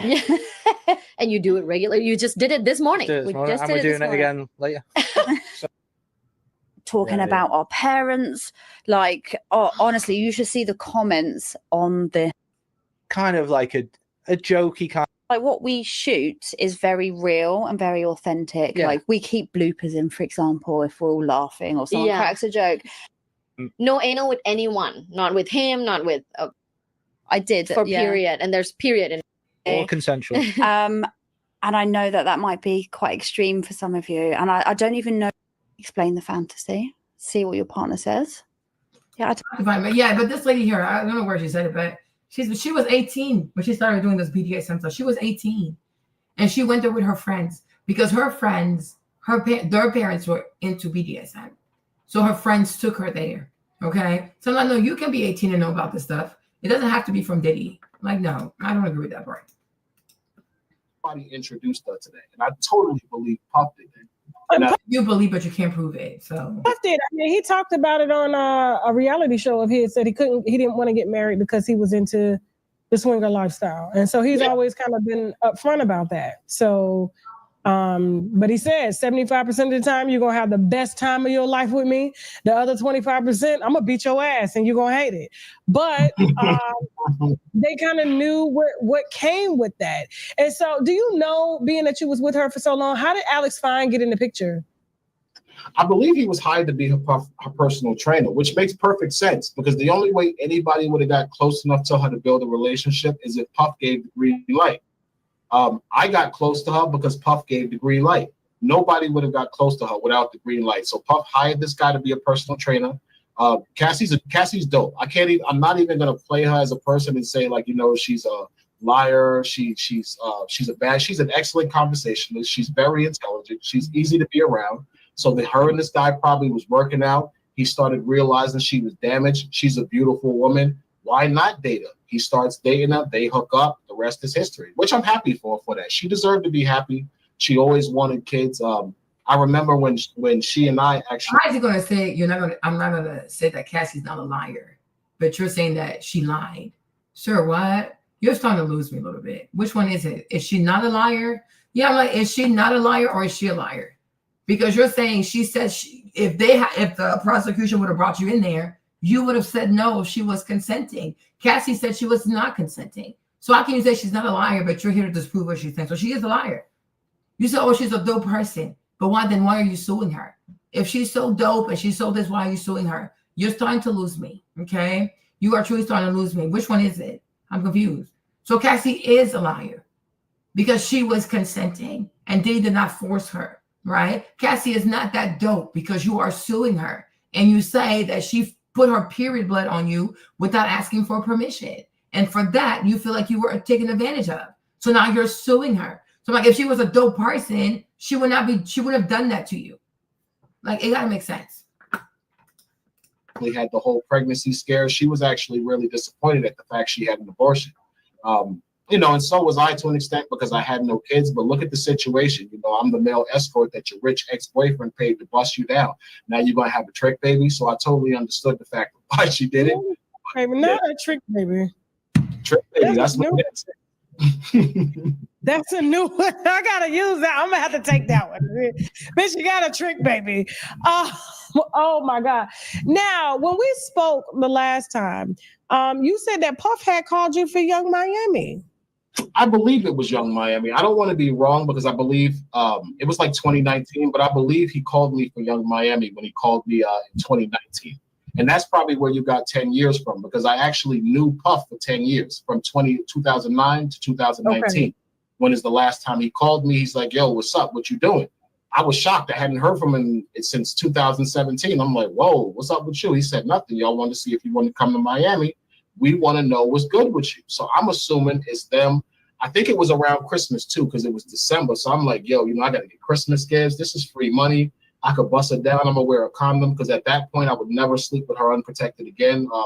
I had found out she burned me with chlamydia, and I believe it was like 2015 or 2016. Yeah, man, I found out about that, so I stopped sleeping with her unprotected. Like I started wearing condoms. I refused to not wear condoms anymore. But I would have still went to sleep with her as long as I wore a condom and was paid. I was like, you know what, you can probably handle it. Discussed it, whatever. I get down there. I go meet him in this hotel. I get to the hotel. Mm-hmm. He's not there with her. He tells me, I got another a lady here. She's nice. You're going to like her. Go to your room. Go chill. I'll call you later. So I'm like, all right, bet. I was a little disappointed because at that stage in my life, I didn't really believe in just sleeping with completely random women anymore. So it was kind of gross. I remember I had an ex-girlfriend who lived in Miami at the time. So I called her up. We went to dinner. I ended up spending the night with her. Totally forgot about Puff. Woke up the next morning, look at my phone. I got a million texts from this guy like, yo, you played yourself. I fool you here. Where you at? I'm like, oh, shit. Puff is mad at me. Okay. I call him up. He's like, yo, come up to my room. I said, all right. I go up to the room. I said, listen, I was with my ex. I show him a picture. He's like, yo, she's nice. You want to stay? I'll pay. I'm like, dude, no, you're not taking my girl. Absolutely not, dude. Absolutely not. I ain't dumb. That's Puff Daddy. You know, I could have the biggest penis in the world. She would have been gone. She would have been gone. The big penis get away. The only thing that get around big penis is big pockets. And she would have been going. I knew this. So I'm like, no thanks, Puff. I'll pass. He tells me, he's like, yo, you know, she's in Miami, his girl in Miami on a photo shoot. And I was like, who is that? So when I looked at my phone and I tried to figure out what was going on, I saw that this girl, Miami, was in Miami. It was in Hawaii, like I think the day or something before, so I figured it was her. Damn. There was one sex worker, he did an interview. He ended up, I guess, trying to kill Trump. Did you see that interview with that sex worker? Yes, I did. Yeah, he said that he got paid $5 million because he contracted herpes. From Diddy? From Cassie, Diddy. I believe him. He's the one who, when I saw that interview, I knew that the things he was saying was the truth, because I didn't see Jonathan Odie's interview till 2021. And when I saw it, he said I was a sex slave for Cassie. It was like, oh my God, this guy's talking about my life. This was me. Who the hell? He was making this shit up because he was like trying to kill Trump, and then he comes out with this interview talking about, yo, I was a sex slave, and we looking like, what? Where the fuck did they get this dude from?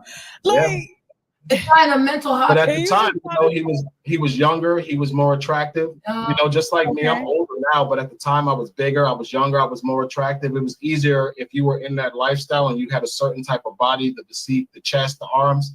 It wasn't really hard to be noticed by the right people. So I got noticed by Cassie, and that was pretty much history. So, Jesus Christ. How did Cassie Walls, I know I'll never be able to ask her this question, but her vagina walls. I'll be fair to her, you know. I don't want to make myself, I don't want to make myself sound like I'm trying to aggrandize myself, but I used to, when Cassie and I would have sex, I would probably take less than 20 strokes to make her orgasm. I never orgasm really, because the problem was the fact that she's not tight and the baby oil. The baby oil was a problem. The baby oil kind of made sex impossible for a man to enjoy. The baby oil made a loose vagina, looser than it needed to be. So it was literally like a constant, it was like being in hell, being constantly tormented, like I was going to have an orgasm, but never being able to have an orgasm because she wasn't tight enough to make me orgasm. But she's orgasming back to back. I mean, I'm in her 20 strokes. Oh my God, she's squirting all over the bed. And then I'm like, yo, can I get something? Oh, I need a second. I think there was a period where I had sex with Cassandra, and this is the truth. I don't think I had one orgasm in 6 months every time I met her. It was so bad. I used to leave her and go out around Miami to bars and find women to sleep with just to have an orgasm, because I'd be sleeping with her for days and not have orgasm. It was like the worst situation of blue balls a man could imagine.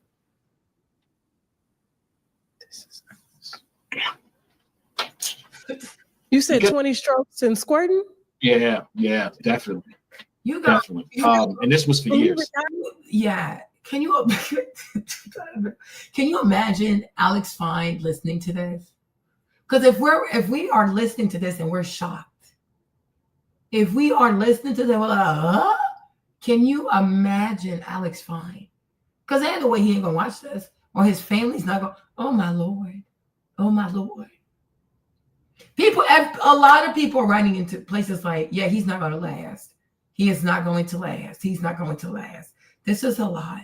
And I don't think a lot of things he knows. I truly do not believe that I truly do not believe that he knows a lot of this stuff. And not just that, but look at the man she was sleeping with. I mean, not to be mean to his brother, but it's like, so you were just out here having sex with just anybody? You don't have a type? She don't have a type. She only has a penis type. And there's no way Alex Fine has that kind of penis. So who is she currently sleeping with? Because you can't just stop doing that. Like, what is she currently doing? And she probably is cheating on him. Because that white boy is not built like that. That is crazy. Even Diddy not built like that. Okay. So I'm like, imagine that for a second. Like, that's a lot of people. But if he's saying she's loose, like, girl, what is going on? that's a lot. You said you retired? Yeah, I'm retired. I've been retired for. The wine hoes are like, why? Why is he retired? Look. It's not an honorable profession, especially if you're trying to do it. And you know the craziest part, my mother was actually a minister. Oh gosh. Minister. Y'all are the men and the women that come up in the church under y'all be the biggest hoes. Like for real. Yeah. So it was kind of embarrassing to it. It definitely was. I had to get out of that. It's never something I would do.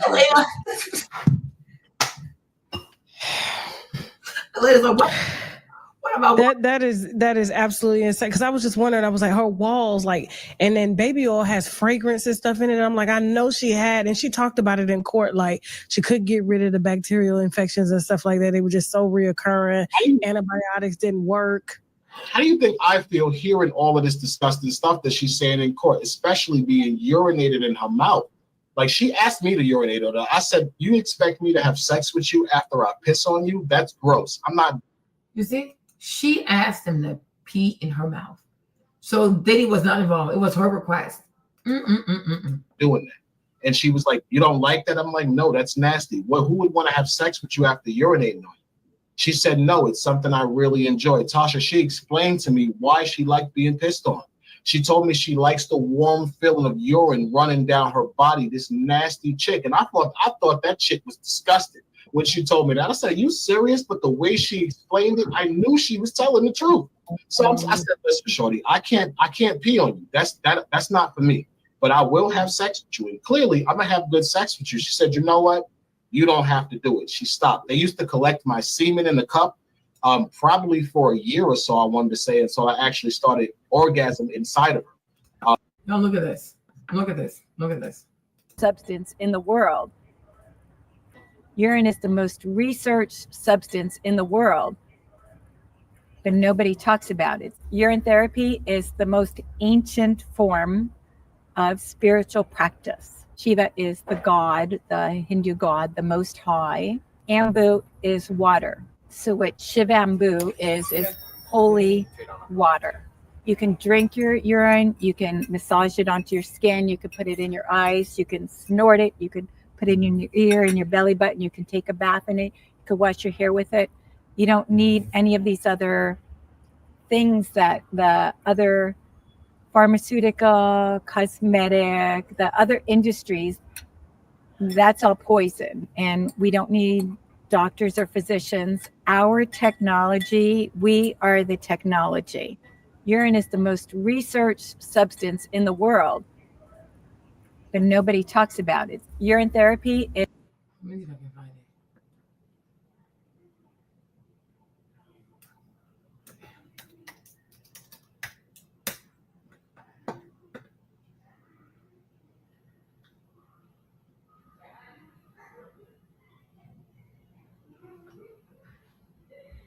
Yeah, she's like doing you're lenient, right? Did I write it?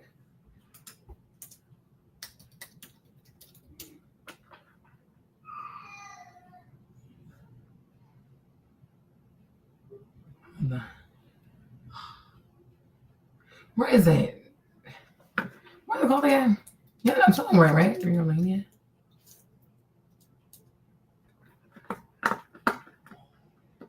Why I see videos on that? Let me see if they have the video here. Hold on. Let's see. Let me see.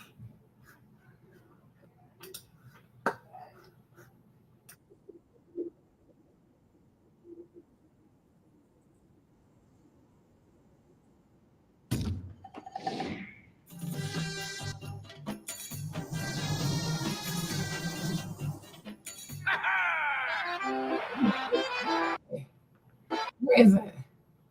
Oh, it's not a video. I thought it was a video. Where are the videos? I want to see videos on this.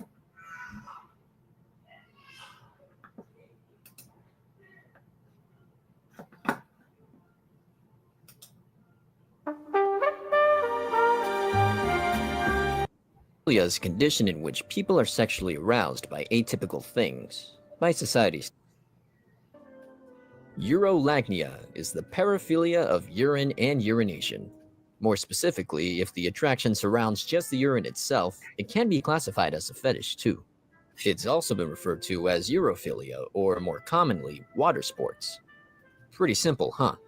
So what exactly does a Eurolagniac do in regards to the pee? Well, that's where things get interesting. One of the most common practices is the golden shower, which is the act of peeing on another person. This can be done out of pleasure or can act as a form of humiliation for you masochists and or sadists. A simpler practice is people wetting the clothes they are wearing. Yeah, that one kind of explains itself, huh? Another interesting practice is what's known as omorashi, or simply omo. The pleasure here comes from the feeling or act of holding one's pee until it becomes urgent. Kind of similar to edging, except with pee.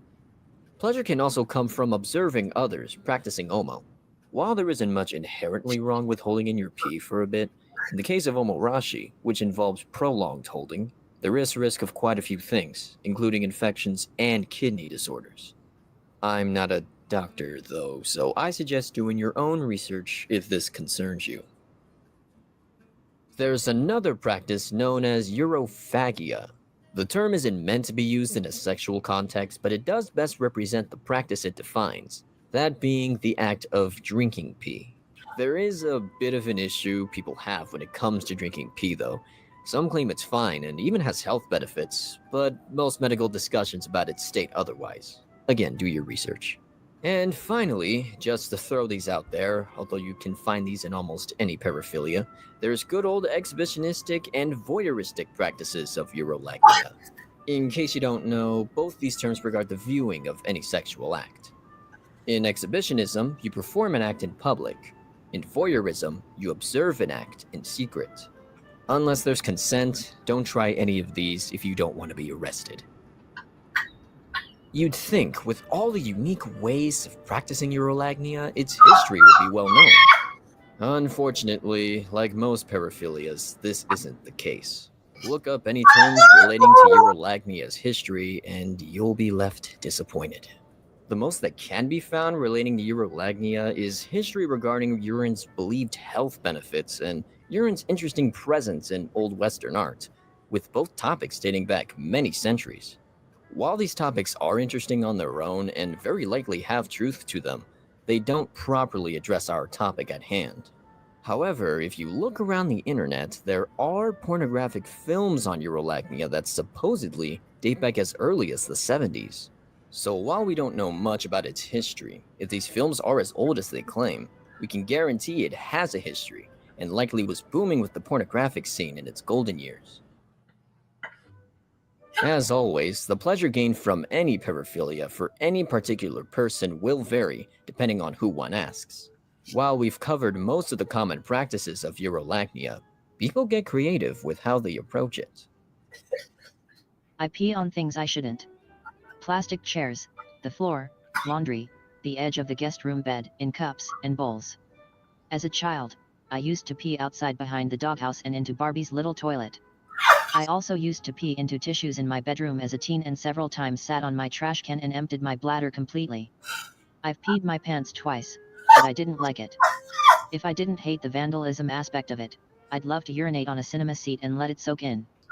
I'd like to pee in the floor in a washroom and under a desk in a library. I also want to pee in a hotel room, right into the carpet, leaving a big puddle behind. I'd also sit on the couch and relieve myself and then masturbate. I like to hold in my pee for the pain and pleasure of it. The extra urine makes my G-spot ache with so much good feeling that I just become so horny. I decided to go solo. I drank a couple of beers, lay down in my bathtub with my legs up high and peed on my face, chest, hair, and in my mouth.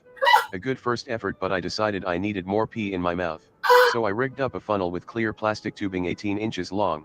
I peed in the large mouth of the funnel, the pee went through the tubing into my mouth, and I spit my pee into a measuring cup. It was an interesting experiment which I occasionally repeat. Since I've been a little girl, I have been fascinated with my bodily functions. I like to watch myself pee, and have now gotten into watching other girls pee. I just can't stop watching how the pee comes out of them. I found this other girl who likes the same thing, and we got together and she asked me to pee on her, What? which I did. What? Then she asked me to lay down and she got over my face and peed on me. I pretty much had an orgasm looking up into that pussy, watching the pee come out and getting my face all wet. After 18 years having sex, and 14 years of being married, my husband started having me kneel in the shower or tub, and after he comes in my mouth he pees on me. 2 days ago, and again today, he takes me fully clothed to the tub or shower, and I blow him, and he pees all over me while I have my clothes on. Wow. I have got to say I actually like it. It's like when I started having anal sex with him, I thought it was horribly dirty, and the doing something dirty part is what gets me off. Wow. I am starting to enjoy him peeing on me.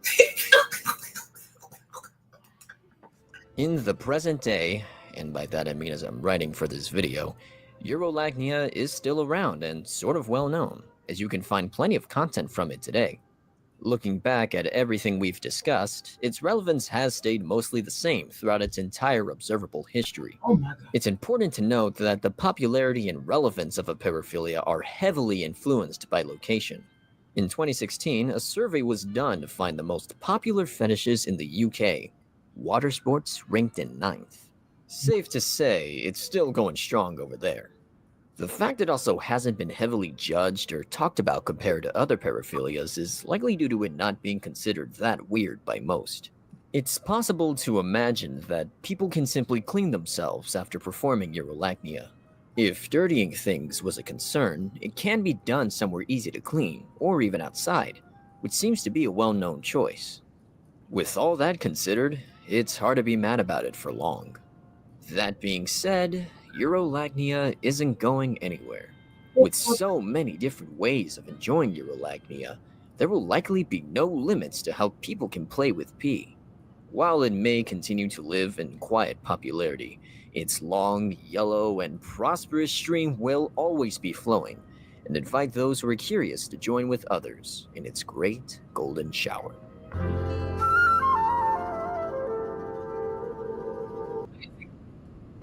Then they stopped asking me because she just started telling me, like, come in. And I was stupid. I was young. I actually believed that because I beat Daniel Phillip, I was her only boy toy. So I thought the pussy was clean. And I'm just slaying it. Every time she's telling me, I'm straight making deposits. Why would they collect your semen? I didn't know. I thought it was weird. I complained for a few months until finally, I want to say it was maybe a year and a half in, they were doing it. I watch a lot of forensic TV, so I would get scared. I'm thinking he's using my DNA to try to set me up, some crazy shit. And I finally flipped out on them, like, yo, listen, I'm not giving y'all no more cum. Y'all taking my cum, y'all going in the next room, like, what the hell y'all doing with my cum? It's creeping me out. She told me that she used to drink it because he liked to see her play with semen. I said, you could do that right in front of him. Yeah. But she told me that encounter, she would never ask me again. I said, okay. And she never asked me again. Instead, she started asking me to come inside of her. And I was foolish. I did.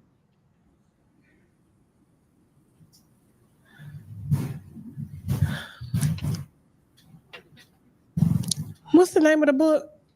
Cassie, Victim or Co-Conspirator. The Story of Dave. Because the story of Dave is the truth and it needs to be told. She's not a victim. She's a victim of domestic violence. She deserves justice for that. She definitely does. And I think she got justice. She got $20 million worth of justice. Shorty straight. But to lie and say he forced you into this sexual whole innuendo of swinging and depravity, that's a lie. You're only doing that so you can reestablish yourself and gain back the hold'em. Everybody knows, because most of the people in the game know she was a hoe. I know things about her now that I know the situation's over. She was sleeping with people for years. The only way she can absolve that former whole activity is to say, Diddy made me do it. I'm gonna give you an example. She testified in the trial. She said that she was made to have sex with male prostitutes on her period.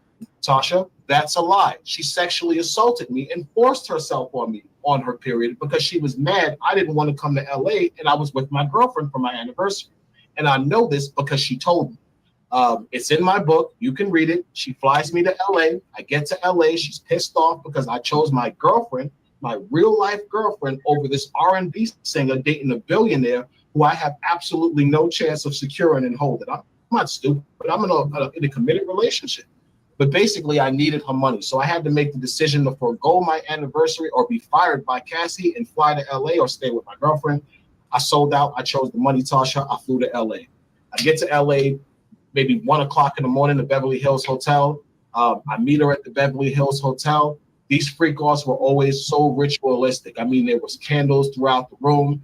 The furniture would be covered. There would be like a platter with Astroglide and baby oil, and then another platter with like Ciroc, which is crazy. I never knew it was Diddy. DeLeon, water, things like that. This time I went there. This one time, the entire living room was dark, which I thought was weird. Basically, in this encounter, what she does is she keeps the room dark so I can't see the fact that she's menstruating. She kind of seduces me into thinking that we're going to have sex regularly because, again, I don't know she's on a menstrual cycle. She gets on top of me. She grabs my member. She inserts it in her because she's already wet. She's on her menstrual cycle. She orgasms real quick, and then I push her off of me, cut the lights on, and it literally looks like the St. Valentine's Day massacre. It's blood everywhere because she's heavily on her period. So I'm pissed. I'm like, I said, why would you do something like that to me? This is disgusting. Tasha, the girl is totally shitting on me. She's like, so what? So what? And she's arrogant about it. So Diddy's sitting there watching it. He's her man. He's her protector. I'm getting more and more aggressive. I'm calling her nasty BITCHs. I'm pissed. He says, yo, you know something, bro? You mad cool. It's been like 6-7 years. I'm not going to lie to you. She knew she was on her period. She just really wanted you to come here. You see how we was calling you. You see how she demanded you come. So she had sex with you. He was like, yo, it was wrong. I'm going to give you some money. Calm down. Let's not do this. We've been seeing each other too long. He really used to try to be a mediator. I'm not going to lie. He goes in the room. He gets me like $5,000. So now Diddy is a mediator. They said Diddy was a bad person, but now Diddy is the mediator. Diddy apologized to you and gave you money for what she did. So if you're gonna take this girl to court, you need to pick a side. You truly, truly need to pick a side because it's a lot. Like, pick a side, champ. Cassie's dope. Cassie's not a liar, but Cassie lied about this. Cassie's dope, but I'm suing her. Cassie's dope, but she sexually assaulted me and she manipulated me. Then she's not a dope person. He comes out, he gives me $5,000 to stop arguing with her. Tasha, I stopped arguing with her. He says, yo, go check it in your room. He gives me a key for my suite in the Beverly Hills Hotel. I take my $5 cash. I go to my room. I go to sleep. I wake up the next day. She calls me that night. She apologizes about the night before. She says, listen, I was drunk. I'm on my period. I was horny. You really disappointed me by the fact that you didn't want to come. And she said, yeah, what I did was wrong. I'm sorry. I should have told you I was on my period. She totally apologized. So how could you get on the stand and tell the stand that Diddy made you have sex with me when you know for a fact that I know that that's a lie? Yeah. I don't want to say I feel bad for Diddy because I know the women are going to destroy me, but I kind of feel bad for him because he's not totally being lied on, but his bitter ex-girlfriend. You didn't smell it? You didn't smell the period blood? No, actually, I gotta be fair. Her vagina never stunk. Never stunk. All that fuck is she doing? Never stunk. Never. Maybe she kept herself clean for me. I don't know, but she smelled like lavender every time I touched her. She never stunk. Never. Did he call you for the other Jane Does, or you only just serviced her? Only her.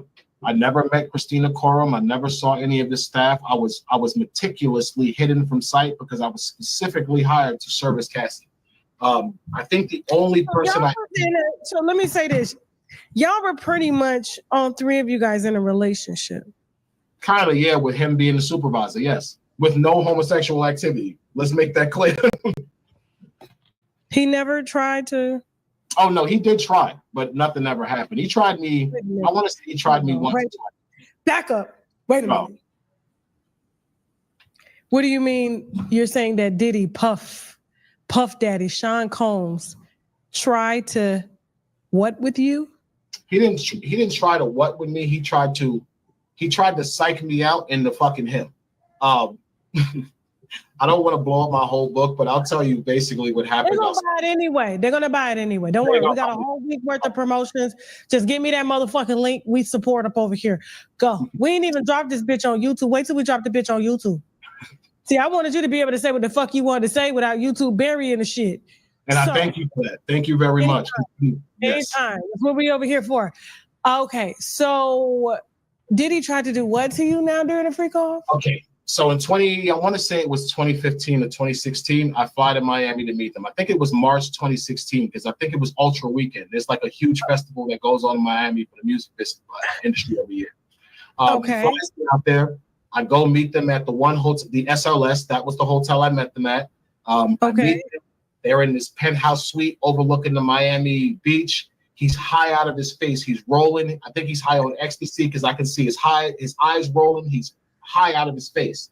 I and Cassie go out on the balcony. I'm naked. Cassie's naked. You know, we're both in amazing shape. He's like, yo, wow, y'all motherfuckers look good. Yo, you look like a god. And he's doing all of this complimenting, which was weird because I'm like, dude, I'm naked and I'm standing naked with your girl. Like, what the hell are you talking about? Long story short, Cassie had some sense. She's like, listen, you are too, no, you got to go inside because paparazzi watches. If they catch a glimpse of me with a naked chocolate man like you, I'm going to have a problem. She brings me back inside the suite. She goes into the master bedroom to get ready for the freak off. So while I'm waiting in the living room, Puff pulls out the piano seat. He sits at the grand piano behind the door and he starts, he gives me a joint. So, you know, he and I are sitting there smoking a joint. He says, yo, you got any kids? At the time, I had no children. He was like, yo, what you doing with yourself? So I told him I was in optician school. I was doing this, you know, basic bullshit conversation. So he sits there and, you know, he's like, I can tell he wants to ask me something. So I'm like, yo, what's wrong with you? And he says, yo, you know, nah, never mind. I said, yo, just speak your mind. Like, what's wrong with you? He was like, yo, so are you gay? I said, what? Where the fuck did that just come from? Why would you even ask me something like that the way I'm busting your shorty down? So I got angry. And I start cursing him out. I'm like, yo, you're a freaking weirdo. So I'm going off on him. Cassie comes out. She's like, yo, what's wrong? I said, yo, this guy just asked me, am I gay? Like, what type of shit is he on? So she looked at him and she was like, don't pay him no attention. He's high. And she laughed it off. So I'm thinking, you know, whatever. I'm still going in on him though, because I believe strongly that he asked me because he wanted to see if I was going to sleep. So I still kept going in. The thing about Puff is he doesn't like negativity. He'll give you money to shut up. So I'm going in on him like, yo, what's wrong with you? You gay or something? Why are you asking me, am I gay? I ain't never gave you no sign I'm gay, dude. You don't catch me looking at you. I damn sure don't want to see your penis. I'm going in on him. He goes in the room. He comes out with a wad of money, throws it at me. Shut up about that shit. Okay, I shut up. You know, it don't take too much to get me to shut up. You pay me. Fast forward to with the freak off now. So now he wants to have the freak off. He wants the voyeur. He wants to watch. He tells me and Cassie to go in the bedroom. He commands her to lay on the bed and play with herself. He directs me to stand off to the corner and masturbate while we have the baby oil on and watch, because that was the setup. The freak-offs would be in stages. The first stage would be like a soft foreplay where she and I was made to sit back and masturbate and watch each other and kind of build up the passion and the heat of the situation. The next phase would be her giving me fellatio. Things like that, the touching, that's when he would allow us to touch. The third phase would usually be the intercourse. And the intercourse would usually be the final stage to climax when she climaxed, because she always used to climax before me until we started using the excessive amounts of baby oil. And then that would usually wrap up that session into another session, which would probably be 20, 30, no more than 30 minutes later, because she was high and she would need to do this. So during this encounter, he calls me in the room. She and I are in stage one. He's watching me. I can see him watching me through the corner of his eyes. And, you know, it feels weird, but I'm trying not to pay attention to him. I'm focusing on a woman. She looks great. It's not hard to stay focused on her. All of a sudden, he jumps up and he starts to act like he's, you know, going to eat a vagina, which he never did. Never. It had been, this was 2015, I think it was. I saw him for 6 years. I never saw him eat a vagina. But this day, he gets up and he buries his face in her vagina. Eating a vagina. But now here's the thing. While he's doing it, he busted in her? No, I didn't yet. No, we hadn't had sex yet. But while he's doing it, he tells me to keep masturbating so she can watch. Okay, no problem. So now I'm watching her masturbating, but he's eating out her vagina, shifting his anus in my view. So it's distracting me because I can't see her vagina. I can see his anus. So I'm like, what the hell is this? So I'm gonna let you finish your spin. Okay, go ahead. So I see what he's doing, and at first I didn't realize what he was doing. I just got annoyed, so I moved to another side of the bed. I believe I moved to the right just so I would be at an angle to see past him. He waits maybe 2 seconds. He scoots his ass back in front of my view. I'm like, what the hell is this guy doing? So I'm getting mad. I'm like, what is this guy doing? So I move back to the left side of the bed. Sure enough, a couple of seconds later, he does it again. Finally, I said, yo, what's wrong with you, man? You blocking my view with your ass. Can you stop? And he was like, oh, I'm sorry. He got up. He gets back in the seat like he's going to start his voyeurism again watching. And he tells us we can go ahead. She says, can I get some dick? He says, yeah. So I jump on her to go have sex with her. She and I start to get involved in the sexual encounter. He says, stop. Let us talk for a second. So now I have to leave the room. That's the order for me to leave the room. Okay. I'm outside. I'm gonna be honest. I was already involved in sex with her, so I was hard. I'm kind of horny. I'm like, you know what? Let me just get it out, so I'm not standing here all hard dick looking like an idiot when she come out here. She comes out and catches me whacking off, and she starts laughing at me. She's like, yo, you gotta go. I'm like, I gotta go. Why? And she's like, yo, you gotta go. I'll see you later. She's like, yo, you passed though. And I said, I passed. What do you mean I passed? She was like, yo, you passed. She gives me a big hug. She kisses me. She says, yo, you passed. When I call you later, it's going down. I was like, all right, whatever. I left. I started walking around the strip. I didn't really know what she was talking about until probably later that night when I thought about it. Why is he doing that? Because he was trying to entice me to make me think that his asshole was the same as her vagina. And he was hoping that I might have been high and did it. But I wasn't. So that's the only time he propositioned me. Well, I feel he propositioned me because he definitely did that, hoping that he can manipulate me into possibly sleeping with me. What's the name of the book again? Cassie, Victim of Co-Conspirator, Story of Pain. Okay. Anything else you want to add before we wrap this up here? No, Tasha, I want to thank you for allowing me to finally get this out before the public. It has been a nightmare, like I've been living here in my name. I'm not allowed to tell my story. There people are creating narratives that are not true. I might have been a male escort, but I wasn't nasty. I didn't sleep with women unprotected. Cassie she conned me into believing that I was in a monogamous, exclusive relationship being paid because her boyfriend had a small penis. I saw her boyfriend had a small penis. Why would I think she's lying? I didn't know she was sleeping with 30 or 40 men. So I'm not the nasty one. She's the nasty one because she was tricking all these men into unprotected sex and to whatever she was doing. And now she wants to claim that she was being forced. Absolutely not. So I'm thankful to you that you allowed me to tell this story because Cassie is not a victim of sex trafficking. Wow. Don't you worry. It's going out next week. No, y'all understand what he's saying. I understand what he's trying to say. He's saying that Cassie made him feel like he was special. So because of that, the day she removed his condom, he didn't mind doing that. And then moving forward, he didn't mind doing that because he thought he was the only one she was having sex with. So I'm like, okay, I can see that. She made him feel special. Then he found out like, oh, there's 27 of us. So technically she did expose him to like HIV maybe, or no. Then the other thing is like the period stuff. He's like that. It was like to him, it was sexual assault. Oh my Lord, this is too much. Like, it's a lot. But I feel like also like maybe they feel like they were discarded. Like when all the freak out stopped, the money stopped coming and things like that. Like I think they felt like they were just discarded, which is why you should not go into sex work. There's no real love. Oh, they just used me for my penis and they just moved on and forgot all about me and stuff like that. And then you realize like you were not that special. All the connection you thought you had, the conversations you thought you had, you realize like, oh, it was just part of them making me feel comfortable, but they didn't really care about me. I think he's having withdrawals, like, because he said like, by her doing that, she triggered things from like 14, 15 years ago that he probably tried to forget. So she probably triggered him, but it really is gross though. Yeah, he was a bull. Yeah, with the cuck queen. Yeah. And he didn't even realize what it was. Oh my gosh. Yeah. But I think he really thought they were cool. Like, oh, because you know them for like 8 years, 10 years. And then one day they just stop calling. The money stops coming. Then there's a trial. You're like, so while you were sleeping with me, you were sleeping with other people. And then you could probably say to yourself, why don't you just pay me all this money? Like, just have me do all the work and then I can get all the money to myself. Greed is a thing too, huh? But this is a lot. This is seriously overwhelming. Winos, thank Dave, okay? Because Dave was one of the first sources to come to us and give y'all this exclusive first. I'm sorry that the other platforms are not being courteous. And that's why we are getting a lot of the guests on our platform because, we're not, we have our opinions, but at the end of the day, your story is your story. We don't get in the way of that. Yeah. So I noticed you don't lie on people, and that's what I like about you. You don't lie.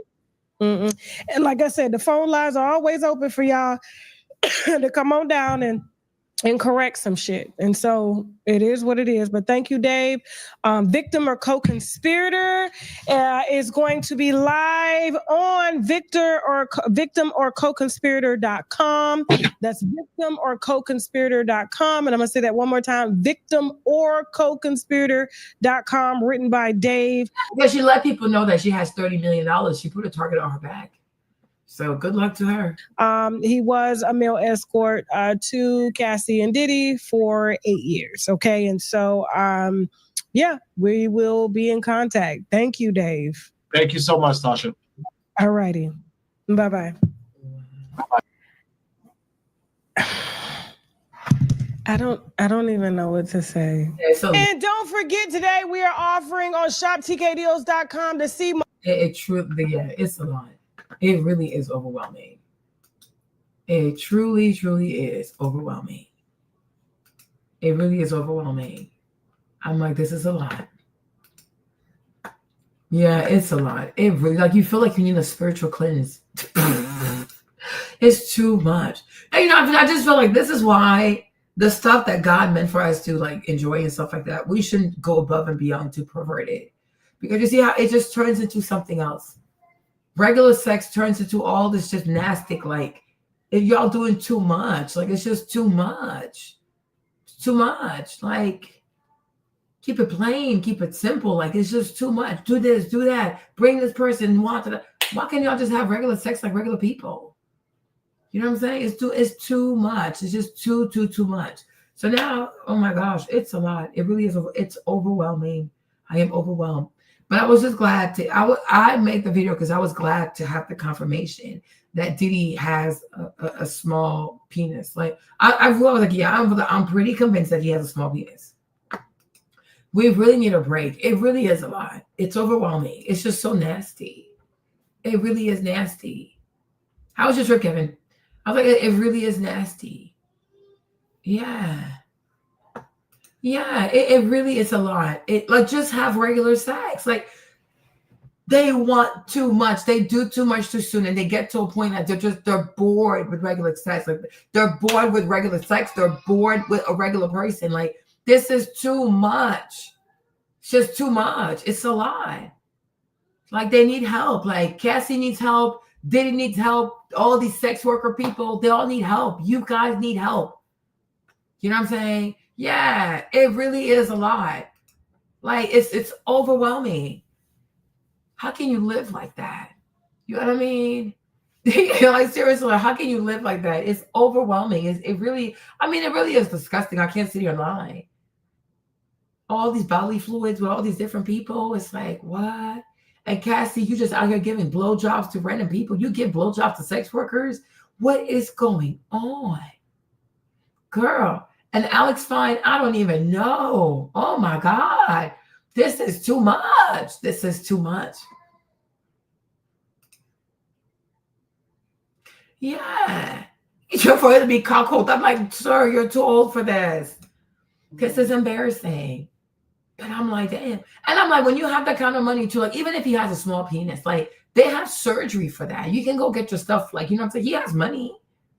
So why not get it fixed? If it causes you to have low self-esteem, why not get it fixed? They can help you. They have male enhancement surgeries. They can make it maybe a few inches longer. I don't know. But I'm like, damn. And my thing is, you have a small penis, and you're the one out here trying to sleep with all these girls. Ain't you embarrassed? Because I would think if you have a small penis, you would want most women to not know that. So therefore, you would stay with one woman so she can keep your little tiny, tiny secret. But you big Diddy, and then you get naked, and then the girls find out, oh, you guys are clitoris. That's embarrassing to me. How you not going to be more insecure? You know what I mean? Because everybody's talking about you, Diddy. All these girls you're sleeping with, they are talking about you behind your back. And I'm like, that's going to make you even more insecure, right? So I'm like, you should have been monogamous because you have a small penis. Okay. Yeah. Because if only one person knows you, like one or two women know you have a small penis, like, you know what I'm saying? You can still have the aura, like you got big D energy, right? But when you sleep with a lot of women, knowing that you have a small penis and you are insecure about your penis, like, I'm like, how are you not going to be more insecure? Because now you have more people who know you have a small penis and they're talking about you and they're laughing about you. But that's crazy because it makes him insecure. Like he's doing all this because he's really insecure about the size of his penis. But I'm like, you should just be monogamous. Because the least amount of people know that you have a small penis, you can walk around like you got big D energy. But you take a girl into a room and then she finds out like, that's it? And you're Diddy? Yeah, that's so embarrassing.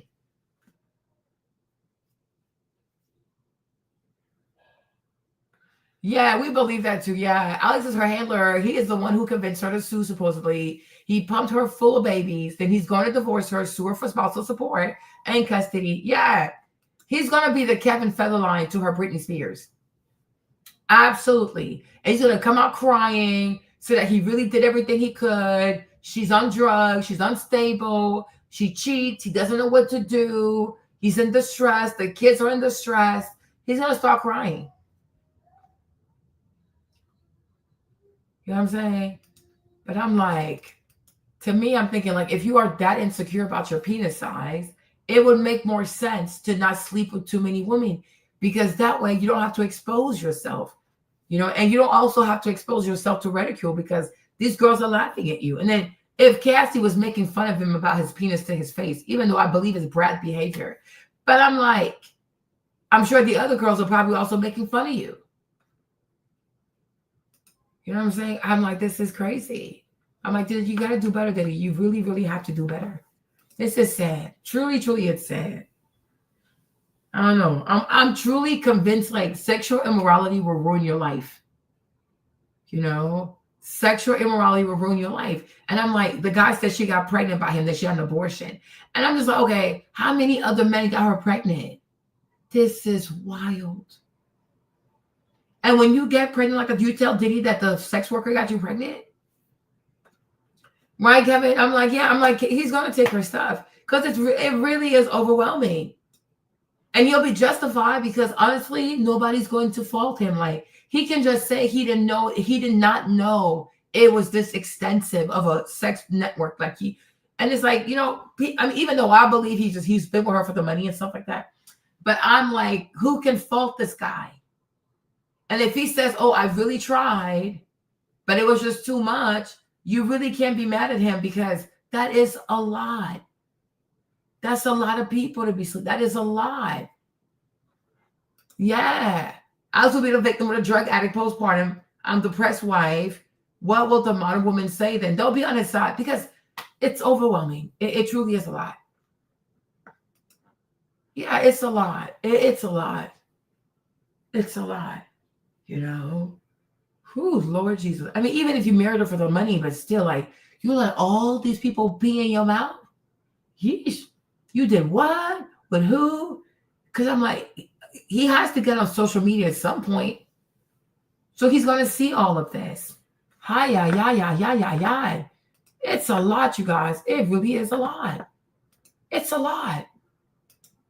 Even I'm mentally drained. Like, what is this?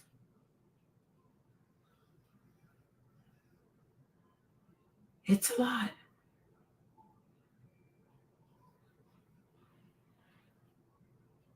It really is a lot. I'm like, girl.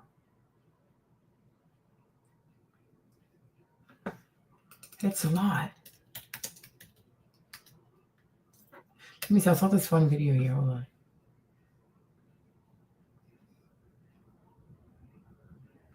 What's up with the channel, child? He was just here. I'm like, this is truly a lot. Don't even know what to say. I'm so overwhelmed. But I'm like, what is going on? Where's this guy in his videos? And I'm like, yeah, let me see if I can find this video. Heesh. It's a lot.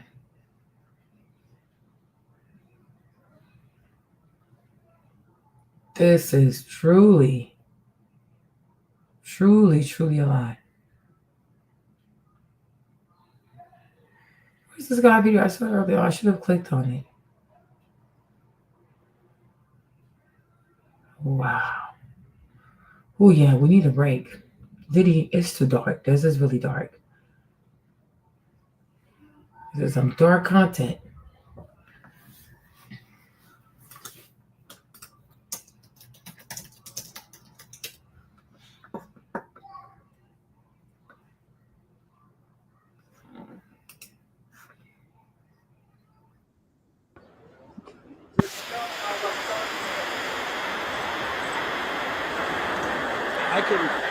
I can tell you that I talked to Sean. For those of you who know, I've known him for almost 20 years. And he's thankful, he's relieved, and he thanks the jurors. I think the jurors did what jurors do, which is they saw through an overcharged, overzealous, kind of a crazy prosecution, and they did the right thing. And that's why when people talk about tyranny and fascism and everything else, as long as you've got a jury system that works, that's what separates us from the rest of the world. And Sean is thankful. As a helicopter parent, I couldn't be prouder, and I'll let them talk. I don't want to steal their thunder.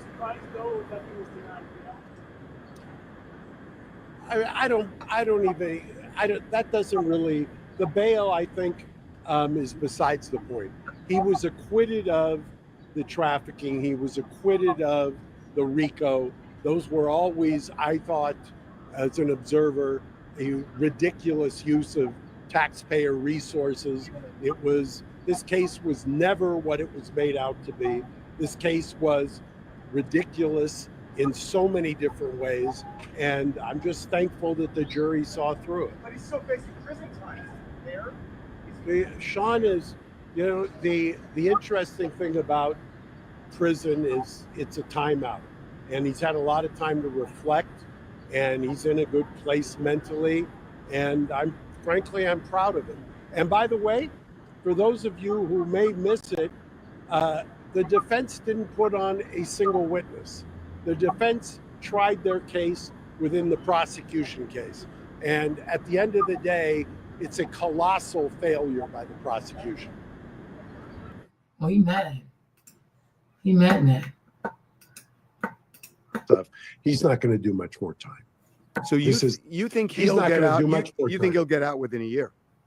Oh yeah, he should. I think he'll be out within a year, 18 months at the most. I think there's a distinct possibility that he gets sentenced to something akin to time served. I mean, look.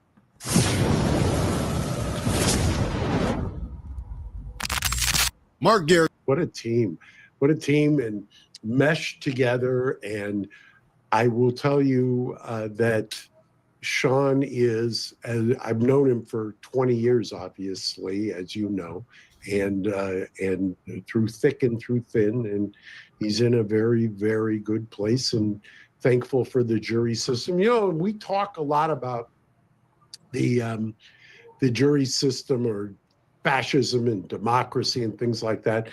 I will tell you, there was a funny line during the hearing I just got out of within the last hour, and Mark Agnifilo was making a pitch for an expedited sentencing hearing and talking about, and we'll talk about this in a second, but he was saying something, and Maureen Comey, who was the prosecutor, got up and she was doing what Maureen.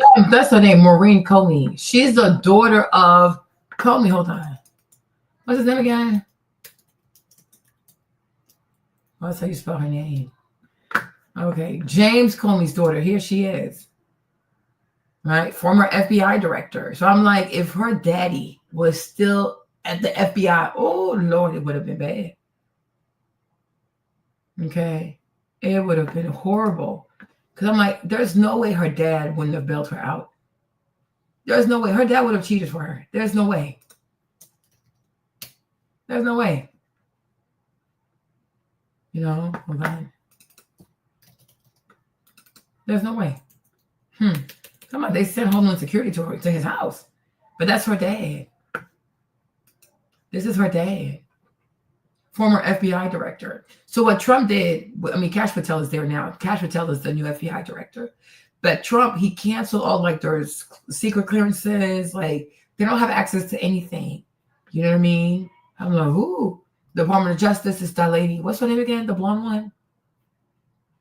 Pam Bondi. There you go. So Pam Bondi is over the Department of Justice, right?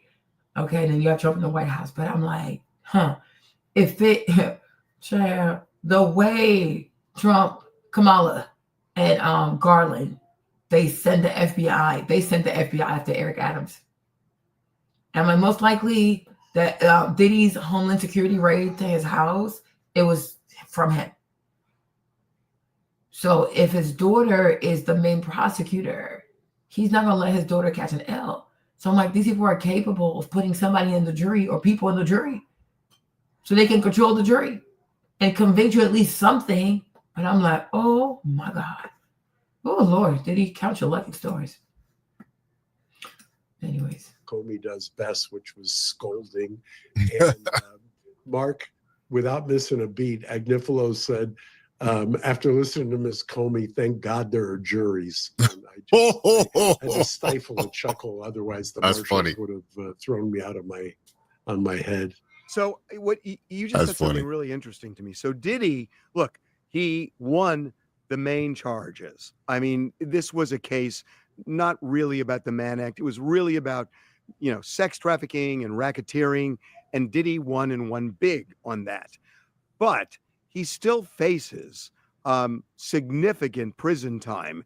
And the judge today, by denying him bail and talking about his violent nature and history, may have telegraphed that he's in some trouble. So where is his head? Is he viewing it as a victory?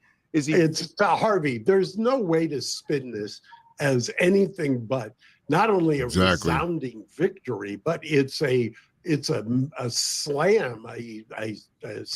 What's the term for a slap down? A beat down. Absolute resounding victory of the prosecution. Oh, as Trump would say, obliterated. They did get obliterated. Mind you, the Mann Act and Agnifilo went through this in court. I mean, this is one of the reasons you almost wish there were cameras in the courtroom. But Agnifilo went through.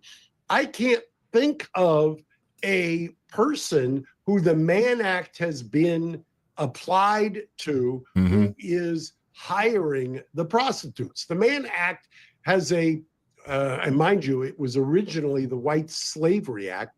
And that's true, because the Mann Act, if they do the Mann Act violation, most of the time people are on the other side of it. He's right.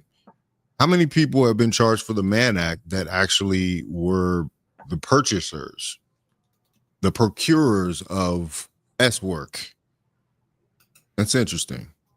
Originally the White Slavery Act, and you want to go back in the history, over 100 years ago, it's a crazy name. The first black heavyweight, Jack Johnson, and then famously against Chuck Berry. Charlie Chaplin in between, but he was acquitted, the one white guy. But there were a lot of people who said that was because he was prosecuted because of his political views. But Chuck Berry, and the Mann Act was designed for, the whole idea of it was for, I mean, there's a great history of it if you do it. It was designed for when women were coming of age and they were going from rural to urban areas. And they didn't want people transporting them, and it was always used against people of color, famously.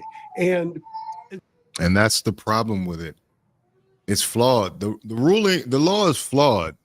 You know, the fact that it can target these successful, wealthy black men, like coming to a city near you. Your favorite celebrity could also be in the exact same position as Diddy. For flying somebody out, NFL players, basketball players, rappers, everybody's going to be under scrutiny. Actors too. If you flying women out, it's going to be a problem. There's going to have to be some control, a paper trail of consent and everything else that lets the courts know that, hey, this woman was consenting to come see me, and there was no money exchange for any services. You know, that's a lot of steps to go through for most men. You know what I mean? Like, I don't know, man. He won. He won.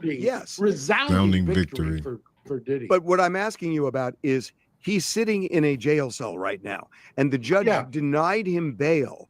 And he could listen. He's not going to get life, and we know that was on the line. Oh, and by the way, the government, they filed a letter. What's the government going to ask for? They're going to ask for 50 to 60 months or something like that. The sentencing guidelines, frankly, are 20 to 27. He was acquitted. The judge denied bail, but the judge specifically said, "Look, I have to, because they're alleging it's a crime of violence," and the defense basically conceded the violence and said, right. So that's interesting right there, because that is kind of what I was saying before. I think the judge felt some pressure to make the ruling of no bail right off. He's trying to be fair to both sides. He has to show a strong face at this point. But yeah, let me let Mark Garagos finish what he was saying there. "Look, I have to, because they're alleging it's a crime of violence," right. And the defense basically conceded the violence and said that this is a domestic violence case, except he's not being charged with domestic violence. He had Never a standard. was. The judge adhered to the standard. That doesn't mean that at sentencing he's not going to do the right thing. I think he's somebody who sat and watched this case. I will tell you that have you played the Doug Wigdor, Cassie's lawyers? Oh yeah. I mean, it's mind-boggling the take on this case that he has. I will just tell you, the family was there, Sean was there, and everybody is breathing a collective sigh of relief. So what do you think he'll get? You sound like you're thinking like 3-4 years. No, I think if there's any justice, he'll get 21 months time served, something like that. Even if you were to get 36, yeah, that's right. Because you got to take out the fact that he's already been sitting in jail this whole time. He gave up his passports. He agreed to pay a bail before the trial. He actually came to New York to turn himself in, of course, though he was then raided because they wanted the dramatic moment of brushing into the hotel to actually show that he was some type of threat.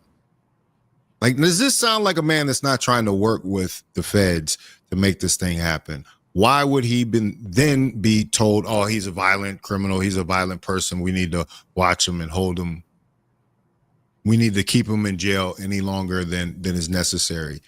He should get time served. I'm pretty sure that that's where this is going, honestly. Eligible for all kinds of other stuff. He's not going to do much more time. So you think he'll get out? You think he'll get out within a year? Oh yeah, he should. I think he'll be out within a year, 18 months at the most. I think there's a distinct possibility that he gets sentenced to something akin to time served. I mean, he went to New York.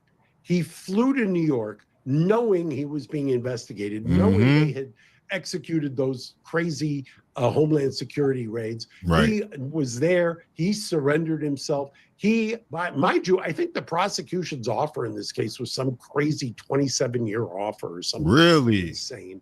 And they spectacularly lost, and they overreached, and thank God. Can you imagine? They basically wanted him to plead to basically a life sentence, 27 years. He's already 55. What? Like, that's really cold blooded. They didn't even give him a chance to, like, maybe I'll plead out. Nah. For the jury saw right through it. So what was the calculation for the defense in just resting, not calling any witnesses? It was clear, I think, to most observers in the courtroom, the government hadn't made their case. The government, I'll tell you what I always say, and I was muzzled at the time and couldn't say it. When the government started investigating jurors, you know what that means. That's a telltale sign. They don't like what they're seeing. Ooh. Oh, you hear that? When they feel the need to investigate jurors, and you remember they got that one juror off, the one that had a girlfriend in New Jersey and was going to his girlfriend's house, and he lived in. Is kidding you. Hold on. Come here. Come here for 1 second. Come here. I see what's happening. Come here. I see what Harvey There is she doing. is. God, Tenny, I'm not the evil dragon. He's not going to ask you anything, but I'm going to just. She put a gag order on her dad. This did you expect this? I'm just so curious. Because, I see what you're doing. Well, no, She can't talk about it. I mean, this is all. I mean, Tenny, you just won a big case. Thank you. I'm just Thank you. wondering. What a big case. Did this feel like? Oh, he's a proud dad. Look at him. He's so proud of her, man. Shout out to him. Shout out to them. Shout out to her for winning. She went in there and did her thing. She was definitely major part of this case. When you went into deliberation, when you decided to rest. I love you all. This is it. She's like, I can't talk. What's the Can't talk about it. Hey, why did you put a gag order on your dad? Can you answer that? You won't answer that. I wish I could tell you the conversation last night. I will. There were two members of the team who were talking, and I can't tell you.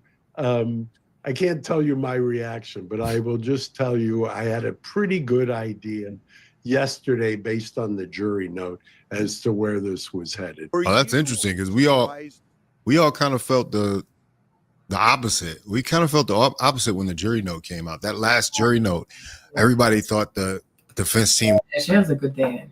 Oh, they just love to be diabolical. Some people have awesome dads, and they know damn well patriarchy inherently is not evil. So people have good dads. He's very proud of her. Yeah, he's very proud of her. He wanted to see her win. Was looking a little like kind of worried or something, but I guess they knew at that point that maybe it was going in their favor. Interesting. Simone and I talked about that actually. That the judge denied bail. No, not in the least. I thought when if you watched what was happening and understood how there was a lot of missteps today by the prosecution, not the least of which, and I know they're mortified by it, or I would imagine they are. They came out and at one point the DOJ had put out something saying that they had gotten a conviction on sex trafficking. How embarrassing is that? Oh, they did. I didn't see that. They put a press release out? Yeah, wow. They put a press release out, and they said that there was a conviction on counts that he was acquitted on. It was embarrassing. This was not their finest hour. It hasn't been. And anyway, you like this video? Like, thanks, you guys. I hope you enjoyed this live. I'm gonna get something to eat. And I need to wash my hair. Oh Lord, this is too funny. Well, yeah, we're glad. I mean, ultimately, I wish he would have been acquitted on everything, but glad that he got acquitted of that RICO, because $400 million, they're going to take all your money? They are insane. They are truly insane. What? Wow. No, that's crazy. All right, you guys. Love you very much. I'll see you guys tomorrow. I need to go eat something. I need to wash my hair. I finish my hair. Okay? Love y'all. Yeah. Oh, you're welcome. Thanks for being outside. Okay. Love you guys. Talk to you later. Bye, Kev. Yeah, we need a little breather. Bye, Visas. See y'all later. Bye-bye. Bye, Lena. Bye, everyone.